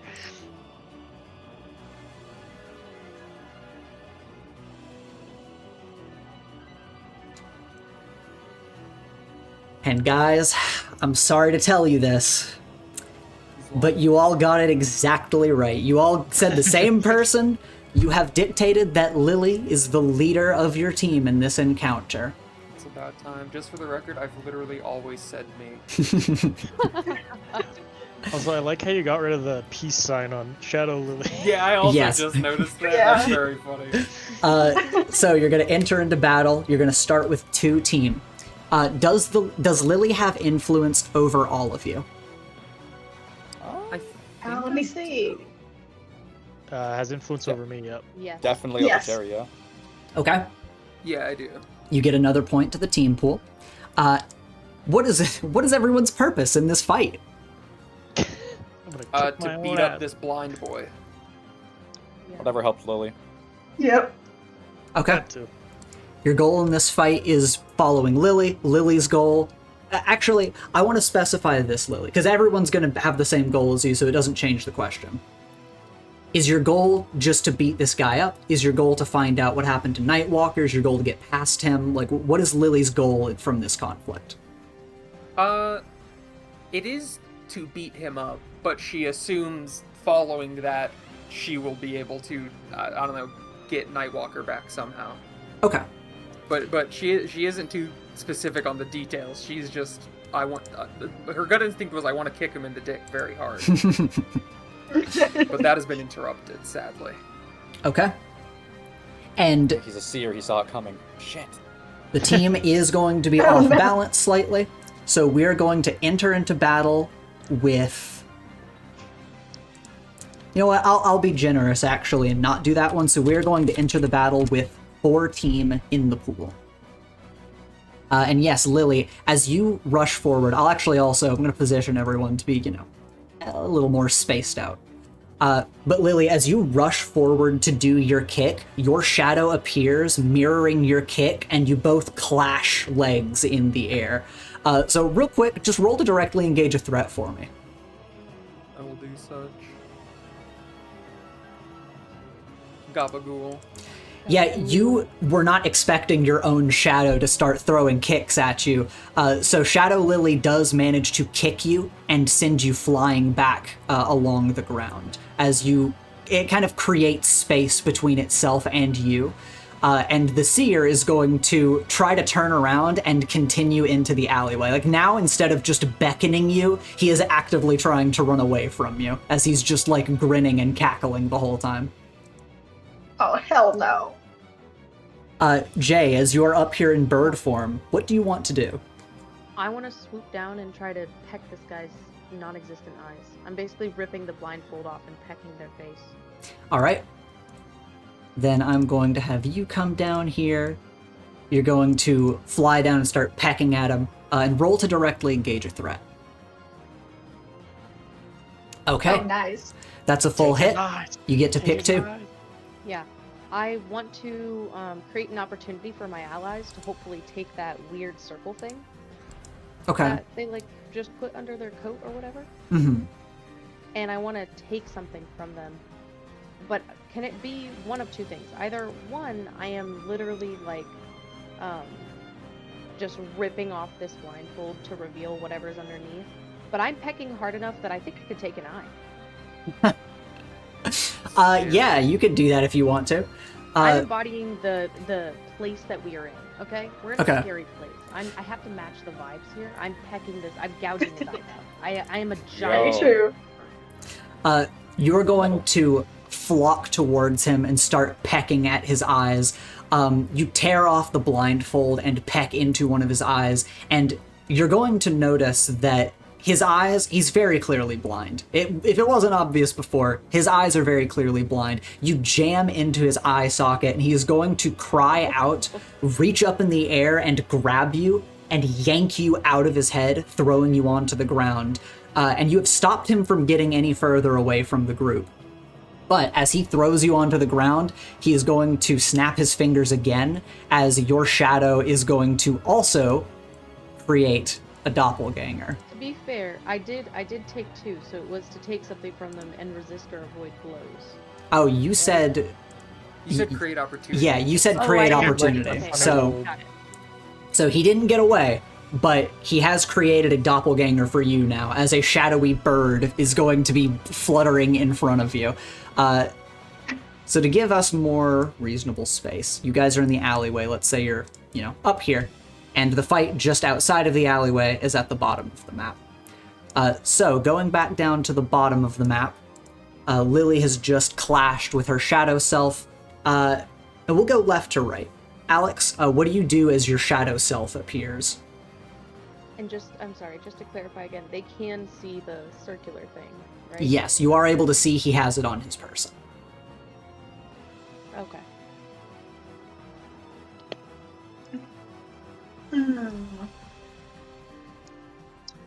Part of me wants to try and roll to get some burn, but I have 4 conditions, so if I miss, then I'm out.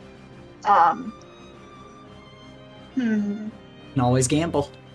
I wonder if that'll take out your shadow as well. Probably not.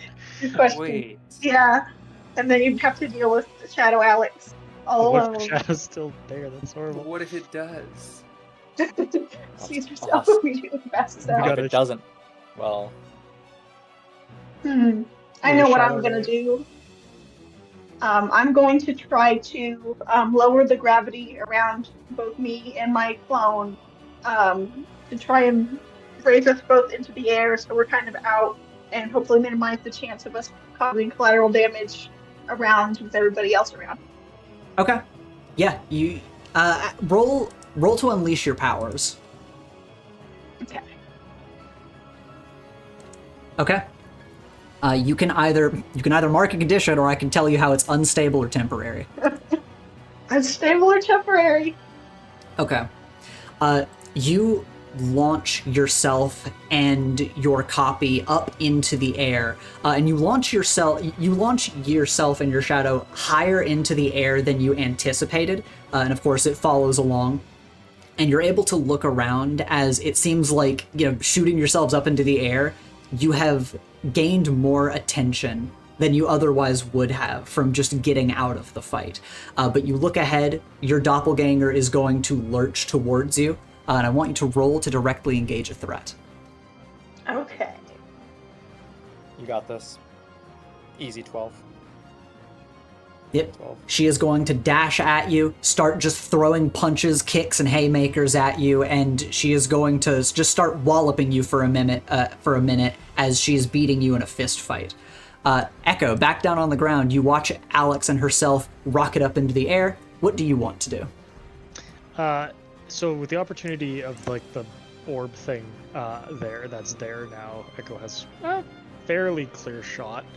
Can he use his grappling hook, which has never worked, but I'm gonna try anyways because I want it to work really bad, to try to grab that thing and pull it to him?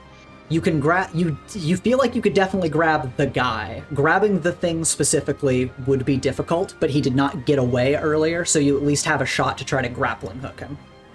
Sure, let's do that. But if you roll double sixes, maybe. So that will be, I guess, just freak. yes. Let's have you Do roll want freak. Superior because I'm taking a shot. No, that it can be freak. It can be freak. Does this guy underestimate Echo? Yes, does you follow my question? He does. He does underestimate. He underestimates all of you. Even me, I'm like the Scion or whatever he said. Well, you're different. You're different. You're not like these peasants. Yay. I just realized I can't call the cavalry because I can't use my portals. God damn it! I can't summon my fucking golem. All right. Littlest Space Bandit. What does that do for you? So that's Unfortunately. basically if he underestimates me, I can roll superior instead of danger. Or not, sorry. It was freak, not superior. My bad. Yes. That was only danger. My bad. I gotta roll freak. That was on me. But I can take that roll too. That was on my fault. Yeah, no, that's fine. That's fine. All right. So you can either mark a condition, or I will tell you how it's unstable or temporary. Unstable or temporary, I feel. Okay. You launch a grappling hook in his direction and manage to grapple onto him, pulling him back out into, like, basically the alleyway itself. He is in the area between the two battles as you're pulling him closer. However, your doppelganger is going to fire its grappling hook at you and yank you toward it. So while Alex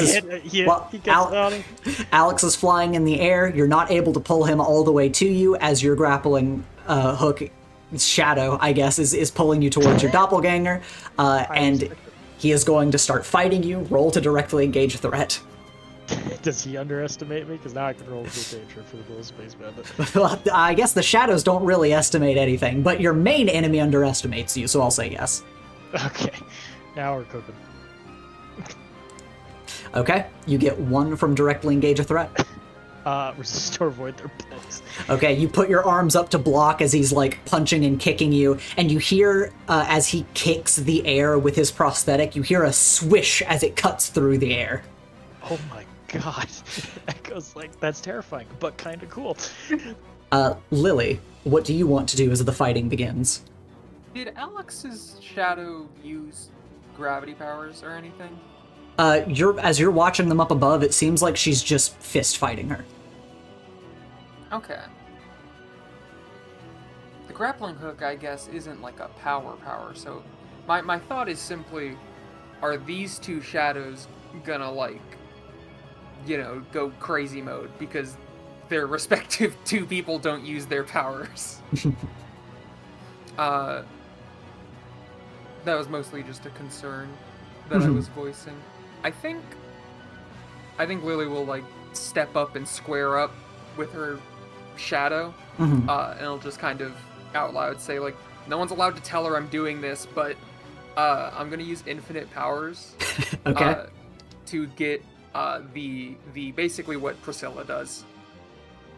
Oh, like to create copies? The light control, like big, light. Oh, shit. okay, yeah. I just want to burst, light from my hands. I'm doing a Krillin flash. Okay. And she doesn't want anyone to tell Priscilla that she's copying her moves. Yeah, fair enough. All right. You're going to pull out the flashbang and roll to unleash your powers for me. I will do such a thing.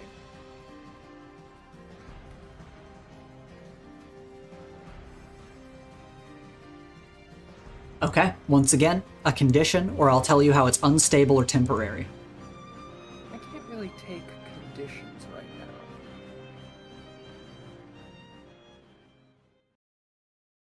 now. Yeah, I'll just do unstable and temporary. Okay. You create a bright flash of light, and it does seem that while it doesn't, like, eviscerate the shadows, it seems like they're made of more than just shadows. It does seem to weaken them, but it only gives a brief moment that it is stunning them as you are using it in this way.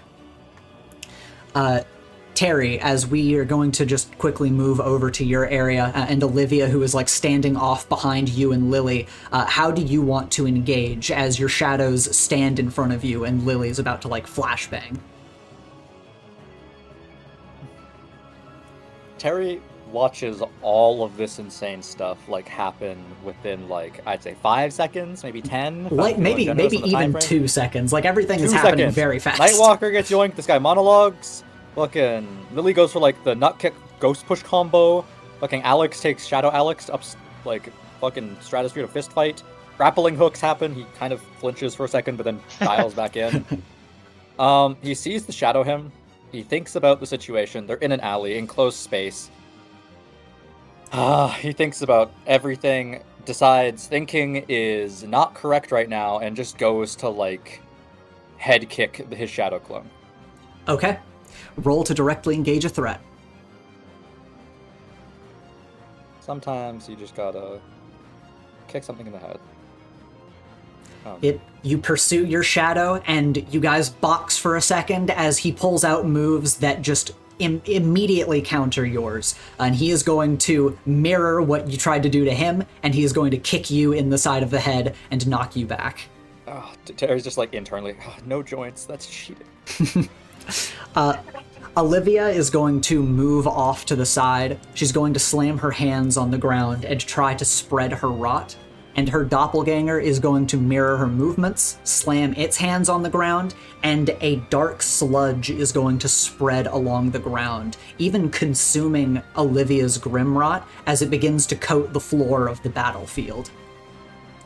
That's disgusting. The flashbang happens, the spreading of the sludge freezes, the fight's going on, all of you get a moment so that, your shadows kind of stop beating your asses and put you back to neutral. Jay, as you're fluttering around as a bird and the shadow bird is in front of you, what do you want to do as this flash happens? I noticed, because Echo wasn't able to take the sear thing. Mm-hmm. But I know where it's at. So in this moment of like neutral and I'm like here fluttering, I want to just attempt to like grab it and fly up and off. Okay. As you're going to fly towards him, your shadow bird will try to get in your way, so I want you to roll to directly engage a threat.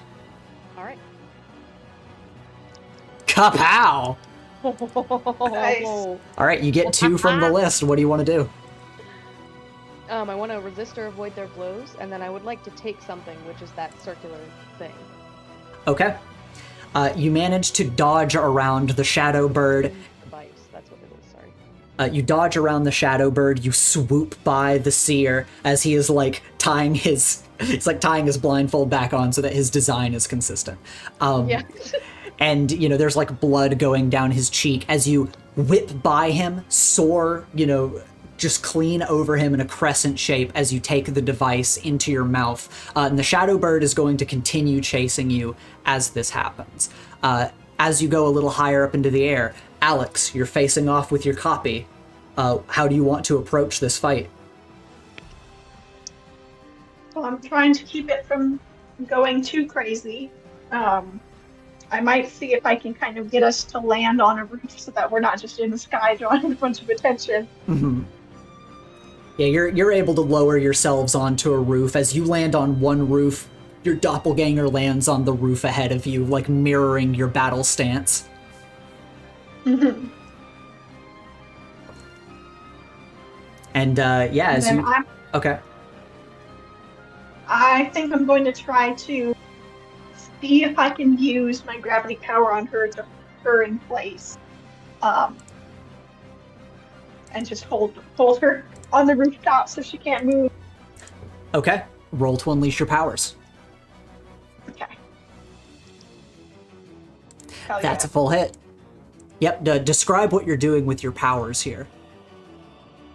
I'm increasing the gravity in the spot right around my copy. So she basically feels super heavy, maybe even like falls to her knees and just physically doesn't have the strength to move. Okay.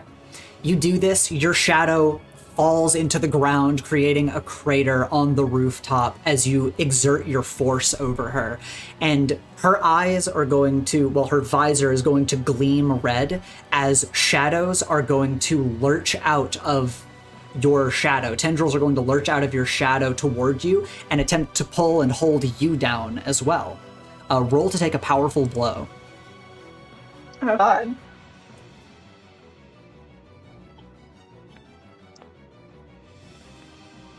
That's a full hit. Yippee! You can choose one from the top list or 2 from the bottom list. Mm-hmm. I'll take Terry's token and step a little bit to the right for no perceptible reason. I don't know if that'll save you, I'll be honest. You know, a little bit counts.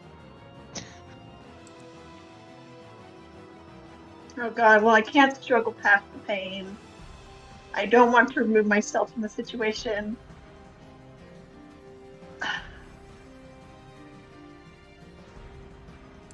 I'm going to give ground and lash out verbally. And I'm going to just kind of yell out like, hey, somebody, hurry up and help me out here. Okay, you got to call out to somebody specific. Oh god. Let's see. Since I still have a bit of a grudge against Terry, I'm gonna be like, Terry, don't be useless. Come help me. Oh, that's Okay. rough, buddy. Yeah, Okay, I just want to, like, for a second, like, frame a shot for, like, everyone. Like, this is happening, like, multiple feet up in the air. Like, zooms down and Terry looks like he's, like, 1 inch tall. He's, like, just a little guy. And it's like... yeah, Okay, Alex, you and your copy land on the roof. Your shadow clone tries to jump at you, and you use your gravity to hold it down. It uses your own shadow to pull you down as well. And the opportunity that has been created for your opponents is that you and your doppelganger are both locked down in this, like, harsh gravity grid on top of the roofs. And you call down to Terry, like, Terry, don't be fucking useless. Like, you help us out, help me out, do something. And Terry, you hear that as Alex is, like, locked in combat up there. We'll move to Terry next since he's been called out to. Terry, what do you do?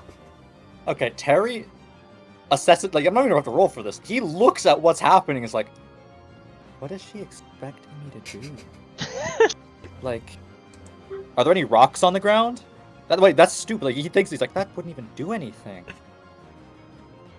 Like how many feet up in the air are there? They are on top of 2 roofs. They're on top of 2 houses. If you want to, you can roll to assess the situation. How thin is the alleyway? You guys are still like at the edge of the street, so you've got some space here. Okay, that's not happening. Yeah, Terry's just gonna shrug and be like, well, I'm trying. And he's just gonna try and, like, fight himself again, because, like, God, there's not much else he can do that's not, like, wildly risky for basically no reason. He could get wildly risky, but that's for one more time this doesn't work. All right, then roll to directly engage a threat.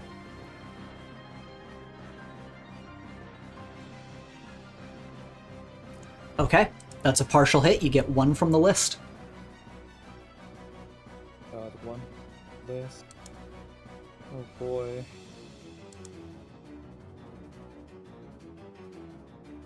Looking at the list. Reading the list. It's gonna take position from them. So like they're like it's in the way, right? So Terry wants to like mirror, like make it so that he's on the other side and it's like where he used to be. Okay, yeah.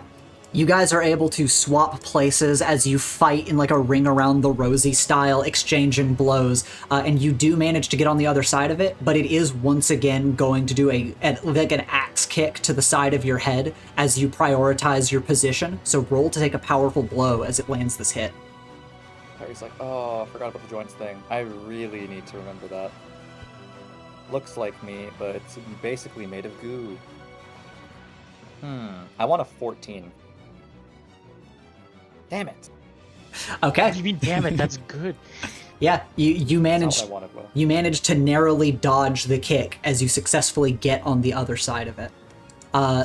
Lily, what do you want to do? Sorry, I was typing a joke.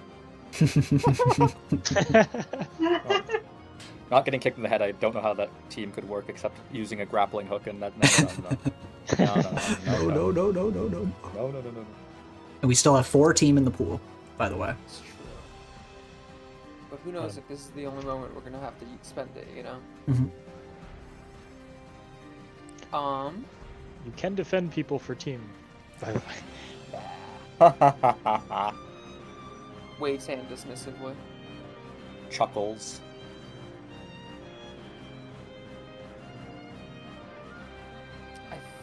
I forget how we do it. Do I still have any light juice in me? It's a good question. It was unstable or temporary. Let's see. When you use your unlimited powers, you mark a doom box, right? Yeah. Yeah, so you still have light powers. Okay. Yeah, I just ask because sometimes we do it where it's like a one-shot use of the power. Sometimes we have it linger for like a while in a scene. Yeah, I think there are some key powers that need to be one use, but this is like, yeah, you can just use this for the scene, and it makes sense. Okay. Then I'm just gonna try to grapple my shadow, basically, so I can get my palms like on it, and then do a like blast of light. Okay. Roll to directly engage a threat. I'm directly engaging. All right. I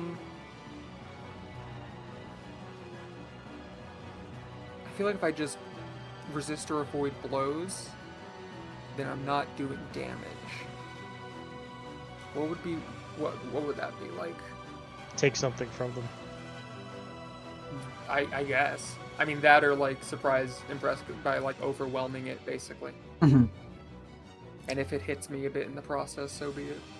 Yeah, you two exchange blows. You're throwing punches and kicks. She manages to get a few attacks off on you, but you do manage to surprise and throw her off with some flashes of light. Like, how are you using it in combat? It's like I am focusing purely on like grappling onto it and like if I can, grabbing onto my shadow's head and then just doing a big blast from my palms. Like I will allow it to like hit me, whatever, in the process of just so long as I can get in close and grab. Okay. Then yeah, you are able to grapple onto her, but she is going to like land a few blows, so roll to take a powerful blow first. I will. Shit. Yo, we love high numbers. You did great. Let me look at the list. Sorry. Of taking a powerful blow. Dey'ja, what are your conditions looking at like right now?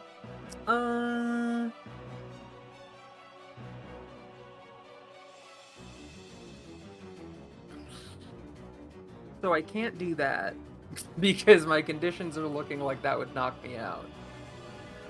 Hey, getting beaten into unconsciousness is awesome. Don't let anyone tell you differently. I don't want to lash out because no one really has provoked me in a way to warrant it. Mm-hmm. How bad do you think losing control of myself and my powers in a terrible way would be here right now, you guys? I'm gonna have Terry's token go up like a few inches. And I am going to go slightly this way. Like, you know, how bad? Well, Probably- like, You're in a Doomtown, so you know you gauge. I think it would be awesome.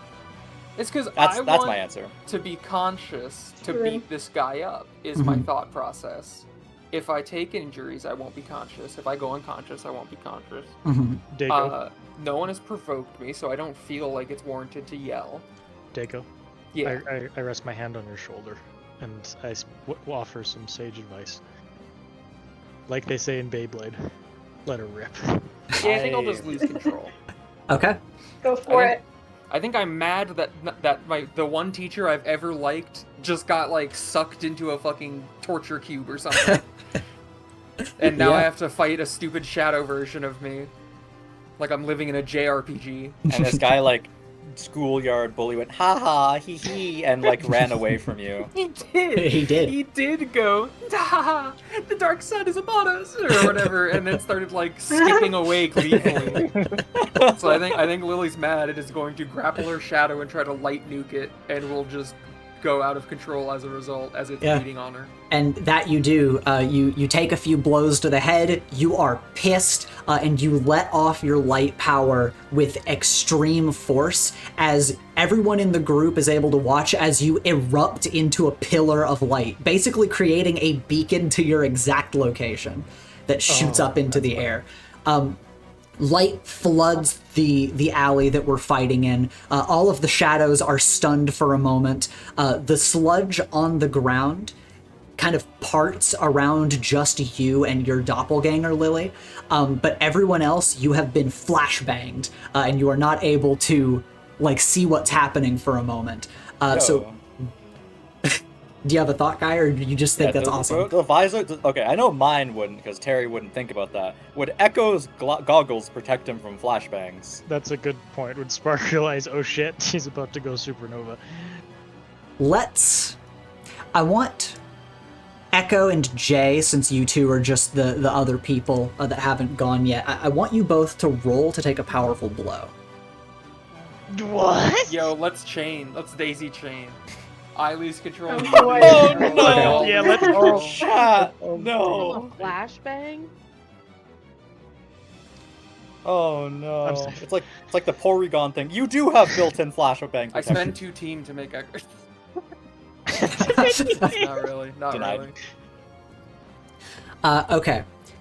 Echo, as the flashbang happens, Spark is able to act independently, dim your goggles. You're able to stay focused on the fight, and your senses aren't thrown out of whack. Jay, you're dashing around with your shadow doppelganger up here. The doppelganger is able to hide in your shadow from the flashbang that's happening and just keeps pecking at you and trying to get you to drop the device as the seer is going to run further into the alleys beneath where you two are swarming around. Can I, because I didn't get affected, can I see him run? Can I go to pull him back again? You are able to try, but your doppelganger is going to stay in the way. So you will have to roll to directly engage a threat to not take your focus off of your doppelganger. Okay, I can. I assume he still underestimates me. Yes, your enemy still underestimates you. Yeah. We're all cringe except Lily in his eyes. Yes, it's true. That, Did You have to prove him wrong. This is where you show him the W. Did I disintegrate my shadow, by the way? Your shadow is very heavily damaged. It is on the way out, but it is not fully disintegrated. Just gotta pull the plug on it. I'd like to resist or avoid their blows to get a shot. Okay. Yeah, you resist and avoid the blows of your doppelganger as you are, like, basically having Spark analyze the trajectory of where the seer is running into the distance as you go to grapple hook him again. So once again, I want you Actually, to... Instead of that, can I use my crossbow and ice shot him, try to like get his feet stuck to the ground? Yeah, sure. Roll to unleash your powers to change your environment. Echo kind of like dodges this, and then he kind of like does like he like raises his gauntlet up as like these little arrows things as he kind of like draws a line with his 2 fingers and looks down the sights. Oh, can I spend team to make that a hit? That'd be 3 teams, wouldn't it? Yes, it That would, but be this three guy, team, and this I do not think that I is don't a good Here's- spend. here's the thing. If we get it to hit, this guy probably is the way to stop these shadows from showing up, because like, you know, he's the ringleader. You will I need... feel like letting...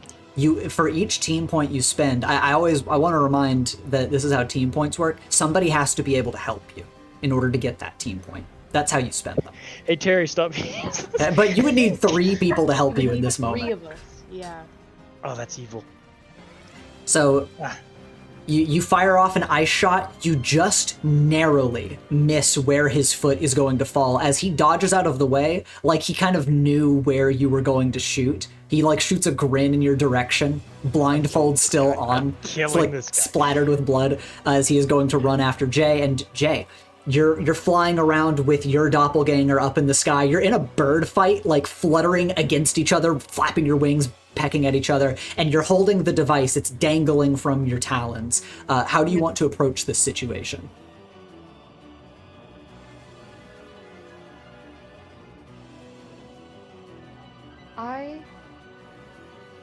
I see the guy running away, don't I?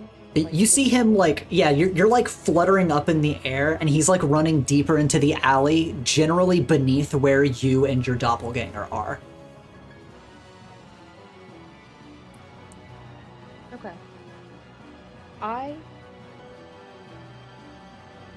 And this doppelganger is on me, right? Like Yes. on my tail. Basically. Yes.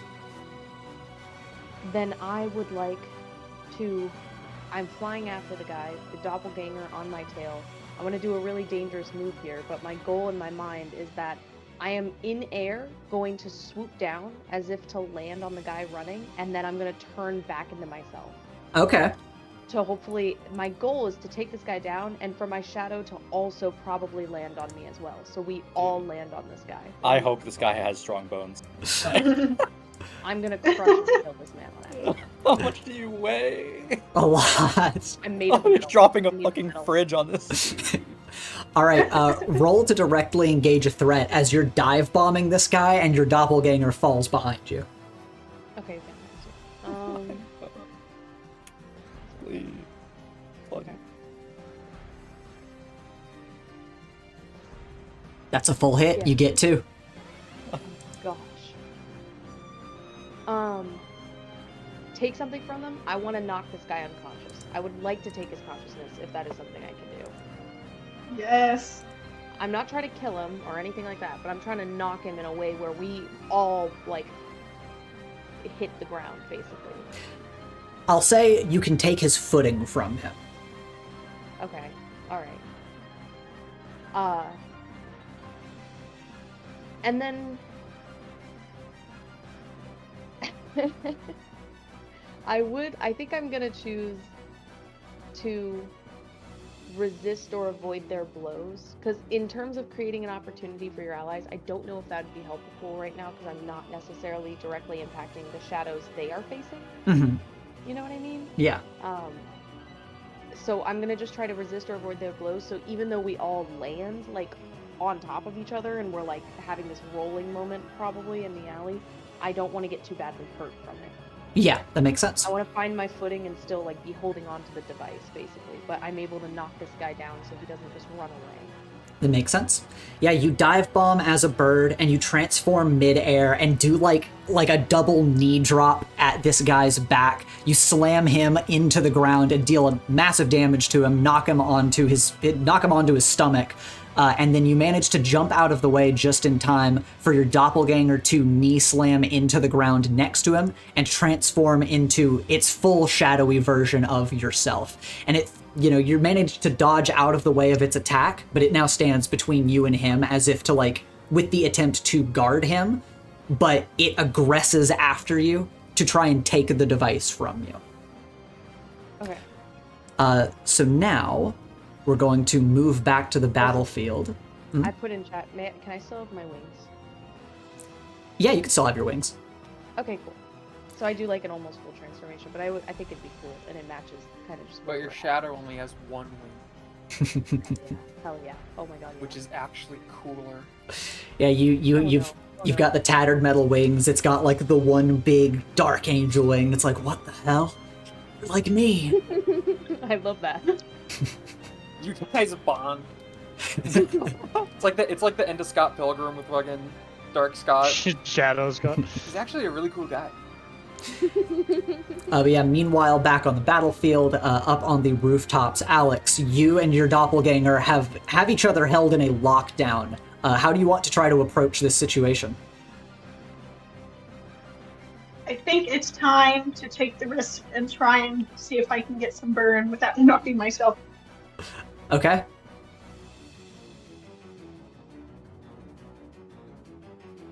That's a miss. What does a miss get you? A miss is hold 2 burn and mark 3 conditions, and I already have 4 conditions marked. Well, Alex is dead. we Oh, have snake eyes, dude. team points. Is I there don't a think we way? have enough to- Yeah, does a partial hit still mark a condition for you? Yes, on a 7 to 9, I mark 1 condition. Damn. We wouldn't be out, right? Oh no, so would be out, I think. Yeah. Oh. Then, Alex, you are with your doppelganger holding yourself in like a lockdown position as you try to charge up your powers, and Echo, you're able to detect, and Jay, you're able to detect like mass gravitational fluctuations as Alex's powers kind of like override her, and she just bursts on the spot with like aura and energy that force just pushes out around her. And Alex, you override yourself with power and just knock yourself unconscious. Actually, you don't knock yourself unconscious. You are still conscious, but you go flying into the distance. So you are out of this scene physically as you are like knocked down the street. Oh god. Okay, and do I mark my final condition then? So I have 5 conditions. Yeah, so you mark your final condition, and then when all of your conditions are marked, when you re-enter a scene, I believe... Let's see. How does unmarking conditions work when you come back into a scene? And I assume I don't get to keep any of the burn that I got. No, you can keep them. You can keep them. Okay, thank you very much. He's power gaming, right? He's power gaming. It's true. Okay, yeah. So when you come back into a scene, you will be unmarking 1 condition. So just keep in mind what condition you would like to try to unmark at that time. Okay. But yeah, you burst and you go flying off into the distance, and your doppelganger is also going to try to charge up power and is then just going to like explode up into the air and go flying as it seems to have dealt damage to itself. Oh my god, we found the ticket? Guys, everyone just self-immolate. yourselves. Lily, you just have finished doing your massive light beacon, and you can hear in the distance that there are some footsteps of guards like rushing in your direction, and you're still grappling with your shadow doppelganger, which seems to be heavily weakened and like kind of almost melting in front of you. What do you want to do? Blue will just try to throw the shadow doppelganger to the ground and like finish it. All right, then just roll to directly engage a threat. And I'm going to give you +1 on this. I do such. It's yes. All right, you get to choose one. I take your. I'll just avoid blows. Do I still finish it off if I choose that, or would I have to Yes, choose you do. something else? Yeah, Okay, you. good. It is like slowed and staggered from your assault of light. You manage to weave around its attacks, and how do you finish off your clone? You said it's like melting, right? Yeah. Lily just throws it like to the ground, and as it's like losing its form, she'll like grab it by the ponytail and whip it as hard as she can down the alleyway, and it just like rips apart. Yeah. From, like the momentum of the force. It flies in a splatter down the alleyway, and as you do that, your doppelganger is eviscerated, and in the distance you can see Jay standing off with themselves, the seer, on the other side, and Jay like standing next, or not standing next to the device. The device is like in their hand as they are like fending off their copy. Okay. Terry, oh, go on. She's going to just point to the seer and just start walking towards them. Okay. You. Terry, as you're fighting your doppelganger, you have swapped places with it. The flashbang occurred, and you are close to the alley. What do you want to do? So Terry's blinded, basically, right? Currently. There was a brief moment of blindness that you're having to come back from. Yeah, you're kind of like Okay. shaking it off. So Terry's shaking off the blindness. He's not perfectly certain he can get this thing like off of him fast enough to be of help to get this guy. So instead of like trying to fight and like use his eyeballs, he's just gonna try and lock onto this dude's fear and fuck him up with it. Because I love using special. Okay. Yeah, so I'm gonna attempt to fuel. Terry's gonna attempt to fuel his power with this guy's deepest fear to make it so he errs and we gain a critical opportunity. That's like Alright. the idea. If I miss, it might hit someone else because Terry's not really using eyeballs currently. Okay. Yippee! Should I take a step to the left? All right. That's a partial hit. Yeah. So What did- yeah, they err and we gain a critical opportunity. I just only get one instead of two because I have a list to pick from. Okay. Then yeah, you are going to start feeding off of his fears, and you see that in this moment, his greatest fear right now is that he fails and is separated from Lily. It seems like the idea of Lily not coming with him is the most terrifying thing to him right now.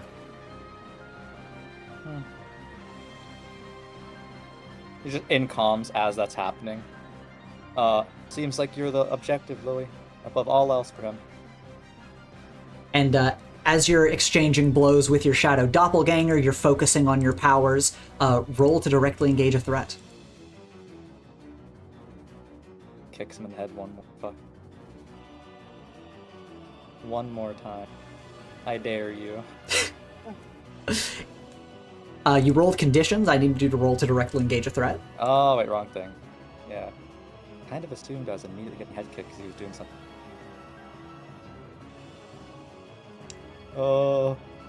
9.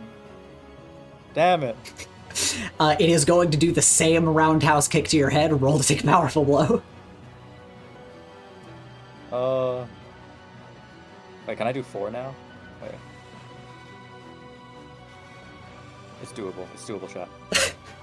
No. Now I don't roll high. Now I roll low to break the trend because you're expecting me to roll high. Damn it, there's the 9. That's a partial hit. You get to choose one from the list. There's no... Harry's thought process was like, there's no way it goes for the exact same head kick again. And It's like fighting game mix-em-ups when like you just do the same thing over and over and over again. Yeah. Pissing him off.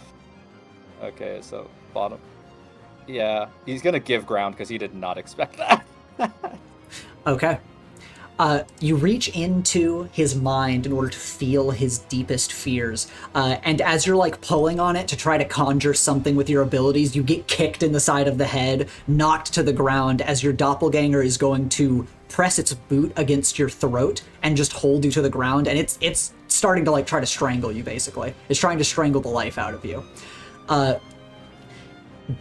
Further out onto the road, Echo, where you're at, the ground is coated in this dark sludge as Olivia is like trapped and sinking into the sludge that her doppelganger has created as it just slowly walks towards her. Echo, what do you want to do? Can I roll to defend her? Yes, you can. Cool, I have -1 on Savior, so this is gonna go great. But I'm gonna try anyways. Do you want me to explain how I'm gonna do it, or do you want me to roll first? Yeah, explain how you're going to do it. Echo is going to... He's not, like, linked with his... Like, they aren't... His grapple isn't in him right now, like Shadow Hymn's grapple isn't in him, right? No, yeah, it's like both of you have receded your grappling hooks and are just, like, duking it out. Okay, can Echo... Oh, this is a bit of a problem, because I need to close the gap. How much is the gap between these two? Right now, Terry's doppelganger is on top of him. Can I shoot? Is there an opening to shoot past them and shoot this? Or actually, I'm gonna take a few steps back, because the doppelganger wouldn't assume I'd step back. Echo's gonna take a few steps back, and go to basically shoot his grappling hook to kind of like catch Olivia and pull her out. Okay, roll to defend. Like a fish.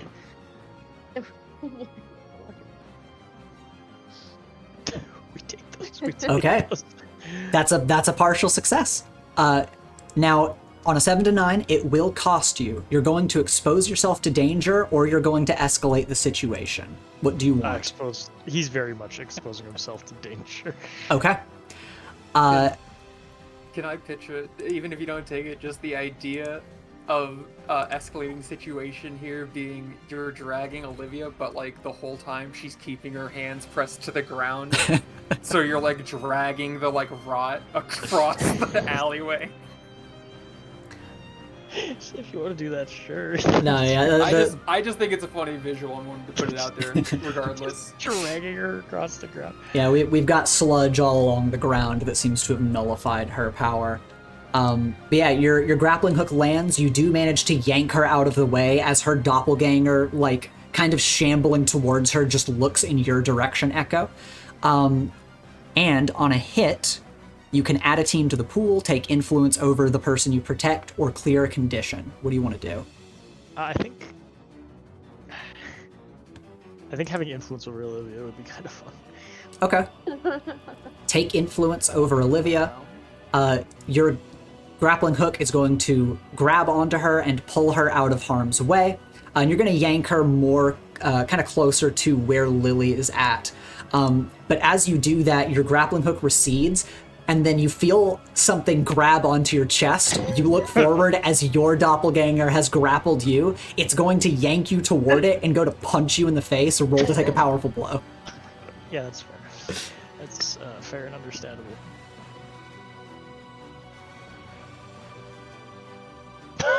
Okay. Wait, that's good. That's good. Yeah, you get pulled in, you narrowly manage to dodge, and like, how are you going to respond to him bringing you in close? Echo, he's gonna go to punch him in the head, and Echo's just gonna like go low and just go to tackle him. Okay, yeah. You tackle your doppelganger, it's managing to hold you in place, but you did get Olivia out of there. Jay, you're fighting your doppelganger, you've got the device in your hands, it's going to charge at you, and then you feel a burst as Alex's doppelganger will also charge at you. Oh, what the? And I want you to roll to directly engage a threat. Okay. Good luck. And this time, to be specific, you'd have 2 enemies to consider when going in, if you get options to choose from. Okay. That's a full hit. So you get 2 from the list. If you want to avoid their blows, you'll have to take both options to avoid both of their blows. Okay, so no matter what, if I take something else, You'll get hit, yes. I'll get hit. And I see, just a real quick question. I know that I have these 2 going against me. But do I see that moment with Lily where they like point and go you and like are starting to walk towards the seer? Yeah. Okay. Honestly, so what I think what I want to do is I want to resist or avoid the blows of the shadow Alex that just dropped. Okay. But I want to take something from them for the shadow me, and I want to take their attention. I know that they're guarding this guy, and what I'd like to do is, as the whole time that I'm dodging all the blows and stuff that are coming, Mhm. I am essentially having the device that I'm holding, and I am tucking it in a bunch of different ways, so every time that they go to like grab it, I am just like moving it away and backing up, basically. I Okay. know that Joe is probably going to attempt to hit me, but I'm trying to make it so we end up walking like back, if that's possible, you know? So in order for them to engage me, we have to back up a little bit, so they aren't as closely guarding the guy, if that makes sense. Yeah, that makes sense. Okay. You have Alex's doppelganger coming at you from behind. You manage to like jump in the air as she dive bombs straight into the ground, creating like a crater. Your doppelganger will jump after you and just start throwing punches and kicks at you, trying to grab at you and hold you in place, as you definitely have its attention, but it is going to land some attacks at you and grapple with you, so I need you to roll to take a powerful blow. Yep. Okay.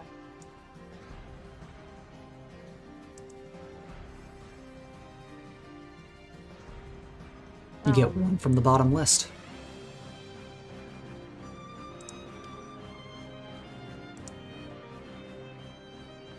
I struggle past the pain.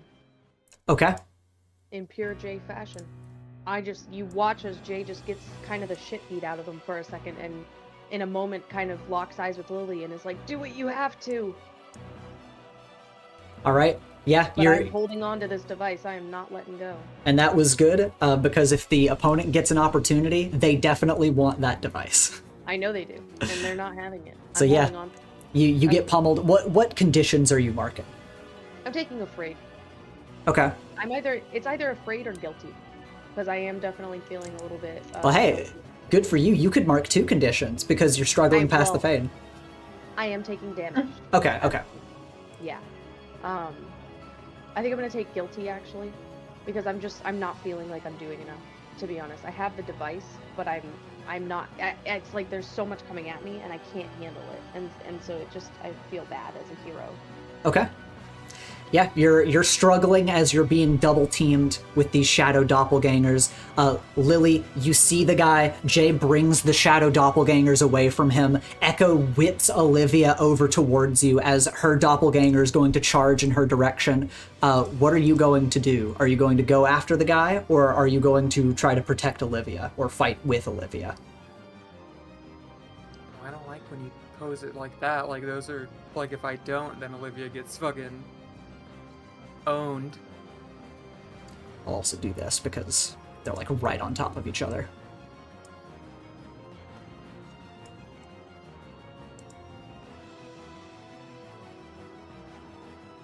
I think I'm gonna go after him.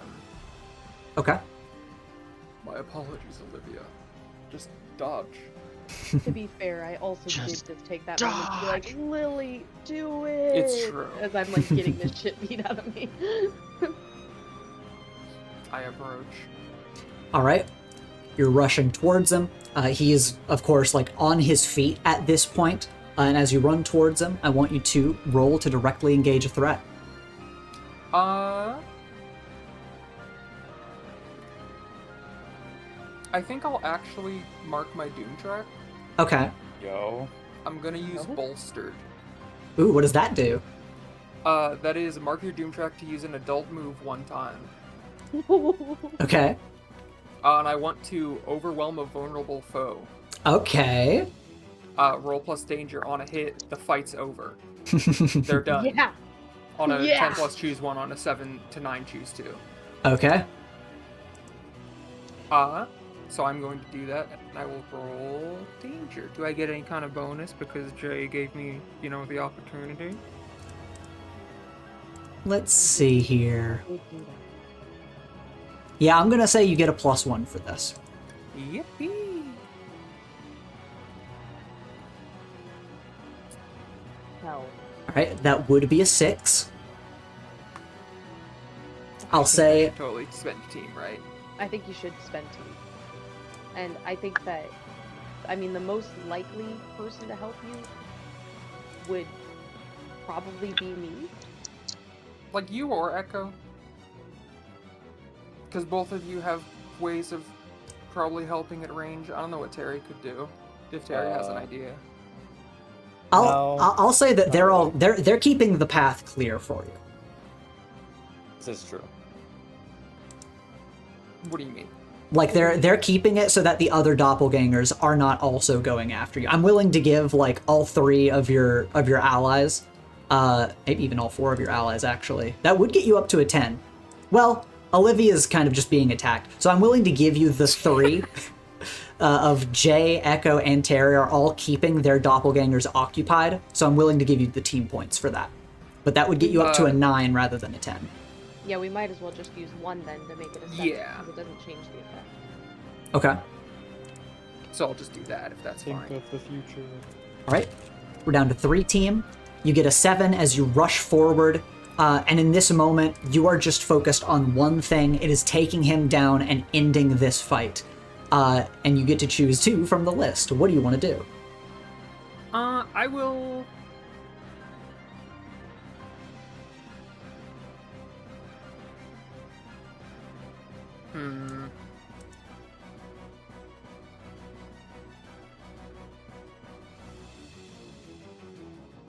I think I'm gonna hurt my foe more than I intended, and I will cause serious collateral damage. That's Yeah. awesome. Let's go. I think as Lily's like approaching, she just like pointed at him like a fucking wrestler, and is walking over, and is just gonna say like, you keep talking about me, or I don't know, I'm your objective.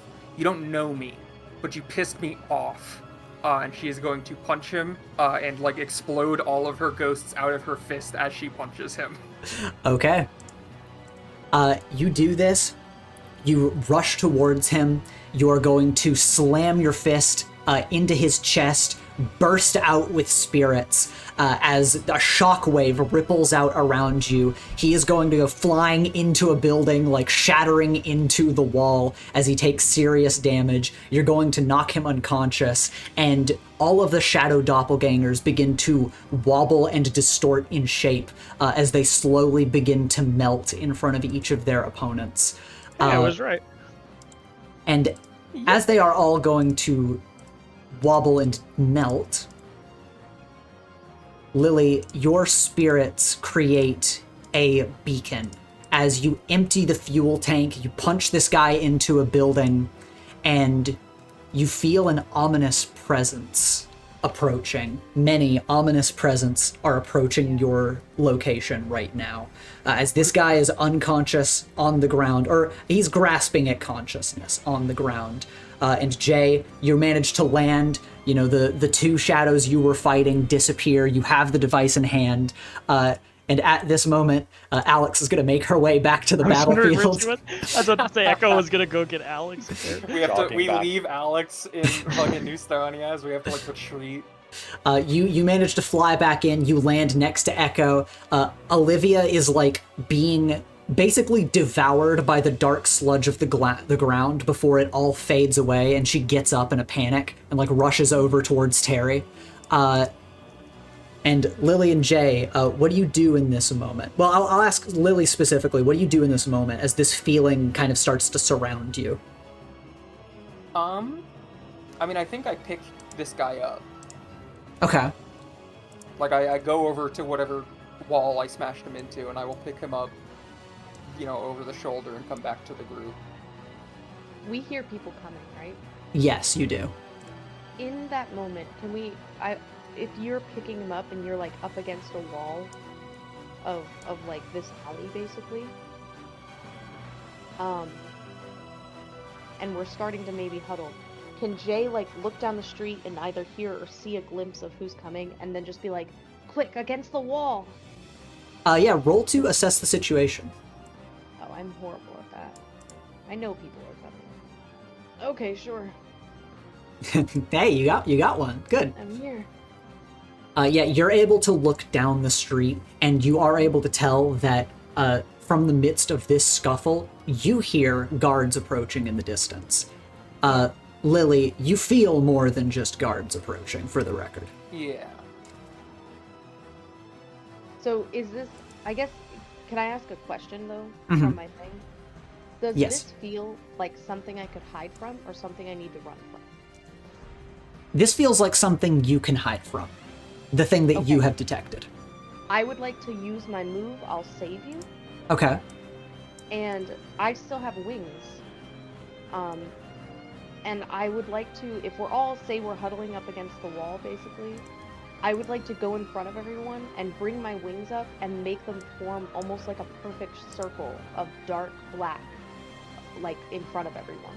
Okay. You're wanting to like camouflage everyone back in this alleyway. Yes, and like up against a dark wall in the shadows, just like just make an enormous shield essentially that is like blacked out, almost like matching the brick. Okay. Just so you know, I give insight to anyone watching regarding my secret. Because that is what this move does. Not again. Not Yeah. again. But this time, it's everyone here.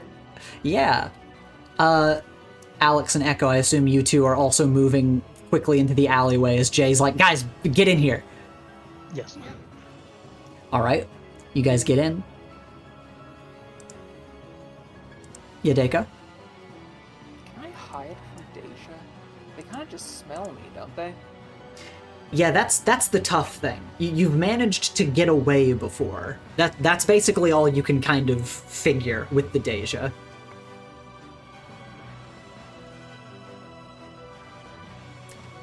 And actually, real quick, as you guys are dipping into the alleyway here, let me get you guys back here. As Jay is going to try to camouflage us. I'm trying my darndest.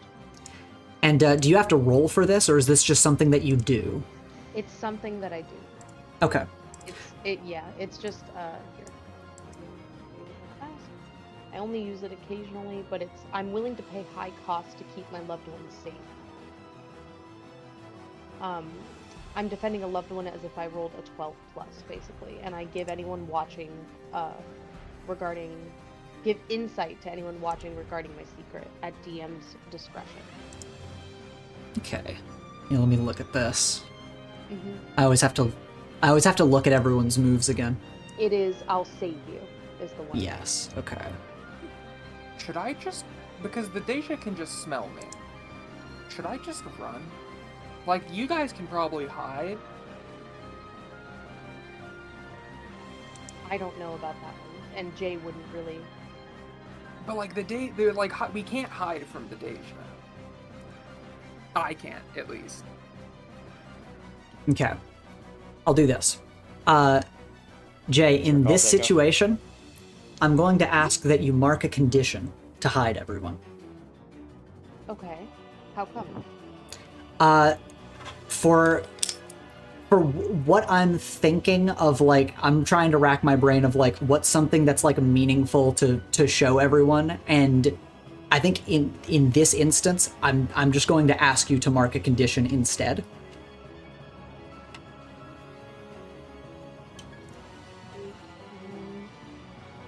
And Lily, as you have this guy grasped in your hands, you're of course considering running away, staying here, what you should do.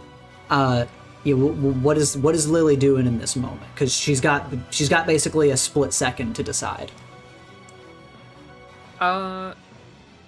Olivia put her gloves back on, right? I would assume. Mm-hmm. Lily's going to put the guy into her arms, basically. Just kind of dump him off on her. Okay. You dump him into her hands. She, like, kind of shudders and, like, grabs onto his shoulders, just, like, shuddering as she's holding on to him. She'll just say, "Stay safe," and I will try to slip away. Okay. You're going to... I think if I stay, the Dey'ja will blow up our whole hiding spot. It's fair. I They think are if good I at go, that. you guys will avoid the guards, and the Dey'ja won't be following you. And I have no more ghosts in me. I could probably shake them. How strong could my scent be? How strong could your scent be? Okay. Moving some stuff around. And, as Lily rushes off, what's her flight path? Like, is she just running along the roads? Is she going to try to go along the rooftops? Like, how is Lily going to try to run and bob and weave away from the Dey'ja? I mean, she goes by alleyways for sure. I think she's going the opposite direction of where they are and is probably just trying to keep low. Wait. Nightcrawler said or Nightwalker, sorry, wrong character. Nightwalker said there's sewers, right? He did. Can I just go in the sewers? You can. I'll just go in the sewers. This sucks. I was the one who was against it in the first place. Now I have to do it alone. Womp womp. Now when we meet back up, I'm gonna smell like shit. Yo, what if you find Gutter Nutter's like European cousin? Nutella. Oh, no. All right. They're like Nurse Joy. You're going to dip down into the sewers. Let me move us down into the sewers. As we're gonna follow Lily's path for a few moments here. As Lily, you very quickly and adeptly dip down into the sewers and start running along the path. And the tunnels down here are narrow and claustrophobic as you run. And you can feel the presences flying up above you. And you figure that, they're probably going to be able to detect where you are at some point. But I want you to roll to directly engage a threat. That's a full hit. Just like the training. Just like the training. Just like the simulations. You get 2 from the list. I will avoid their attention, I suppose. Mm-hmm.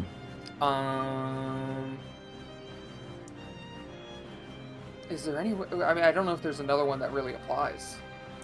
I'll say that you can resist and avoid their attention and kind of create an opportunity for yourself as you dip down here.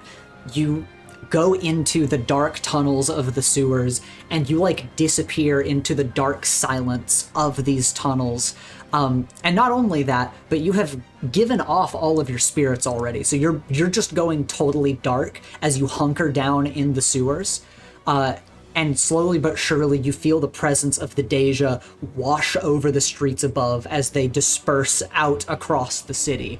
And you have very, very adeptly managed to avoid their detection.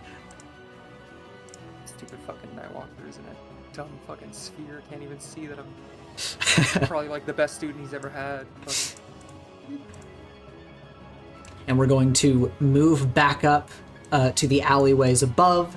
As Jay is keeping everyone camouflaged. The guards rush by without being able to detect you all.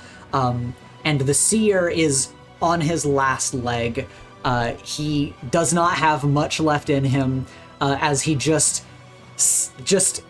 he actually he is just kind of cackling to himself as Olivia holds on to him.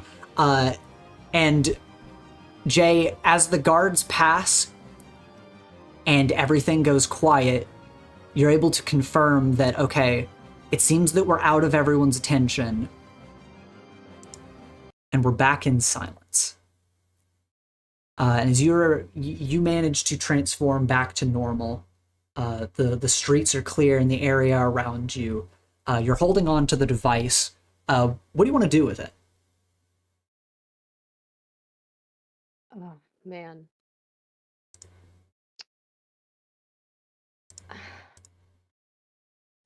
I want to walk up to this guy who's just giggling.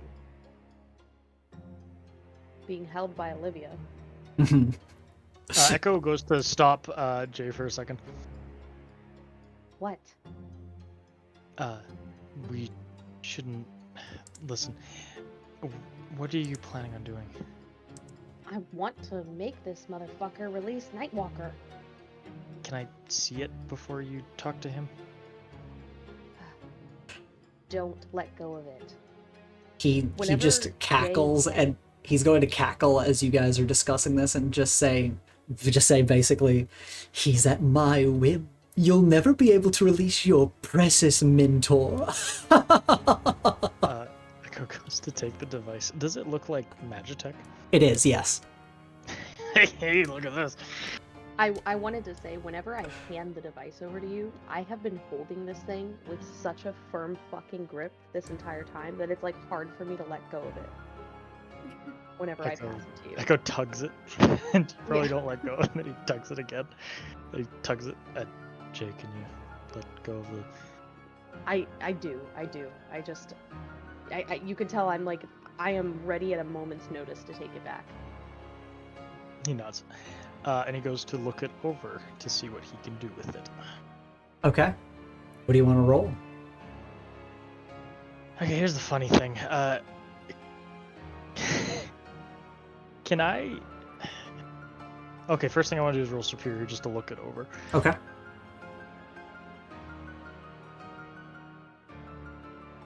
Two questions. Does it look like I can not necessarily turn it on, but can I do something to reverse its effects? You think that if you have Spark jump into it, you could have Spark basically pilot it from the inside. That's what I was going to think too. And then, would this be dangerous? Is there a chance I could lose Spark though?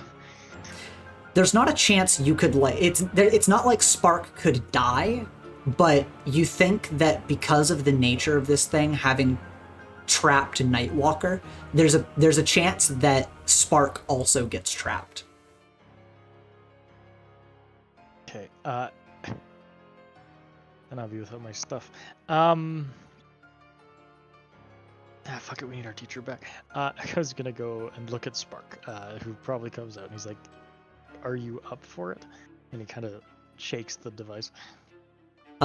He's going to continue cackling and just say, "It's no use! You should just give up now! Our scion was finally returned at last! The time is not!" And Spark is going to nod at you. It seems determined. Alright, Spark, I'm trusting you here. And Echo kind of like holds it up to Spark. Okay.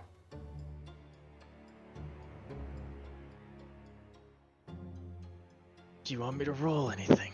Yeah, of course I do. No, you don't. Freak? What's that move you have that you use on devices? Alien Tech. I roll Freak. Yes. Use that. Okay.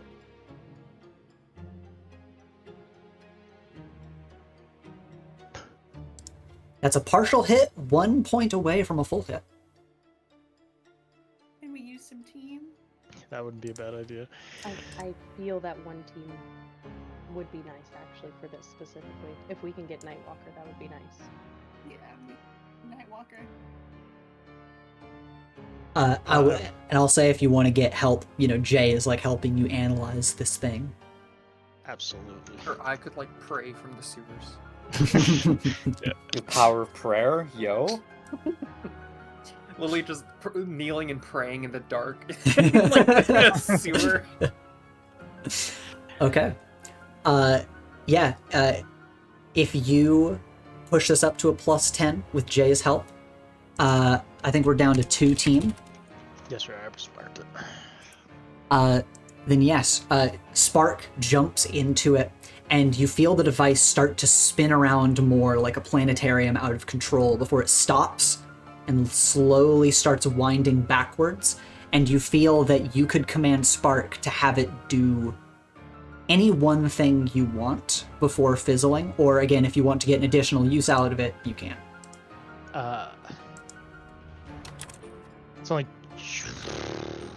I could trap this guy where he said Nightwalker, that'd be so funny. But no, I'm not gonna do that. I want Nightwalker back, please. Okay.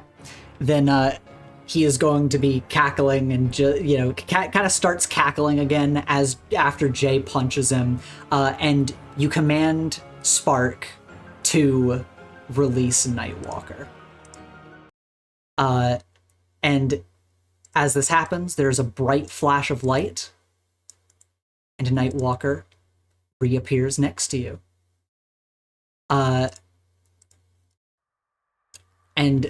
as Nightwalker reappears in a puff of dark smoke, the sear is just going to like stop cackling and just freeze in place. Smiled at the sear. And at this moment, Lily, you manage to crawl back out of the sewers and rejoin the group as you watch Nightwalker reappear from the device, that Echo is holding on to. Spark jumps out of it, and the seer's mouth just hangs open for a second and says, "No, this isn't what I saw. He's not supposed to be here. She should be with me. She should be asleep. What is the meaning of this? And Lily, as you approach the group, what are your thoughts on the situation? Why is that guy still conscious? Echo's like, good point, but this is Magitech, baby, and he just goes to smack the guy upside the head with the device. With his own With his device. own device. Yeah. You smack this guy in the side of the head, Lily. You kind of like approach the group, and you guys watch as he starts to cry. He starts crying and says, "This is not as the divine visions foretold. This wasn't supposed to happen." I meant to knock him out with that. Nightwalker just steps past. Oh, go on. Lily steps forward and is going to take his blindfold and basically just push it down his face further, so it is now a gag. Terry chimes in. Yeah, he's a surprisingly durable skull. Echo, try again. Let's go for like another. Nightwalker puts a hand on your shoulder. Echo shakes his head, motions for you to move out of the way. Echo takes a step back, tucks the device in his satchel. And Nightwalker approaches this guy. He just says simply, "You should never underestimate my students." He places a hand over the man's face and says, "Now sleep." And all at once, the man's body goes limp and unconscious as he just holds on to him. And he sighs, he looks to you all, gives you a nod and says, "Good work, everyone." Echo gives his thumbs up. And then, Echo, did you want to get another use out of that device? Yeah, sure. Does it seem like it still work? Yeah, I mean, you got a 10 plus because you used a team point, so you can have another use of it. It says on a 10 plus, I think I only get one. Yeah, you choose one of those two. Yeah, it either works exceptionally well or you get an additional use out of it. Yeah, and I'm not going to make it work exceptionally well to get Nightwalker out of it. It worked, it got him out. 2 Nightwalkers. Yo. Hell yeah. Do we have to use it a second time right now, or can this be a Chekhov's gun for 15 sessions from now? Well, you do have to move this guy's unconscious body around. So I guess that's true. Echo's going to go to use it on this guy. all right, then you activate the device. Spark spins it around, and his body, in a flash of light, is sucked into the device. And you now have a seer in your pocket. Echo tucks it in his satchel and nods and goes, "For the record, I just want this to be clear. I meant to knock him out. I didn't mean to make him cry." I think he was crying because he failed. Nightwalker nods. Okay, just making sure. I didn't mean to. While we're talking about things we didn't mean to do, I kind of forgot how squishy eyeballs are for people.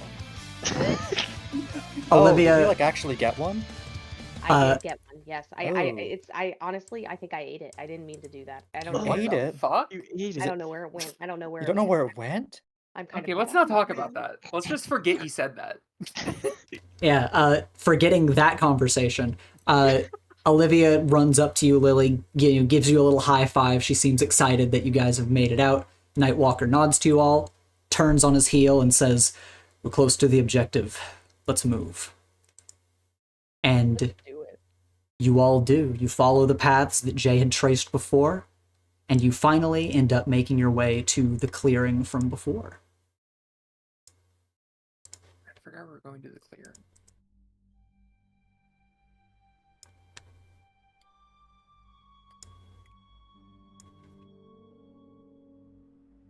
I don't like this Luigi's Mansion ass music. You finally arrive to see a massive, decrepit, burned mansion that's clearly suffered years of neglect.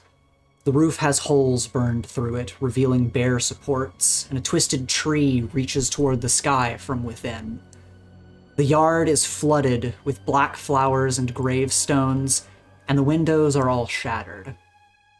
Lily, your breath is unbearably cold as you approach. You feel something akin to a heartbeat coming from the ground you walk on, but something in your heart tells you that this is, in fact, the right place. Hell, Okay, you guys didn't describe it as a manor in the clearing. I thought it was like a small building. it looked small from up above, if that counts for anything. I think that's what most things look like from up above.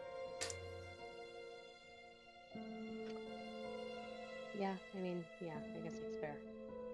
Should we start checking graves? Nightwalker looks to you, Lily, and says, if you're looking for ashes, you're looking for an urn. It's likely Yeah. inside if this is the destination.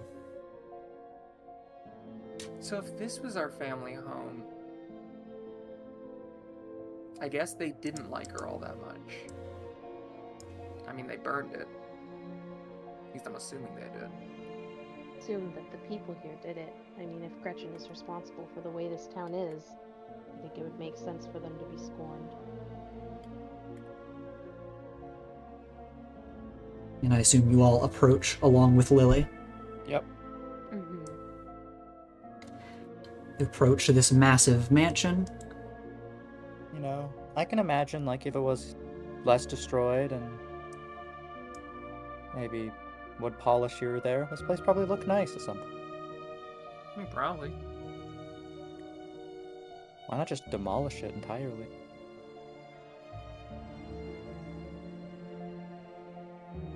I swing the doors open. You swing the doors open. Dust billows along the ground as you step inside. Dust and ash. And you see just what you expected to see from the outside, is just a ruined mansion filled with debris.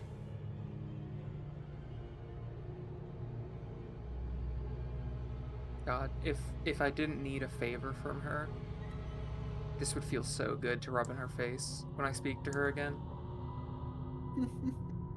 You know, her like- stupid mansion got, like, trashed. Eh, take a picture of it and like, show it to her. Well, no, I think I need a favor from her, so... Yeah, just keep it in the back pocket in case, you know, double crosses you or something. Which she probably will. Yeah. I don't know, like, from what you've told me about her, does not inspire confidence in, like, her character.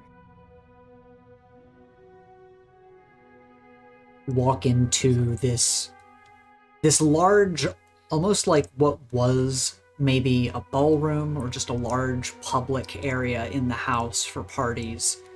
And of course, this tree has burst out of the ground and is going up through the roof. Ethan, can I do something real quick? Yeah. Echo's used to, like, exploring ruins and, like, abandoned things. Can he just check the structural integrity of this place real quick? Yeah, roll to assess. Nice. He's worried about it falling down on his head, which I think is a very valid concern given the state of the place. Where are you, my superior?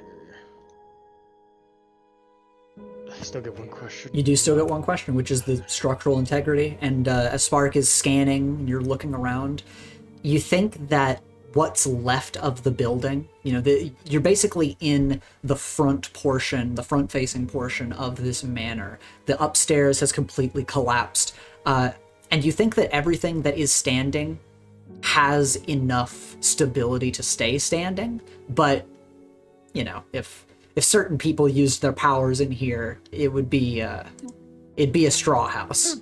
Echo looks to Alex for a split second and then kind of goes, okay, so the structural stability's good for now. Let's not go, you know, causing chaos. Nightwalker Alex chuckles a little bit at that. Nightwalker will look to the group and just say, I'm going to patrol the perimeter, make sure that we weren't followed. Investigate. He just kind of catches himself and shakes his head and says, Just be careful. And then he'll go to move out.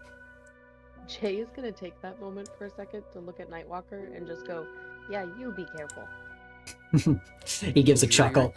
You're the one that got captured, bud. Yeah, it's he, true. he looks over his shoulder, he gives a chuckle, and he says, "Touche," as he heads out of the front door.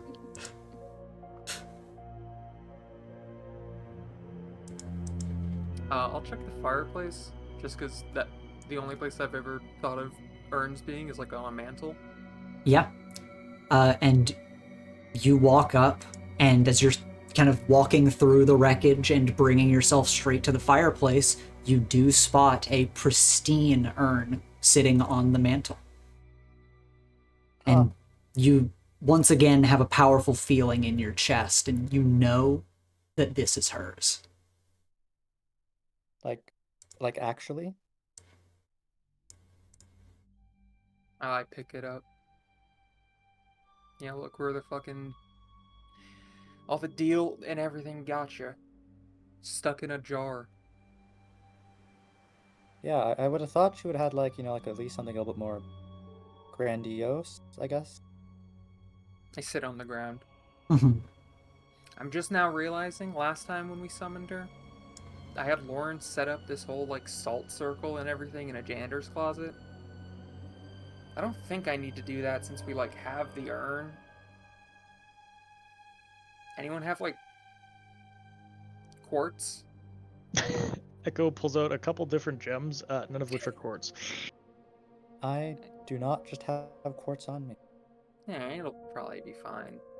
I have one of those Yeah, glowing purple rocks. I'm not like a big, handler of ghosts, so if you excuse me, I'm just gonna like really. Lily, did you bring the black quartz obelisk that you used for the original ritual? I probably did. And did you, I don't know, take any pictures or jot any notes down of the magical circle that Lawrence made?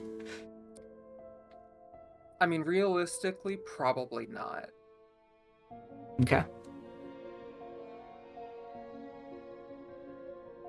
Surely, I just really didn't want him to come, by the way. Well, yeah, because he sucks. I could technically go get him. No, you No, cannot. 'cause if Oh you- no, I can't. I cannot. Never mind. I I'll forget just I can't text use him. I have a phone. Oh yeah, the international minutes. I forgot about Yeah. that. I text him and say, send me pictures of how to do a magic circle now.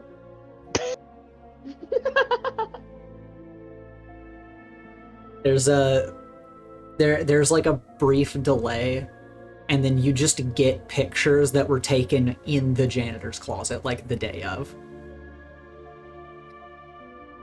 Damn, you fucking Oh. proud of your work or something? I was you, going to you say put, that's you going put this on up on like your portfolio, bro. LinkedIn as like Yes. evidence. Lily never wants to accomplish her goals ever.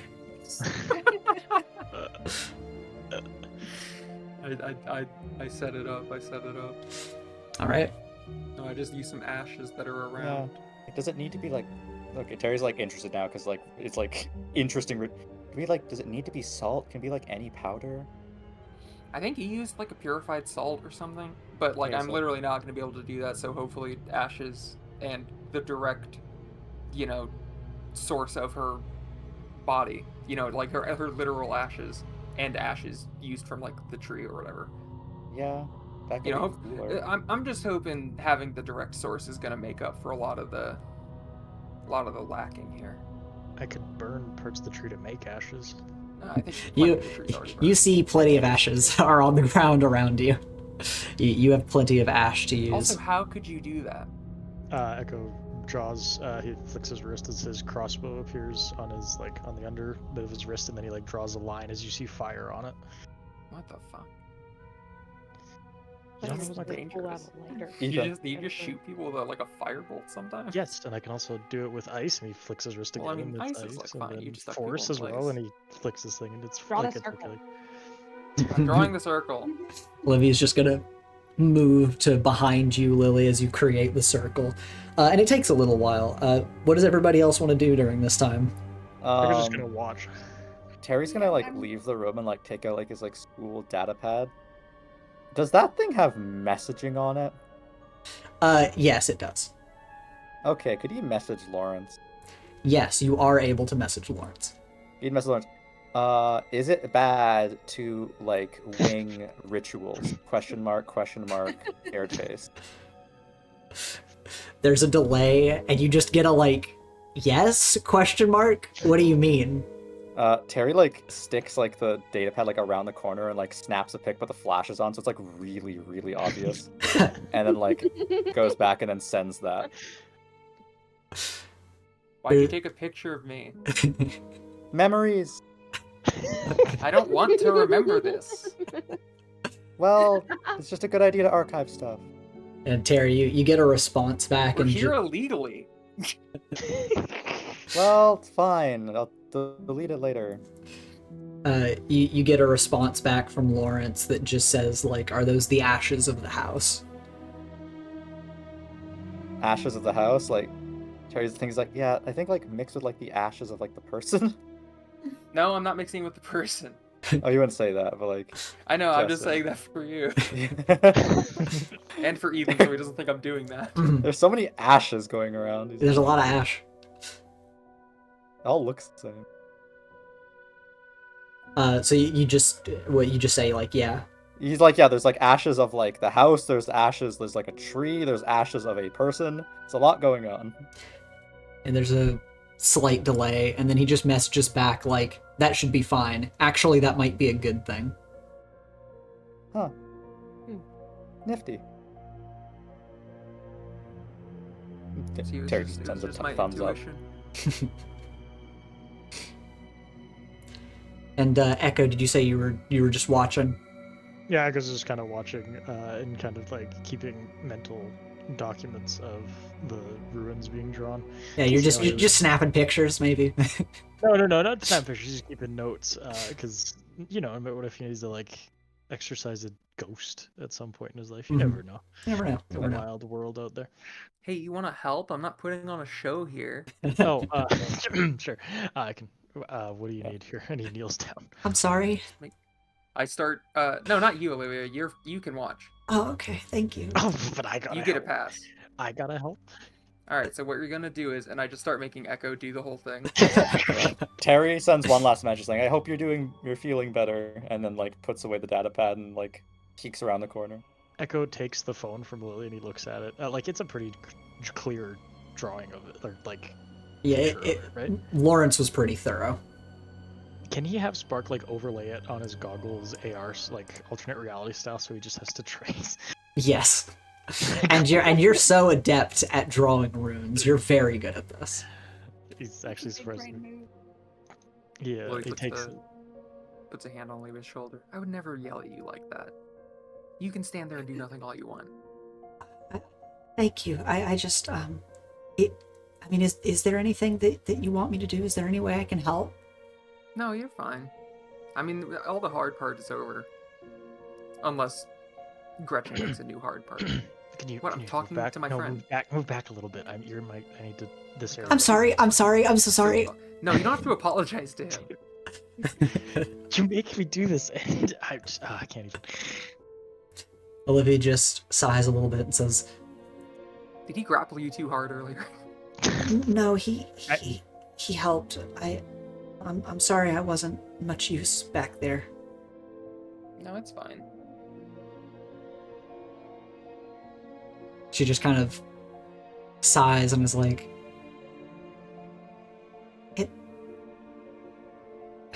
I'm glad I can be here to support you, but it might have been a bad idea to bring me. Why?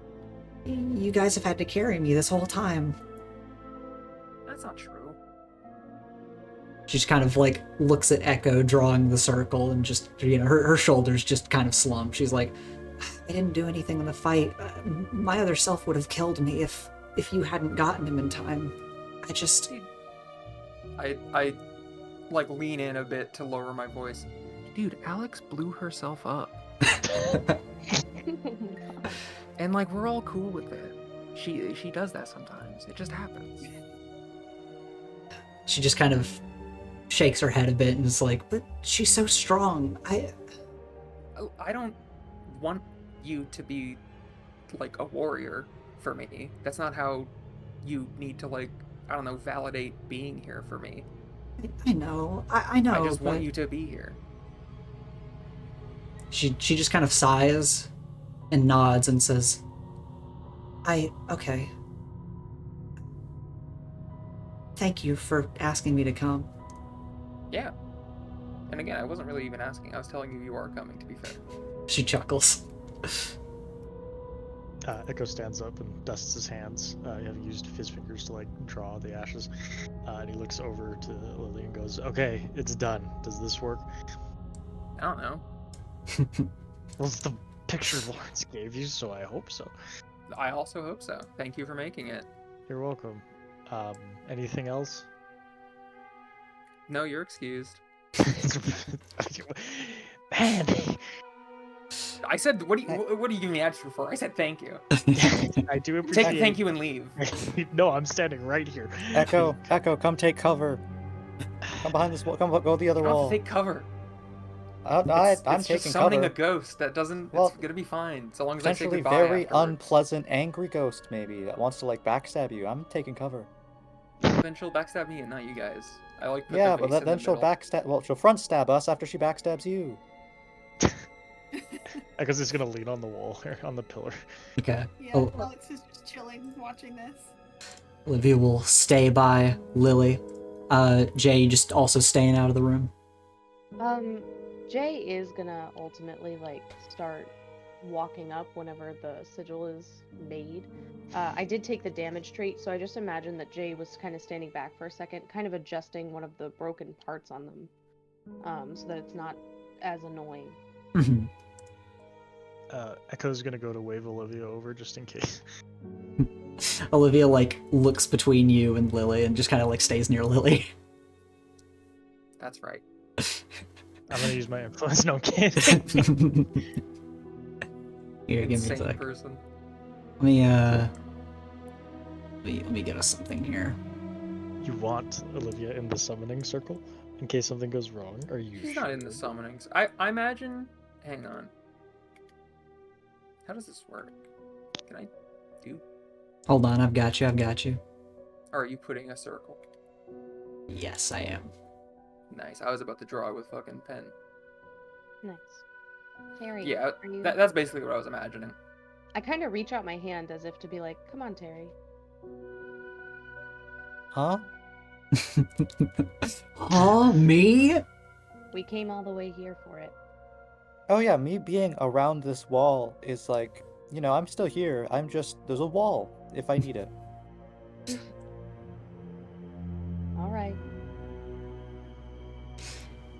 All right, and you've placed the urn down in the center, and I assume the obelisk as well. Yeah. All right, and you begin the ritual. Yep. Before we summon her, is there anything we should know about her at all? Her name is Gretchen Fox. She was alive, like I think back when. Was it Middle Ages, Ethan? I feel like we talked about this at one point. Like the Dark Ages or something. Maybe not. Yeah. Specific times are difficult, but yeah, definitely back when this place was like in style. Yeah, like back in the Middle Ages, when life expectancy was like 12 and she got to be super old because of her stupid deal. And I guess she did this, apparently, which I didn't get to learn about until I read it in a book that I like stole from my mom's study. You know what? That might not be fair. She might have tried to tell me. I kind of tuned her out about most of it, about most things to do with our family. But she's old. She's the reason I'm in this mess. She seems to be very self-centered. I don't really have much more for you than that.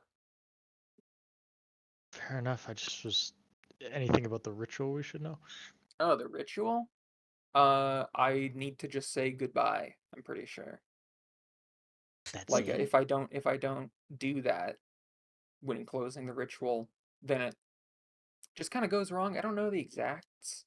It just kind of last time I did that, it made ghosts explode and flood the school. Yeah, you remember the circle was disrupted before you said goodbye, and ending the ritual, and that caused like a poltergeist to happen. Yeah. So don't break the circle. Yeah. Is there anything else, Ethan? Because Lily would at least remember like rules about the ritual. Yeah, all the standard seance rules are in effect here. You know, like if you've created a circle, you don't want to break the circle. You got to say goodbye before ending the ritual. If somebody is a specific rule, if someone is inside of the circle when the ritual starts, they cannot leave the circle until it is over. Okay. Stuff like that, and But vice we don't versa. need to be in the circle to like No. start it. No, you don't. It's just that crossing the threshold of the circle is like part of it. Okay. So if you're outside, stay outside. If you're inside, stay inside. And yeah, I let it rip. Okay. The room falls to a deathly chill as silence suffocates the mansion. As you begin to bring this seance to fruition, the ashes of this manor slowly and gently burst into flames that reach not all the way towards the ceiling, but lick the air above them. And you all watch as the sigils and the ring turn into flames, and the urn glows gently before beginning to shake. The top of the urn pops off and drops onto the floor, and the ash within the urn slowly begins to waft into the air, creating another small ring like a halo above the obelisk.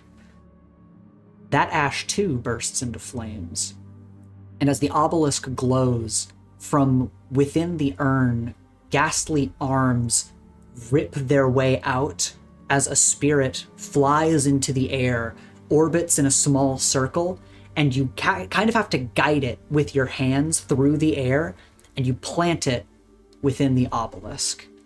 And into the air from the smoke, a spirit rises in front of all of you. And you see this form.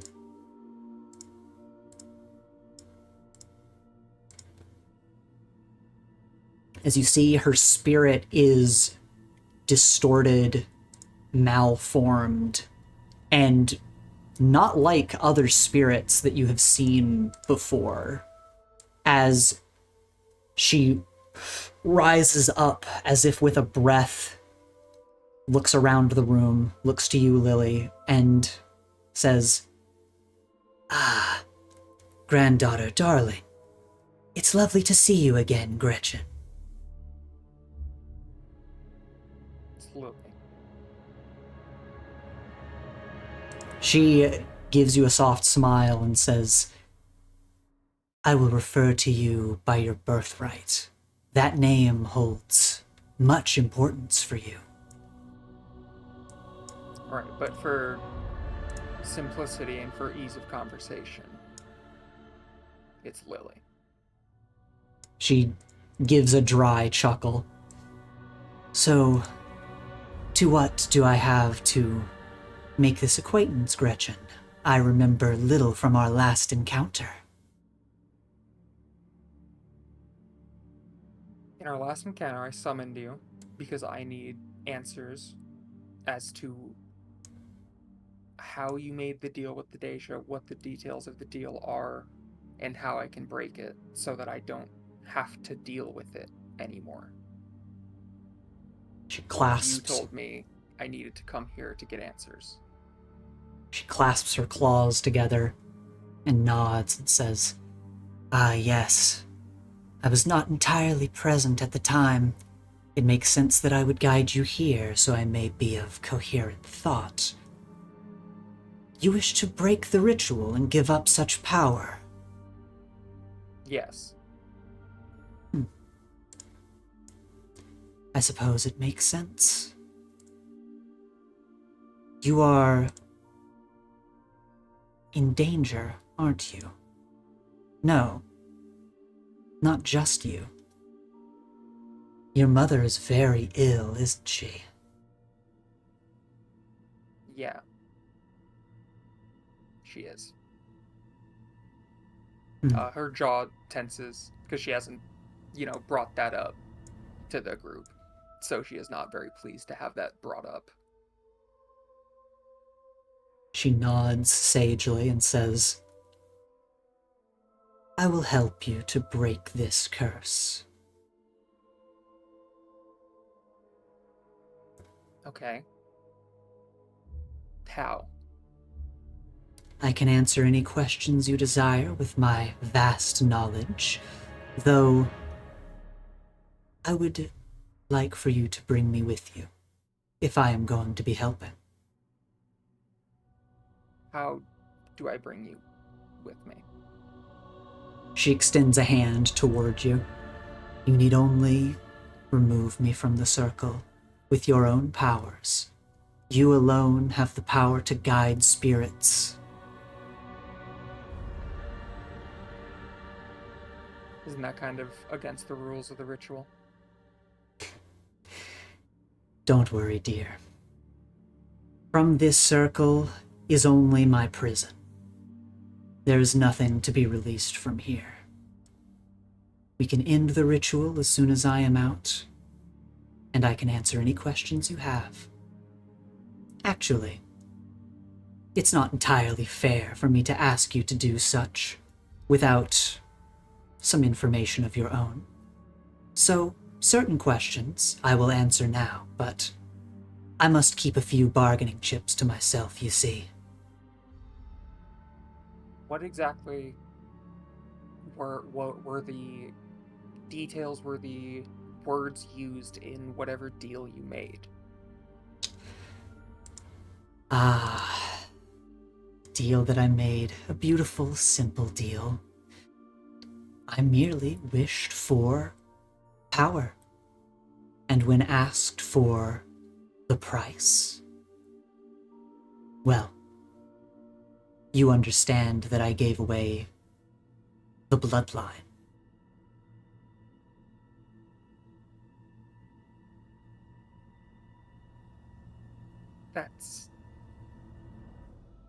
That's it? She nods.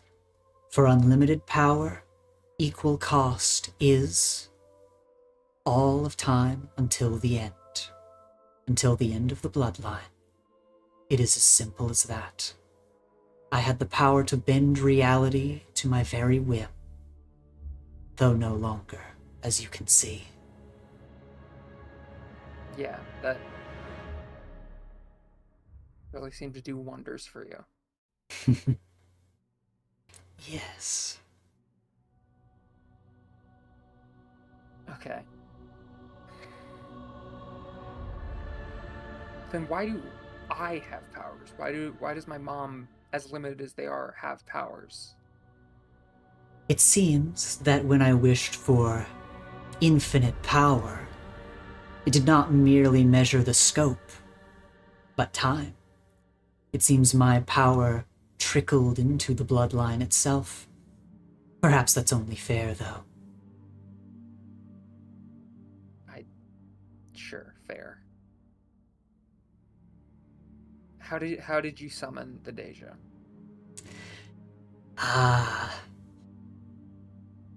If you could for me, darling, you or one of your minions, go to the fireplace and lift the panels of the floor. I'm on it. I guess that's just groans. Olivia had moved to go back, and then you go. Yeah. Echo kneels down. There's no way Echo responded to Minion, right? No, he did. He's already. No. Lily did start to turn her head towards Echo. Yeah, and when he he started immediately moving, she gave a nod of appreciation. She looks to you, Lily, and says, "You've trained them well." I know, right? Echo goes and he looks and he finds the panel and he opens it. Yeah, you lift a floor panel. It seems to be a bit loose. And when you remove it, after digging out some burned scraps of wood and ashes, you see a chunk of stone buried beneath it. Here's an interesting question, Ethan. Is it comparable to the meteorite that hit Alex? No, what? I'll give you this one. No, it's not made of the Okay. same material. You see a Okay. meteorite. It's It a jumps from the rock. floorboards and makes a beeline. For Alex. It grows little legs and it runs real fast.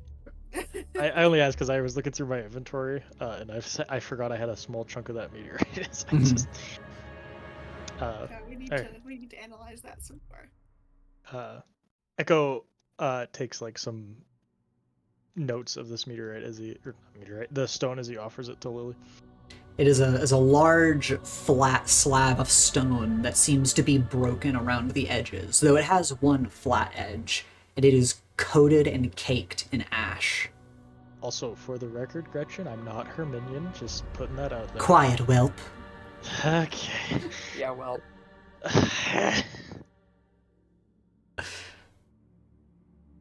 right, the tablets. She nods. My principal told me about that. She says, underneath the layers of ancient decay, you will find written in an ancient tongue part of this contract that you seek. Okay. So this is the contract, not, or is this also how you summoned them? She nods and says, the contract was an ancient relic that I found during my time. It describes the terms, conditions, and method through which one would make contact with the Dey'ja. Okay. And when you did this, you summoned, could they, was it just you got their attention and they came, or is the summoning like this, where they bound to something? The ritual created a closed space where I could have a meeting with the Dey'ja. Okay.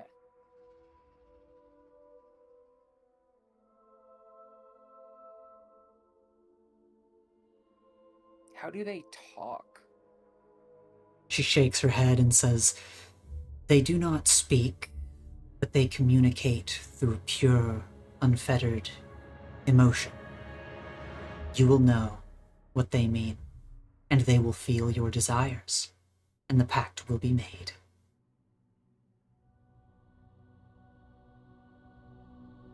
I'm guessing you never figured out any means to fight them, since you just made a deal with them and then seemed pretty pleased with the deal. Fighting them is a fool's errand, even for one Okay, who you can can bend. just stop there. If the answer's no, you can just say no. I don't need the speech about how dumb it is to try.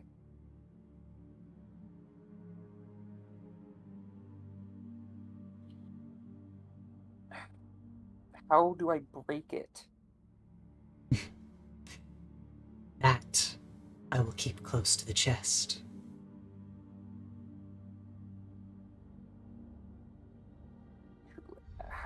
How am I even to believe you know how? I've had ages to contemplate with my vast knowledge and experience with the Dey'ja. My mortal life was not enough. A single mortal life would never be. But many lifetimes, trapped in the black box they put me in, I have devised a few methods, as I've watched them transform our ilk into their own.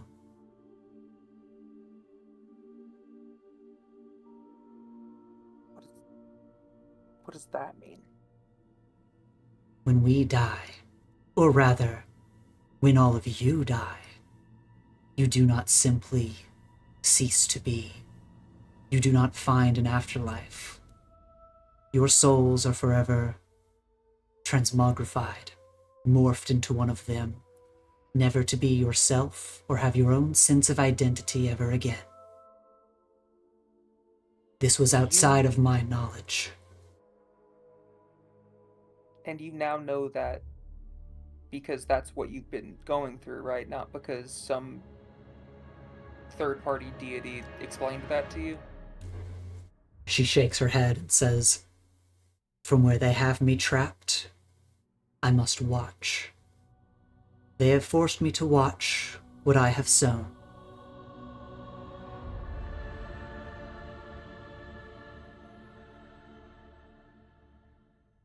Okay. Oh, okay. When you said all of you, you meant the bloodline, not as in like everyone else in this room, right? She nods her head. Okay. I thought you were implying that's what happens to everyone. I was gonna say no. They set you to super hell, which implies there's somewhere of a super heaven, I suppose. Echo nods. But yeah, that kind of makes sense. Okay, I'll be honest, because I really have no reason not to be. I don't trust you. She You're smiles. the reason I'm in this situation. You condemned, like, literally, as far as you were concerned, an infinite amount of people that are related to you, an infinite amount of family, to super hell. Because you just wanted some fun. Because you just wanted some power to, like, live out your fantasies.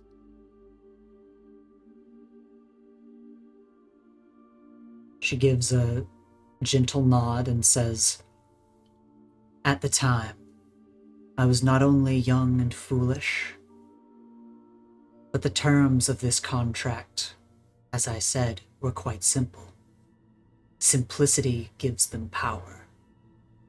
What I once believed was a set of short lifespans in a world that was filled with them became something much worse. I could never have foretold what they were planning." And what are they planning? She just shrugs again and says, "Bringing us into the fold, I suppose. Strengthening their numbers. To what end, I don't understand, as they are a force of nature. Perhaps it is simply the whim of the rules they set out for the contract. There does not seem to be much rhyme or reason, only payment."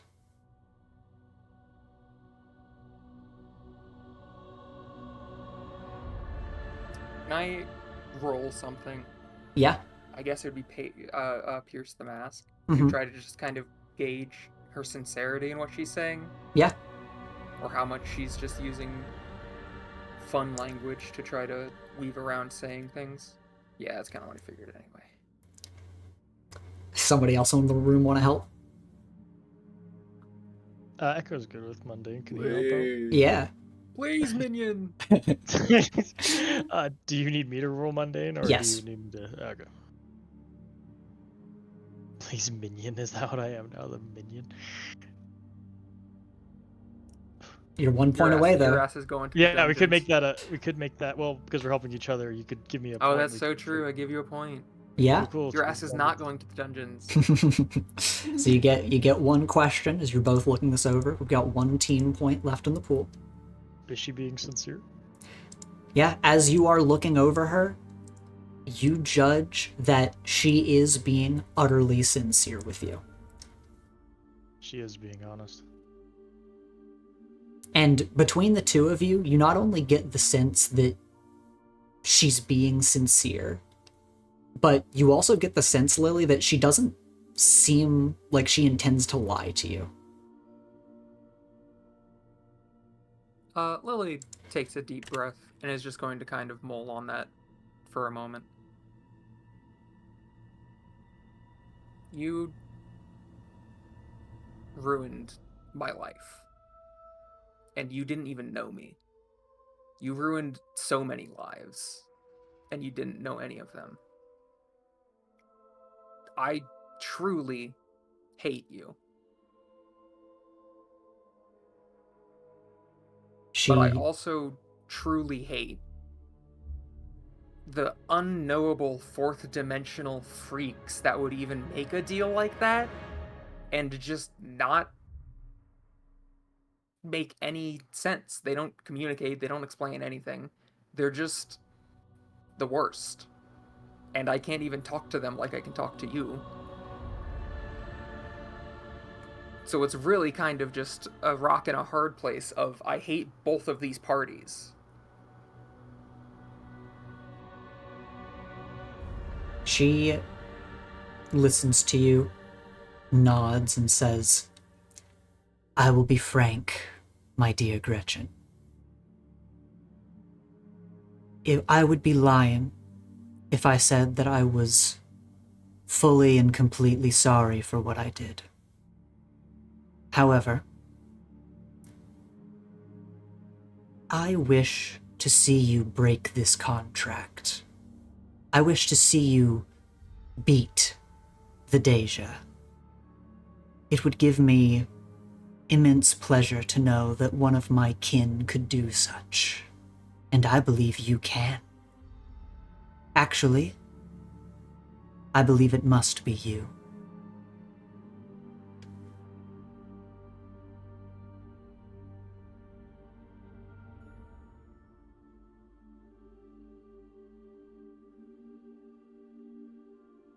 Okay, but two things. One, once this is all over, if this is all some ploy to try to, I don't know, reincarnate yourself or somehow stick around once this is all over, truly, if you aren't going to become like a super maniacal freak, if you just want to live again or something, like if you don't fuck with me, I don't care. You can do whatever. So long as you aren't gonna wreak havoc again and do whatever you did here again.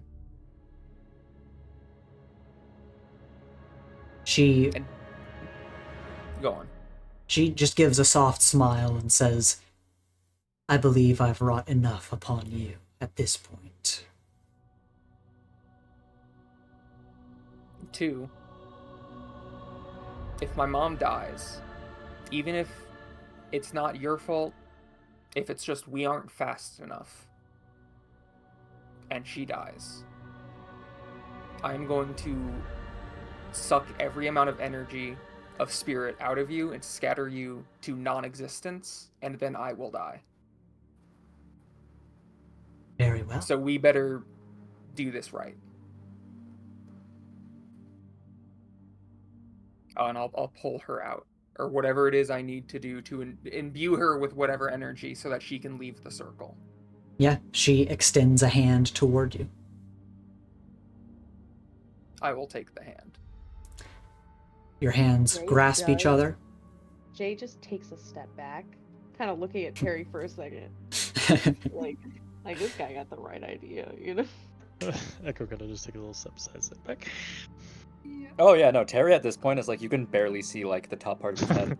Like his eyes are peeking over the wall, but that's literally it. Seeing everyone start to move away, like cautiously, with the hand that isn't extended towards Gretchen, Lily is just going to reach back and like hold an open hand towards Olivia, just in kind of like a, hey, please don't go. Like, please don't you walk away.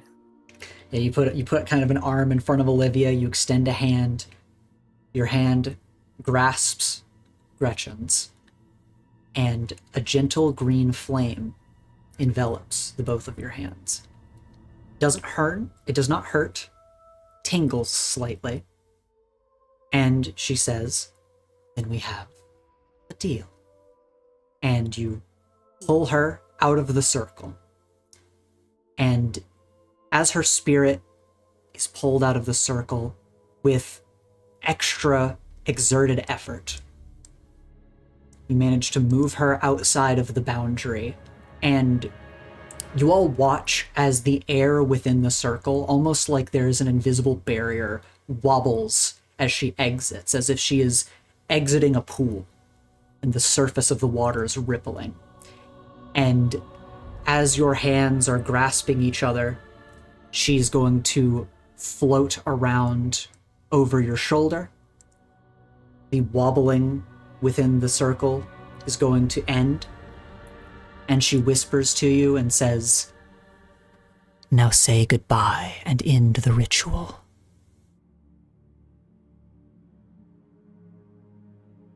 Yeah, bye.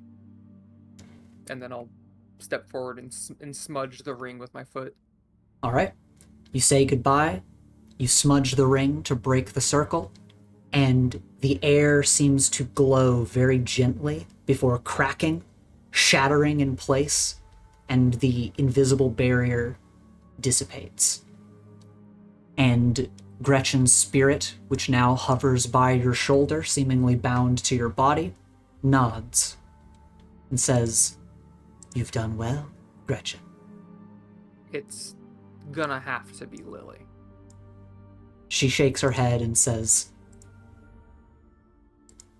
"A bit of important information, which, regardless of your preference, I'll be referring to as your birthright due to the importance, the weight of such a name. Do you know why you have such a name?" Because my mom decided to get an early start at making me annoyed. So it was forgotten. Many in our bloodline died to accidents. It is only natural that the meaning would be lost to time. You carry my name, the name Gretchen Fox, the name of the one who enacted the first ritual, who made the contract. I wished for those of our family to carry on my name, to give them power. What power, I did not know at the time. But with you, I believe I understand now. You will be breaking this contract, Gretchen, with my help. I promise you that. Are you gonna be visible and just lingering around me this whole time? She gives a chuckle and says, "I can disappear if you wish." I do. Then it is done. And she will fade into your body and disappear. Ugh. Whoa. So was it worth it? I mean, it's kind of early to say, isn't it, minion? Stop. You call me that again. Disappears back behind the wall.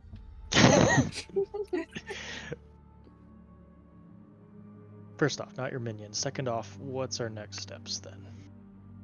Exactly what a minion would say.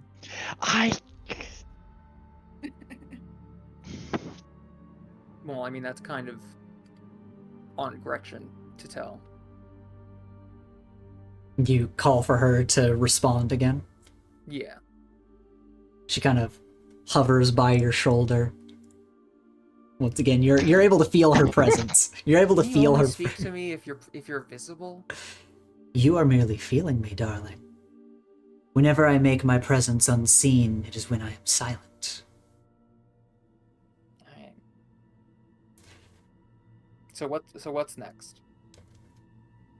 She looks to the tablet you're holding and says, "Clean the tablet. Look at what it is written. With your eyes, you should be able to decipher it." Anyone have a rag? Echo tosses her one off his belt. Thanks, Whelp. And I wipe it clean. She nods and says, "Good. Keep them whipped." Oh my god. Oh my god. Echo just looks to the ceiling and he's like, I could probably topple this place with a shot. There. Nobody would have to deal with this. Oh, you can topple a fucking condemned building. Yeah, No, he so said could that- probably everyone in this room. He said that internally. Oh, Not okay. outwardly. And you clean off the tablet. Yeah. You clean off the tablet, and you are able to see, like she said, it has etchings in the stone that are some ancient tongue, some ancient language. And I want you to roll to unleash your powers, to roll plus freak. I hate how high my freak is. Couldn't be me. You have a stand. I hate how high my freak is. It's so good. You did so good. You did great. Uh, You little freak. No. You look over the tablet, and your eyes glow with a dark light. All of you are able to see this as you read the text, and every sigil that your eyes lock onto and read glows along with your vision. And you are able to read that this is not the entire contract, but this is a part of it. It lists a few rules of the contract in this ancient tongue that describes the following. You may wish for any boon in exchange for something of substantial value. And then another rule, which is, what has been taken can never be returned. And once you have read it, she speaks again. Before I died, I shattered the tablet. Why? At the time, it was to stop any that may wish to incur a rebellion from gaining the power necessary to stop me. We will need the pieces of this tablet to reforge the entirety of the contract, and so that you will be able to see all of the terms and conditions laid out in front of you. God, this will be the first time I ever read terms and conditions. Olivia chuckles. Thanks. That was pretty good. Additionally, Lily, as you're examining this, I want you to roll to assess the situation.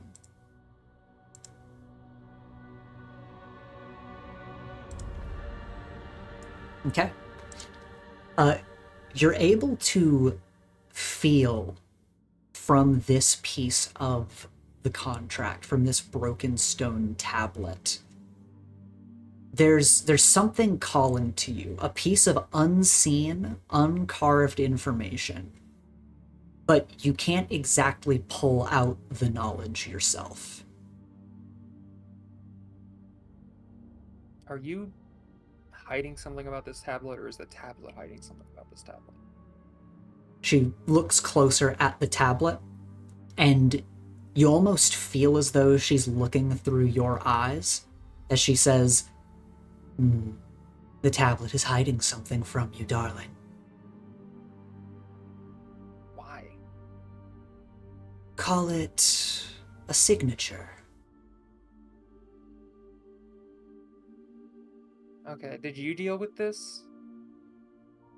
She shakes her head and says, I never looked for such a thing. I'm impressed it jumped out at you. Yeah, maybe you should have asked for more power.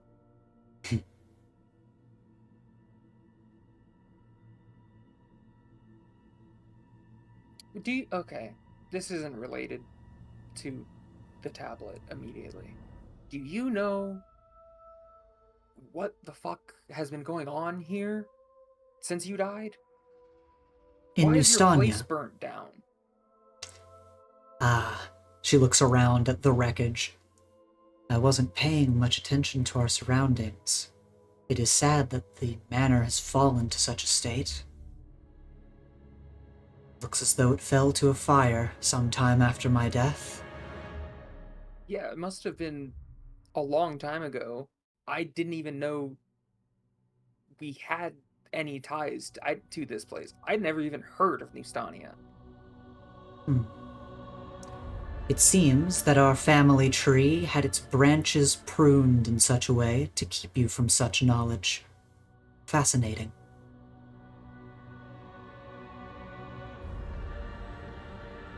That's all you have to say?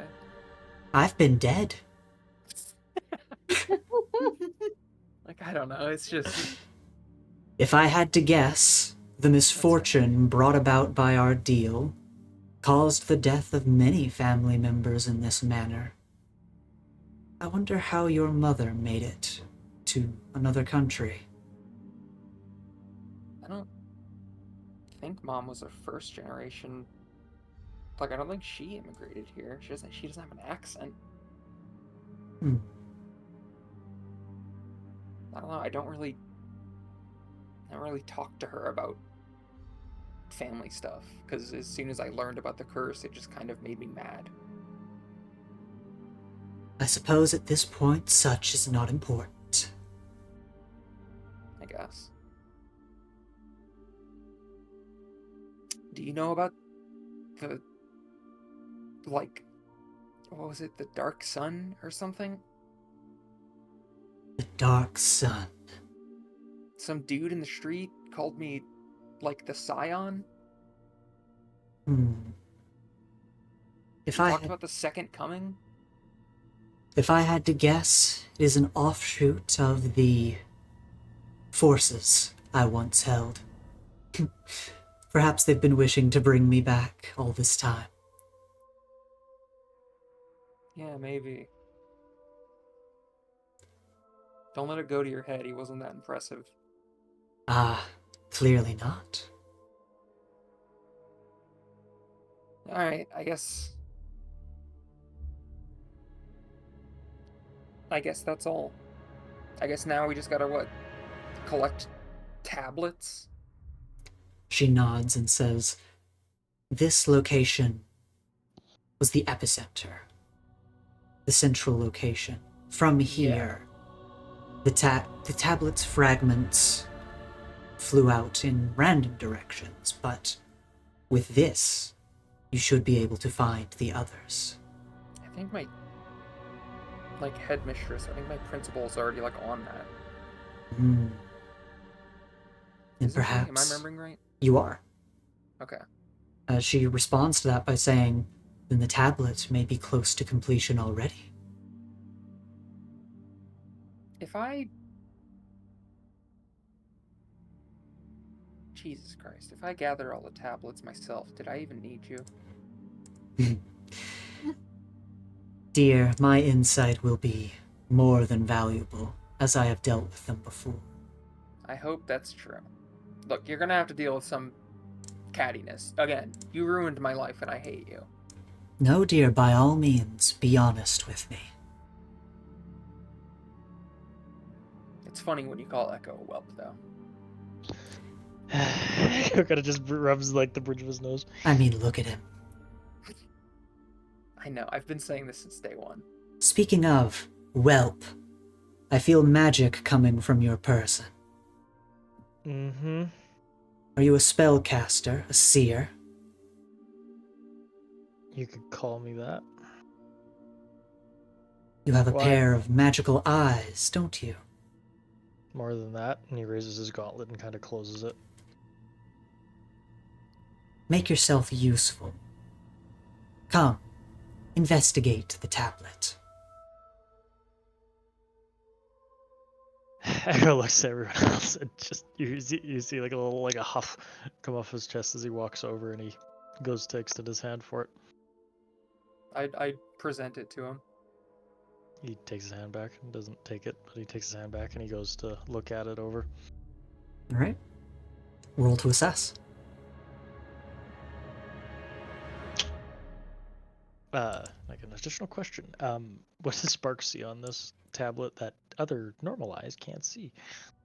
Spark is analyzing this tablet, and for all you can tell, physically, it is just the etchings into the tablet, and it is a thick slab of stone.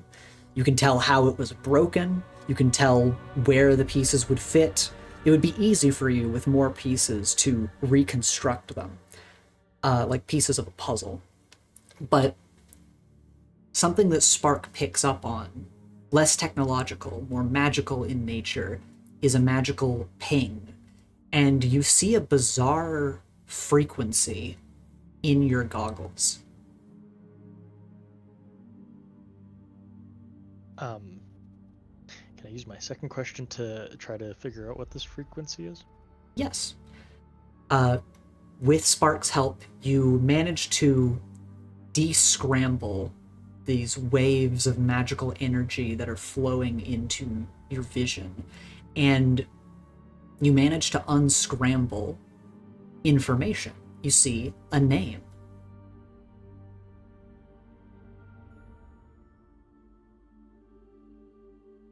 Ooh, what's the name? You simply see the name Malum von Omen. Echo kind of furrows a brow at that as he taps a small section. Does the name Malum von Omen ring any bells? Ah, Malum von Omen. That makes sense he would sign the contract. He was...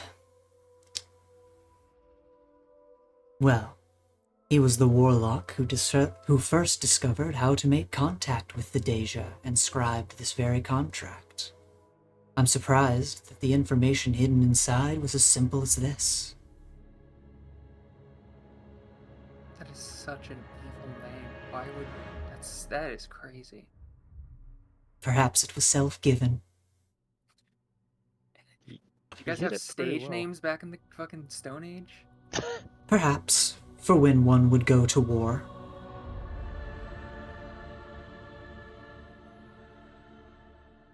Jay, you walk up and join the group. Anything else you need? Echo says, kind of crossing his arms.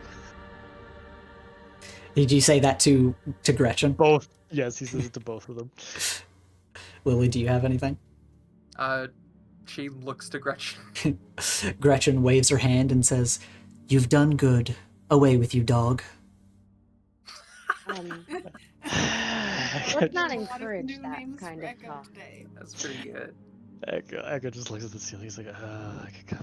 Then I'll be over here. And he just kind of gently whacks his head on this tree. If Echo looks over, Terry's like beckoning him to like in the hall behind the wall. Echo, after a couple of whacks, looks over to Terry and just kind of makes his way over, shoulders slumped. Jay, as you're approaching, do you have anything to say, or are you just kind of joining the group over here? Oh, I did say something whenever they were insulting Echo. I just walked up and said, I don't think we should encourage that. Look, she's gonna do it probably no matter. I can't even get her to call me Lily.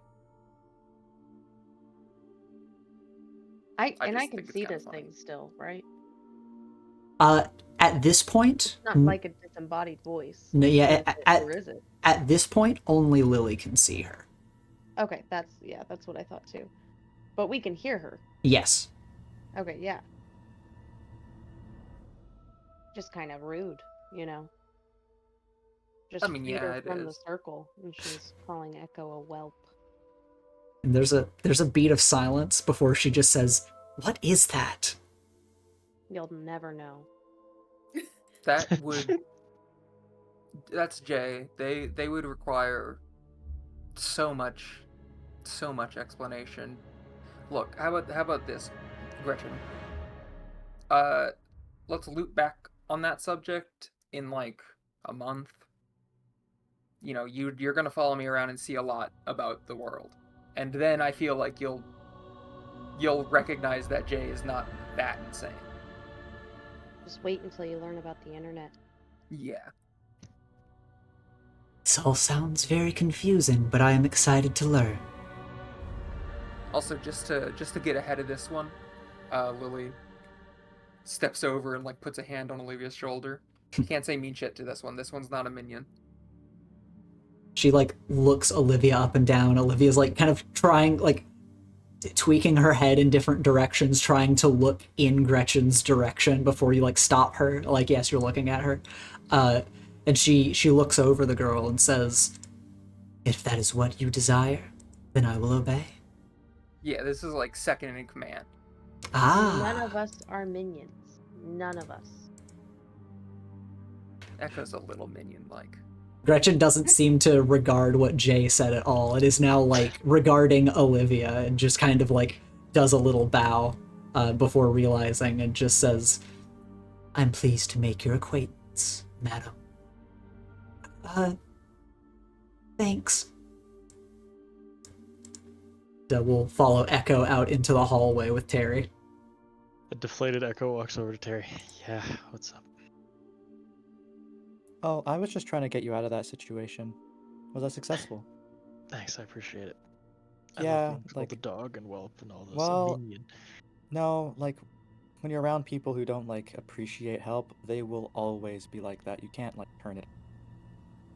Sometimes they try to blow you up, sometimes they call you a whelp. It doesn't stop. Come on. Was it not obvious? Look at all what just happened. They literally like shook hands and made a... Oh. Yeah. Yeah, green and purple. Kind of scary looking. Called you a whelp. I'm surprised there's not like lightning flashing at some point. You don't trust it? Echo, I'm gonna be like 100% real with you for 2 seconds. Ready for it? Go. I don't trust anyone. But especially not that. Like, come on, like that doesn't like radiates untrustworthy. You have a point. We should just keep an eye on it then, and you know, if things go south, help Lily when we can. You guys hear the door open as Nightwalker walks into the manor. He makes his way, looks through the opening, and sees you guys standing around a sigil on the ground. The urn is open. Echo raises a hand and he just kind of goes, "Okay, quick summary, Lily. Actually, I'll let her explain it." Because Echo in the back of his mind is like, if I over-explain, that could be bad. Yeah, there's a lot going on. Honestly, I'm glad I stayed out in the hallway. You can try and parse everything, but I'm gonna stay far away from that if that's alright with everyone. Am I a sidekick? Is that what I am? That's a choice everyone makes every day. Nightwalker just looks between the two of you and then just like nods and continues into the room and says, "Is it finished?" Yeah. Hi, Nightwalker. He nods to you. He says, She motions to Gretchen, which I think it probably hasn't clicked in Lily's mind that only she can see it. Mm-hmm. And she just goes, "Gretchen." He looks next to you, and he nods. She nods back to him. Oh, okay. And he says, "Well, our job is done. Lily, do you find the results satisfactory?" No, because it's not over. And I'm not going to be satisfied until it is. Apt words. Well, in my surveillance around the area, no one is approaching this manor. It seems to be hallowed ground of some sort. However, the disturbance earlier in the city was noted. We should make haste and leave as quickly as possible. Yeah, that works for me. Yeah. I could, Echo does like a little gesture with his hand. Or would you What, prefer to... and leave the Nighthawk? Nightwalker holds up a capsule and says, "I have the Nighthawk with me." All right, yeah. And at this I point, guess you're good. it would take too much time to make our way to the edge of New Stania in order to board. It is for the best if we use your portal to exit. Yes! Echo. Hey, Lily, just a Yeah, quick check over. Anything else that your new advisor suggests we bring from here? Like, I don't think we're making a return trip anytime soon. So, yeah. I don't know. Gretchen, you got anything? She thinks to herself and says, "The other pieces of the tablet are not here. No tomes are left. I believe we are safe to exit." Hey, by the way, before we leave on that note, you ever hear... So you know the Dey'ja's realm? What do you call it? Ah, the realm of Apalea. Okay, you know the fancy name. Why, dear? You know how it's like full of fog or something, yeah? That it is. Okay, you ever hear of someone being able to breathe the fog? Like, exhale it? I point over to Terry. To emit it Terry from their waves. own person. No, I have not. Terry, can you show? Oh, normally no one ever asks me for this, but I don't see why not. And he'd like blow enough where it like gets kind of close, like to here, and then it dissipates. Mhm. Yeah, is that the same fog? She like looks at it and says, "It's hard for me to tell. Looks like fog." Okay, well, don't take an attitude with me.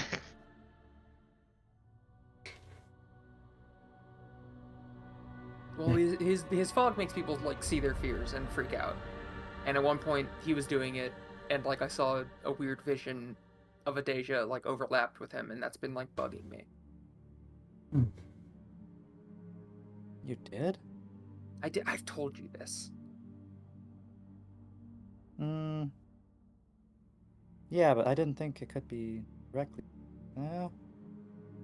I think you've got too much going on. You forget some of the things that I tell you that are upsetting, which is fair enough. Well, there was a lot of upsetting stuff, so I do Yeah. forget some. It's fair. I can't really blame it. Well, all right. I just wondered if you would have any quick answers for that, but I guess let's get out of here.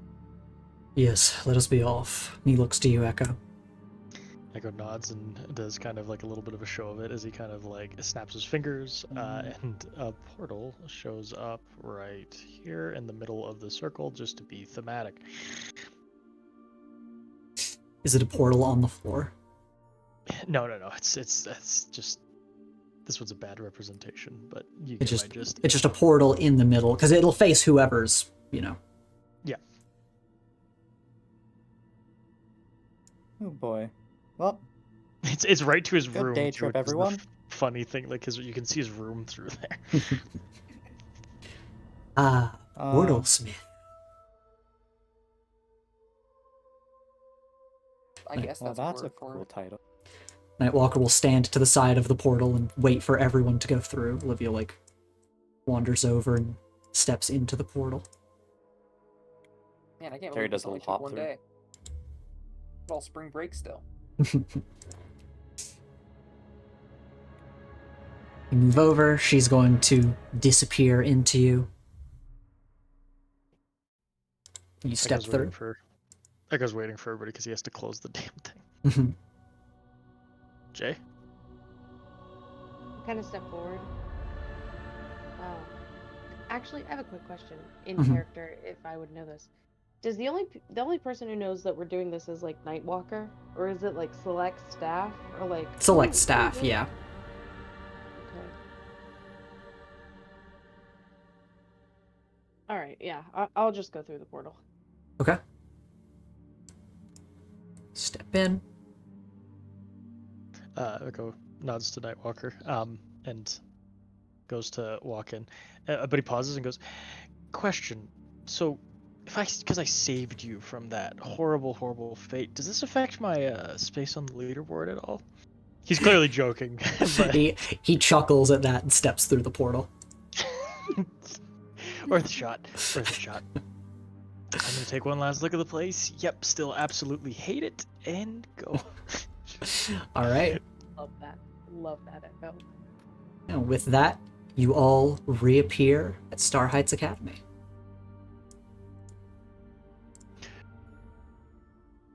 All right, everyone out of my room. Fucking did that shit. And let me get this playing. Portal Smith. That could be a sick new name. Yeah, all of you reappear on the other side of Echo's portal, popping out into Echo's room.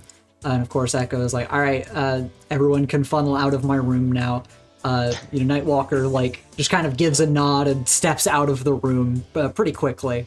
And everyone else files out into the hallway. Lily, of course, Gretchen has kind of just disappeared back into you for the time being. And you all have safely returned from Nustania.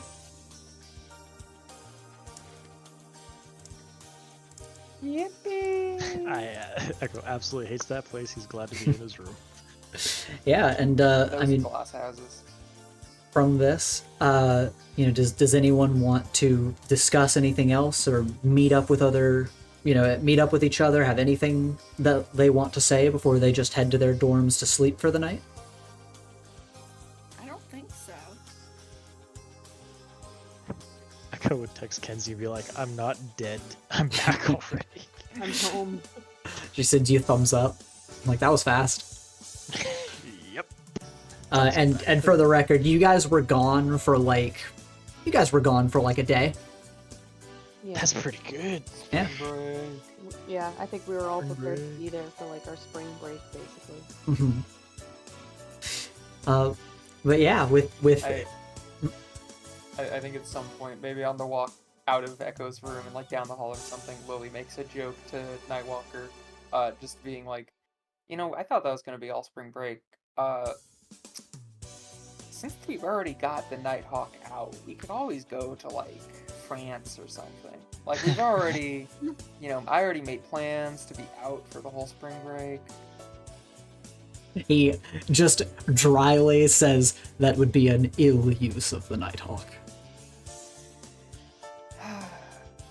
Boring. I bet Mr. Fahrenheit would let me do that with his race car. He just kind of like, he's silent for a moment as he's like escorting you back to your room. Olivia's coming along with you, and as you both like stop in front of your room, he'll turn to leave and just say, "We'll see. Maybe there will be time." That's why you're the best teacher. And then I go inside. He smiles to you and leaves. Olivia waves to you as she goes to head back to her own dorm. And yeah, with that, you have all successfully completed the mission. The Dey'ja Busters' very first mission, a resounding success. That went so well, guys. It went so well. It could have gone much worse.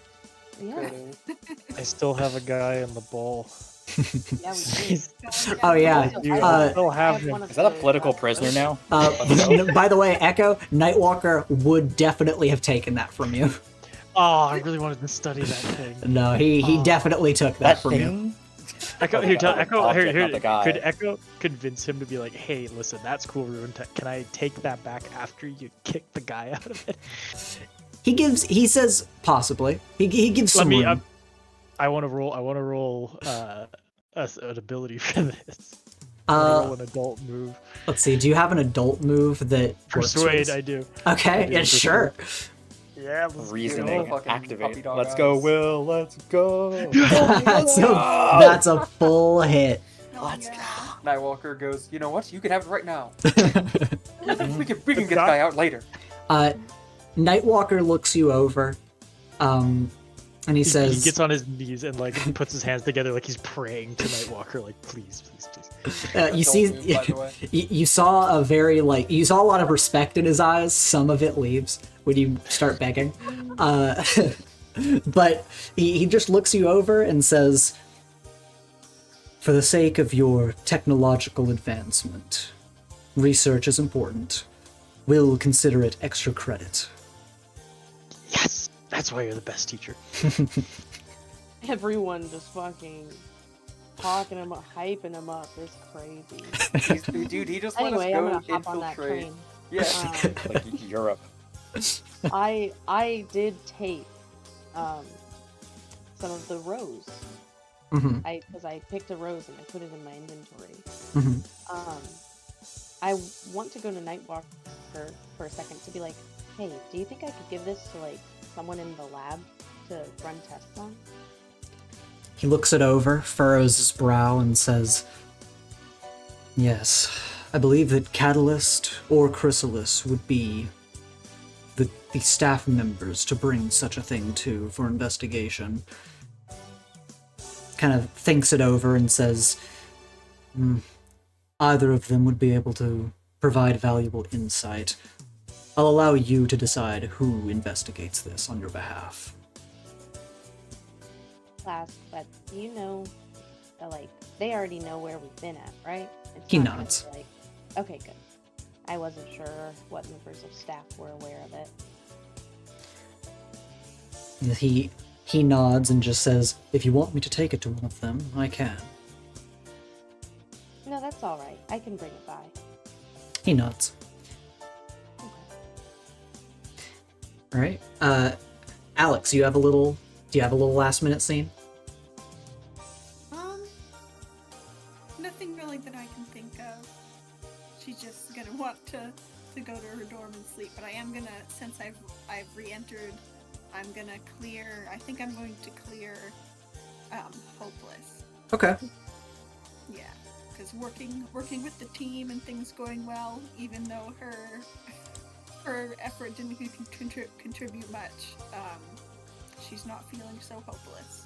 Hey, to be fair, you and your powerhouse self held each other down for a little while before the explosion, so, that's something. Imagine another Alex just wreaking havoc on the battlefield. Would not be good. For a long term, anyway. The best thing you could have done is go to sleep, honestly. It's just like been knocked out of the picture. But yeah, you go back to your dorm, you drop dead on your bed, go to sleep. You're just like, I need it. You were launched like a mile away from the battle and had to like fly back. I do Yeah, love that's that. enough. Terry, do you have any final mentions at the end of the day here? Oh, Terry just goes back. This has been like, other than like almost getting like, strangled to death by a shadow of himself. This has been a wonderful day. He just goes back to his room, gets on his hammock and just looks at the rose and hums to himself. As you look at this black rose, hum to yourself in thought, you get a beep on your phone. Huh? Oh, here it is. What is this? He takes a look.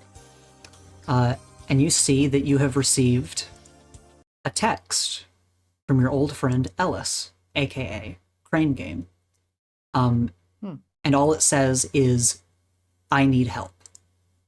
And that is where we are going to end today's session. Okay. Ain't out of the game yet, you dirty liar. Crane Game. Mickey Mouse good. Also, Ethan, quick question for my notes. Did Echo get the thing back after? Yes, after the guy is not in it anymore, you've convinced Nightwalker he will give you the device back to investigate. Outstanding. You love to see it. You love to see it. So now we're gonna do our usual. We're gonna go through our end of session moves. I gotta pull those up. I definitely know how to. Let's see who's first. We'll start with Chloe. Yay! What do you think? Did you grow closer to the team, grow into your own image of yourself, or grow away from the team? I grew into my own image of myself. Okay. Yeah, describe how you did so. I was a bird. I was a bird a lot. Which is what you were meant to be. I think that Jay is finally starting to realize what they're capable of, in terms of not just like always going crazy, unleashing powers, but like just being like, I feel like their shapeshifting is different than all of the other characters, and I think I felt really helpful today. Mm-hmm. And yeah, I felt like I was able to use like my power to its full capability, which in like as a character, my high stat is always actually Savior. Mm-hmm. Savior is one of my highest stats. And so I just felt really good at that today. I felt like I was playing keep away with that device, and then while also like working to make sure that no one was getting hit as badly as I was. I played a true tank, and it felt good. Yeah. So what label do you want to shift up, and which one do you want to shift down? Mundane is going down, baby. Okay. And freak is going up. All right. And we're getting freaky with it. Yeah, your bizarre powers were definitely a help on the battlefield today. Yeah, they were, and it felt like I was using them to their full capability. My labels are so funny. Yeah, this is good. Okay. All right. Next up is Echo. What do you think, Will? So Actually, kind of a funny thing, because he did some defending today. So I think he grew into his own image of himself. Okay. And I want to basically, because he focused kind of on defending with Olivia, and he's like, damn, that's quite nice. Mhm. So I'm thinking I want to shift Freak down and Savior up. Okay. And you're feeling more like you're kind of accustomed to the job of being a hero. Because he's made some I'd argue he's made some very heroic choices. Yeah. Recently, like even with Kenzie and the whole thing that happened there. So I feel like he's kind of leaning into that now more a little bit. Mm-hmm. So I think that's the reasoning behind that. Yeah, that makes sense to me. Cool. All right. Next up, Nicole. How do you feel about Alex? Remind me of my options. You can grow closer to the team, grow into your own image of yourself, or grow away from the team. Okay. I think, honestly, I'm going to say grow closer to the team just because, like, everything with Terry went surprisingly well, and even though there's still a little bit of caution and resentment on her end, but, like, there's definitely progress there. You're like, at a moment's notice, you're ready to clock him, but you're like, all right, he's not like monologuing at me, so we're cool. We're cool. You're definitely still pissed at him, but you're like, all right, maybe you're not all bad. So you can give influence to Terry if he doesn't already have it over you. Oh, it looks like he already does. Okay, then in that case, Terry, you get to shift her labels based on what you want to see out of Alex. Do danger or 3. appropriate. My danger's a 0 right now. Danger up. Okay. Superior down. Damn, -3 superior. Okay, you cannot be You -3 can't do that. superior. Yep. Okay, so I'm Okay. at -2. I'm at the minimum. Okay, what's mundane then? Mundane is actually 2 right now. Minus mundane. Okay. I'll take that. Be less normal. Fight. Yeah. I have a question, Kai. Yep. Well, first of all, Nicole, what is your savior right now? My savior is 2. Would Terry want to see more savior out of Alex in order to like defend, or do you want to see her be more dangerous and aggro, like in a fight? Dangerous. Okay. Okay, valid. And then, Nicole, you can clear a condition or mark potential. I'm absolutely gonna clear another condition.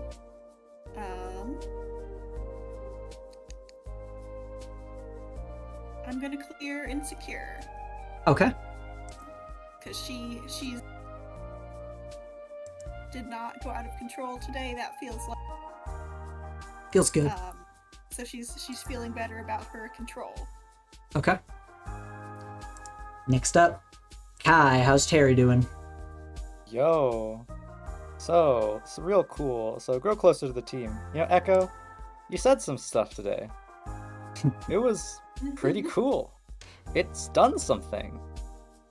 So influence is gonna go over to Echo. Does Echo already have influence over you? Nah. Okay. Oh, that's right. Pretty sure He had it and then It got lost. took it away. Because Yeah. the rope incident, and now it's Yes, back.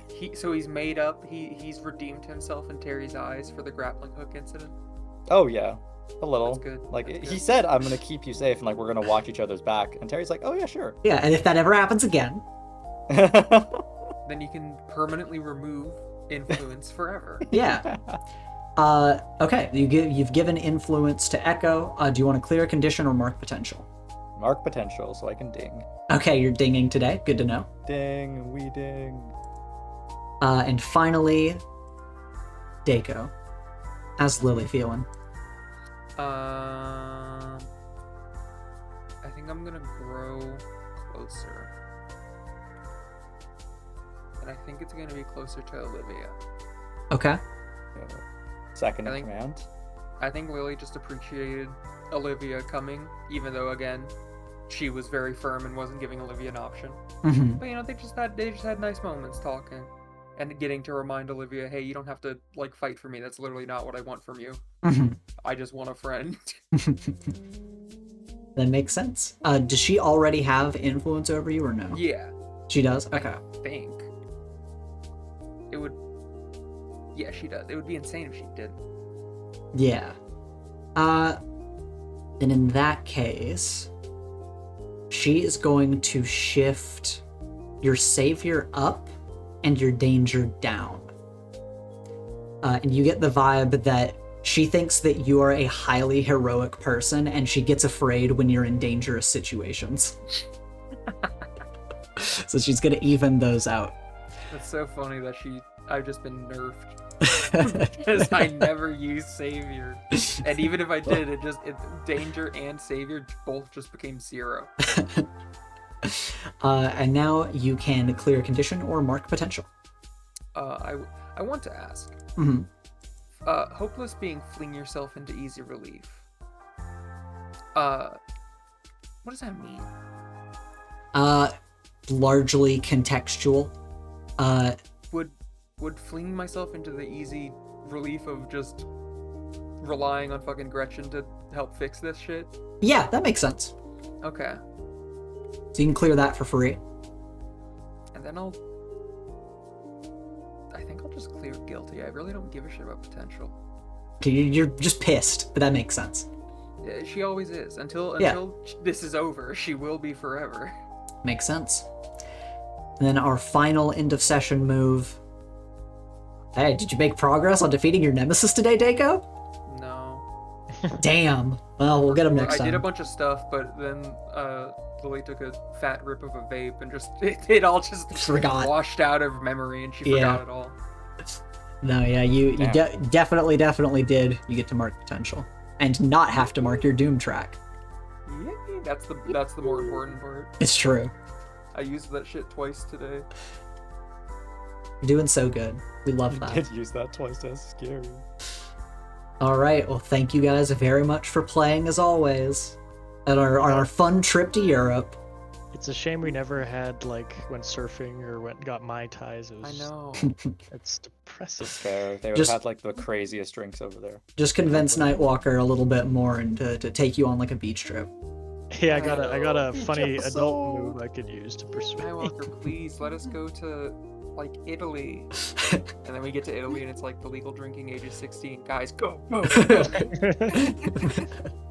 that guy showed up in the alleyway, I thought he was gonna hit me. I thought he was gonna, when he raised his hand, I thought he was gonna hit me.